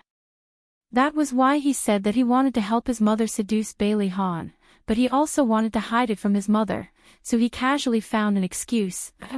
It must be that bad guy Bailey Han who abandoned the 3 of them, so he wanted to take revenge on him. He had already thought of a way to take revenge. He would help his mother seduce Bailey Han, then give birth to 1, 2, 3, 4, 5, 6, or 7 children to save Xiao Guai. Then, he would make his mother ruthlessly dump him. Although Bailey Han was unwilling to lose to a woman, under the pressure of Xiao Tianxing and Bailey Yun, he had no choice but to treat them to a meal. He was the host and always had a sense of time, so he arrived at the restaurant a few minutes early to wait. In the end, everyone else had arrived, but Xia Dong was nowhere to be seen. This woman really knows how to put on airs. Bailey Han's face was cold, and he had the urge to slam the table and leave. She's a girl. She has to dress up. Bailey Yun rushed to explain. I think she'll look like an old witch without makeup. Su Jin and had been humiliated by Xia Dong once. Now that he finally had a chance to beat her down, how could he let it go? Jin, don't be so ungentlemanly. Xia only humiliated you once. Bailey Yun spoke up for Xia Dong again. Su Jin and sharp eyes swept over him. Why do you keep speaking up for her? Is she one of your girlfriends? Bailey Han also looked over, as if curious about his answer. Bailey Yun's face darkened. Jean, you can insult me, but you can't insult her. She's not that kind of woman.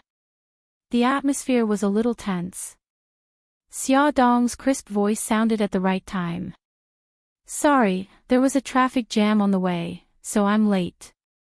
Her outfit tonight was very compatible with the restaurant's antique ambience. She wore her hair in a very classical bun with a diamond-studded hairpin. She was wearing a silver-white brocade evening qipao, and the jade necklace around her neck was crystal clear. Not only did she look stunning, but she also had a very elegant aura. She ignored the 10 stunning eyes and reached out her hand to Bailey Han. Sorry, I'm late. Bailey Han touched her hand and said in a slightly mocking tone, ladies should be forgiven for being late. Bailey Yun carefully laid out a napkin for her. Xia, do you want to drink something first? It's almost 8:00. I think everyone's stomachs are starting to protest. Dinner can start now. Bailey Han didn't wait for Xia Dong to answer Bailey Yun's question and started to instruct the waiter. Bailey Han's words were extremely rude, but Xia Dong didn't mind. She smiled slightly. Master is right. It's time to eat. We can skip the wine before dinner. Bailey Han was originally unhappy with her for being late, but now she was mocking him for not being willing to part with a glass of wine. He was furious and his aura was below 0. The dinner with 5 men and 1 woman was very strange. Bailey Han wasn't a talkative person and ate with a cold face. Bailey Yun and Xiao Tianxing tried their best to adjust the atmosphere. From time to time, they would say a few witty words that made everyone laugh heartily. The atmosphere began to improve, and everyone's topics of conversation became wider and wider.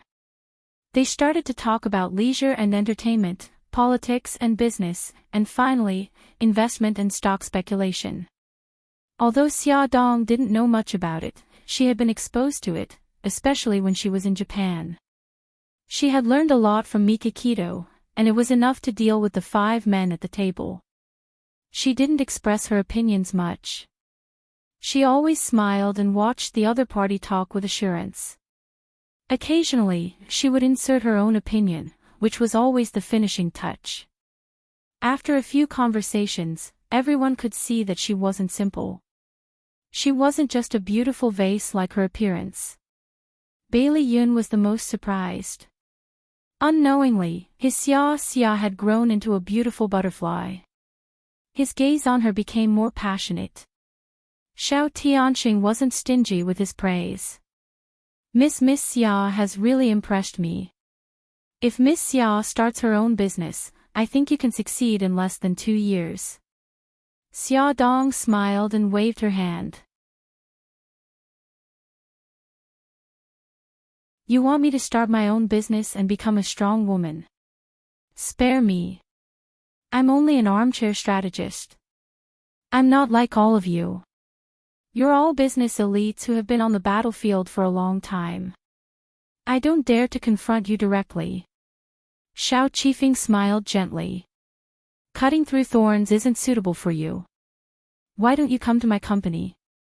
I'll leave the position of marketing director to you. Other men saw how good Xia Dong was. Bailey Yun felt sour in his heart. Are you serious? You're starting to poach her now. Xia, don't listen to him. A hard job like marketing director isn't suitable for you. He blinked his foxy eyes and smiled ambiguously. Why don't you be my private secretary? In your dreams. Xia Dong glared at him angrily. I don't want to be a good chief editor. Why would I run over to serve tea to young master? How can you say that? She had intended to glare at him, but because her eyes were extremely beautiful and the corners of her lips were curved, she seemed to be pouting coquettishly and unintentionally revealed a charming posture. Bailey Yun's heart skipped a beat when he saw this.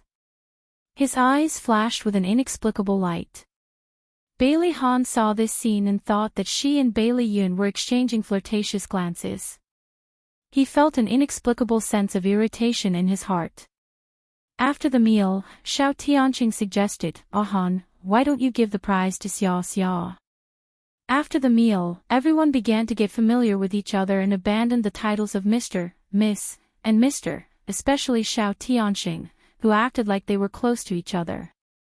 He followed Bailey Yun and called Xia Dong Xia Xia, which made Bailey Yun roll his eyes several times. Bailey Han didn't know if it was because he was provoked by the words Xia Xia, but his expression became even worse. He casually picked up a file from the tray and pushed it in front of Xia Dong. This is all the yacht's licenses and permits. From now on, it's yours. Thank you, everyone, for your kindness. Xia Dong picked up the file and thanked them profusely. If you don't mind, I want to hold a party on the yacht next weekend and invite everyone to attend. I don't know if anyone would be willing to do me the honor. Xiao Tianqing was the first to agree. Sure, I know a bay. The scenery is very charming. Xiao Qifeng said that he would definitely attend. Su Jinan said that he didn't have time. Bailey Yun would definitely join in the fun. Only Bailey Han remained silent. Xia Dong was also looking forward to Bailey Han's answer. After all, he had done all this just to get Bailey Han on board. Master, what do you think? Bailey Han lowered his eyes and shook the red wine in his hand. Sorry, I'm not interested in parties. Come and see, Xinwu 799.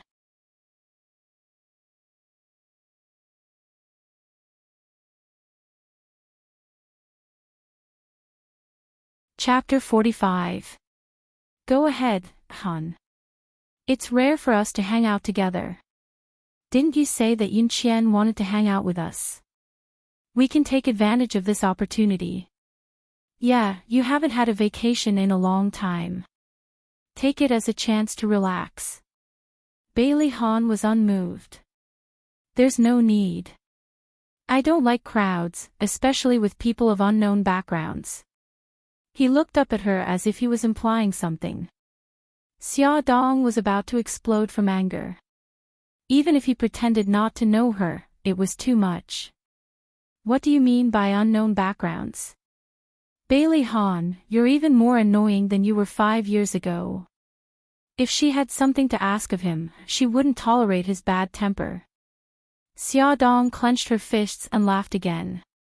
Then, on Friday, I'll contact everyone to confirm your itinerary.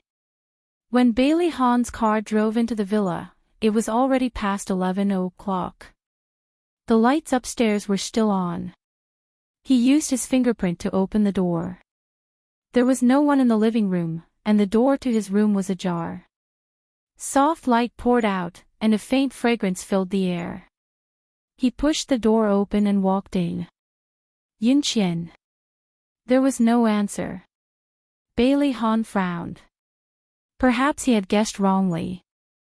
Yun Qian didn't come over. He turned around to lock the door. Before he could turn around, a soft body hugged him tightly from behind. He could clearly feel her softness rubbing against his back. The place where the two of them were pressed together was hot, and a faint fragrance wafted over, causing his body to stiffen. Yun Qian.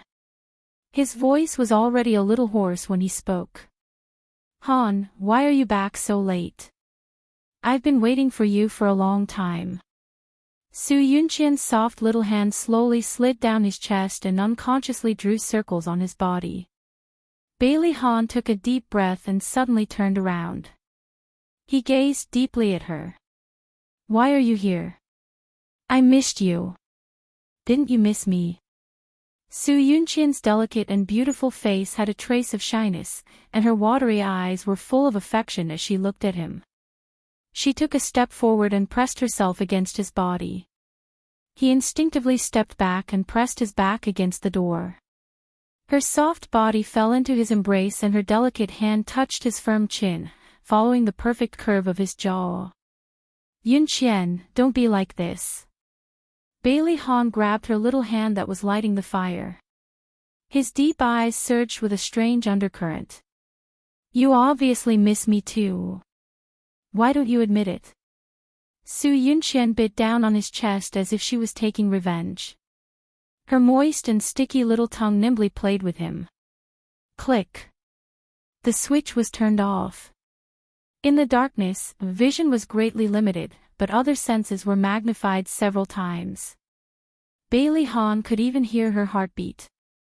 She rubbed against the spot where the two of them were pressed together like a snake. His breathing became more and more rapid, and his eyes flashed with a dangerous light.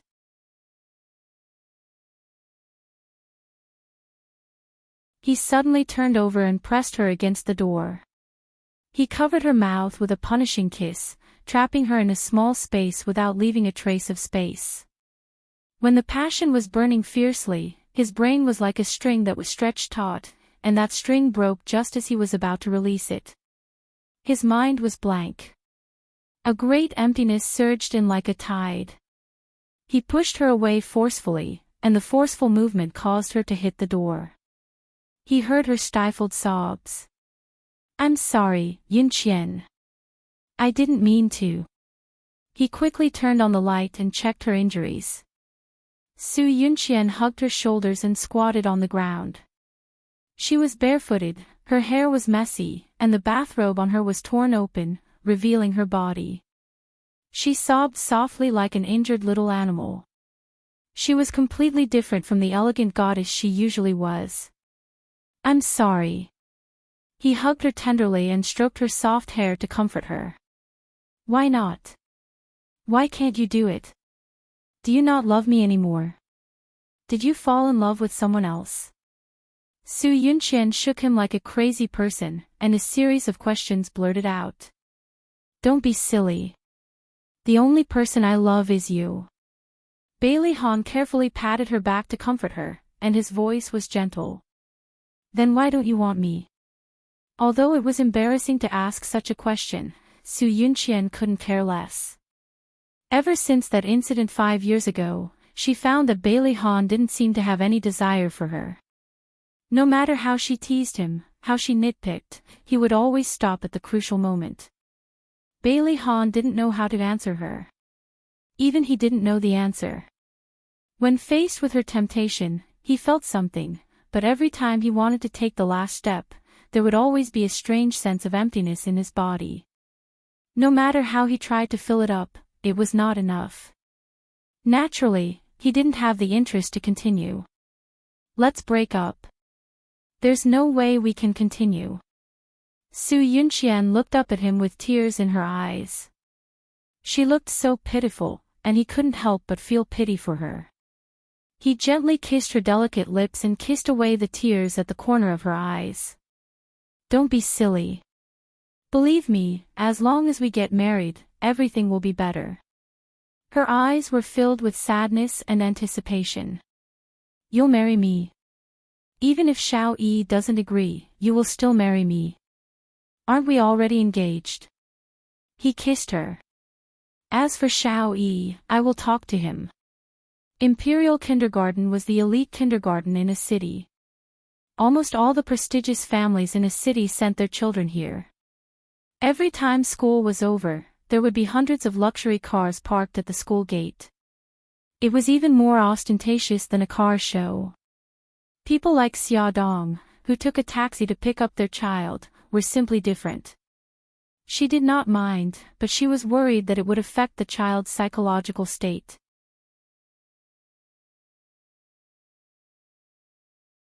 Therefore, after she got her driver's license, the first thing she did was to buy a BMW that was not too shabby compared to the other cars outside the kindergarten. When the little guys saw her appear at the school gate, Xiaobao didn't have much of a reaction. Xiao Guai cheered and jumped into her arms. "Mommy, you're here." Xia Dong held the children in each hand and walked to her parking space. "Darlings, look at Mommy's new car. Do you like it?" "I like it." Xiao Guai excitedly touched here and there. "Mommy's new car is so beautiful." Xiao Bao nodded calmly. "It's not bad." He leaned back on the soft cushion, took out his small computer, and tapped away on it. He said lazily, Mom, didn't you win a yacht 2 days ago? When are you going to take us out to play? Xia Dong started the car and said, in a few days.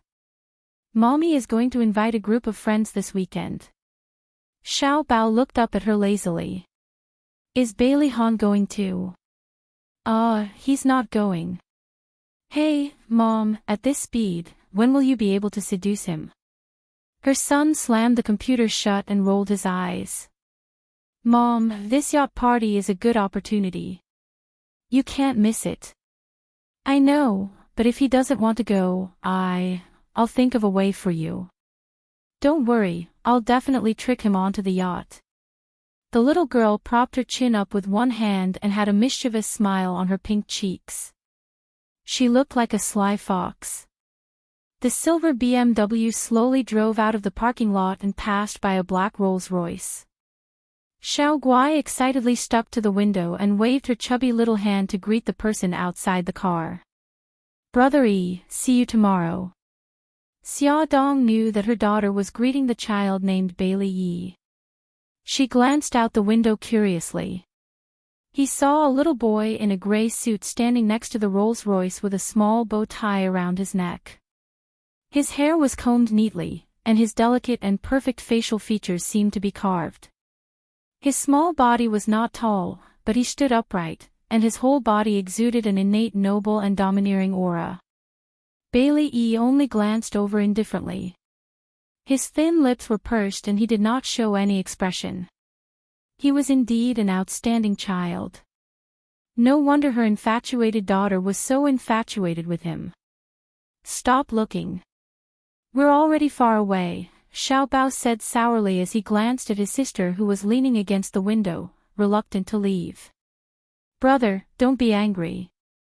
Brother is still the most handsome. Xiao Guai hugged her brother's arm fawningly.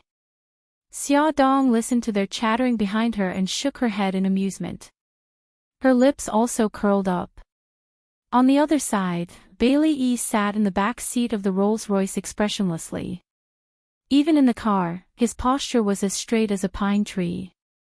With one look, one could tell that he was a well-educated child with strong self-control. The chauffeur said, Little master, today is the 15th.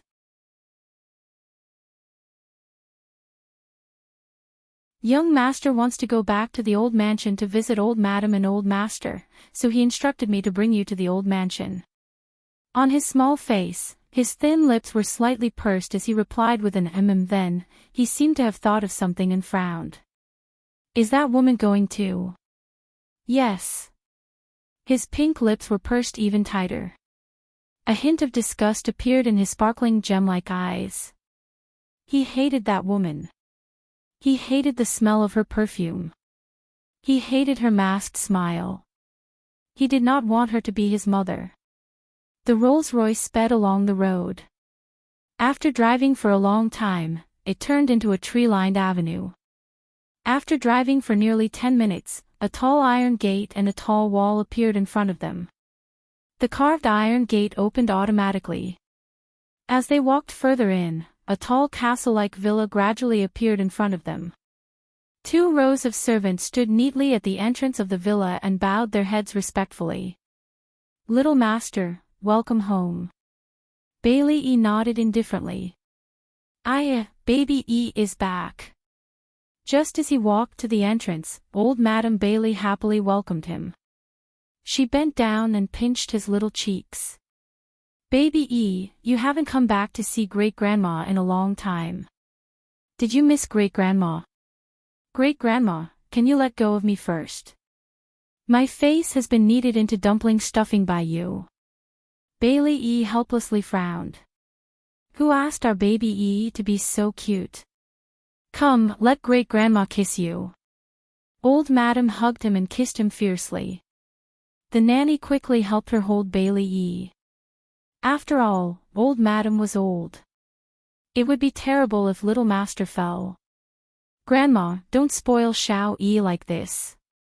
Boys will be spoiled if they are spoiled. Bailey Han held Su Yunqian's arm and walked into the hall. Nonsense. When you were young, I spoiled you a lot too. Why didn't I spoil you? Old Madam angrily stomped her walking stick. I think you are deliberately trying to drive a wedge between Xiao Yi and me. Bailey Han tried hard to resist the urge to roll his eyes. He really doubted that his rigid father was this old lady's biological son. Grandma, which soap opera have you been hooked on recently? What? She would not tell them that she had been hooked on the feud between rich families. Come and see, Hongcha 866. You're tuning into the LoveLore Library YouTube channel. We're so grateful for your support, and don't forget to subscribe to join us on this incredible journey through captivating stories. Your generosity through donations truly makes a world of difference, as it's the primary source of revenue that allows me to expand and enhance this channel for you. Thank you from the bottom of my heart for being a part of this adventure.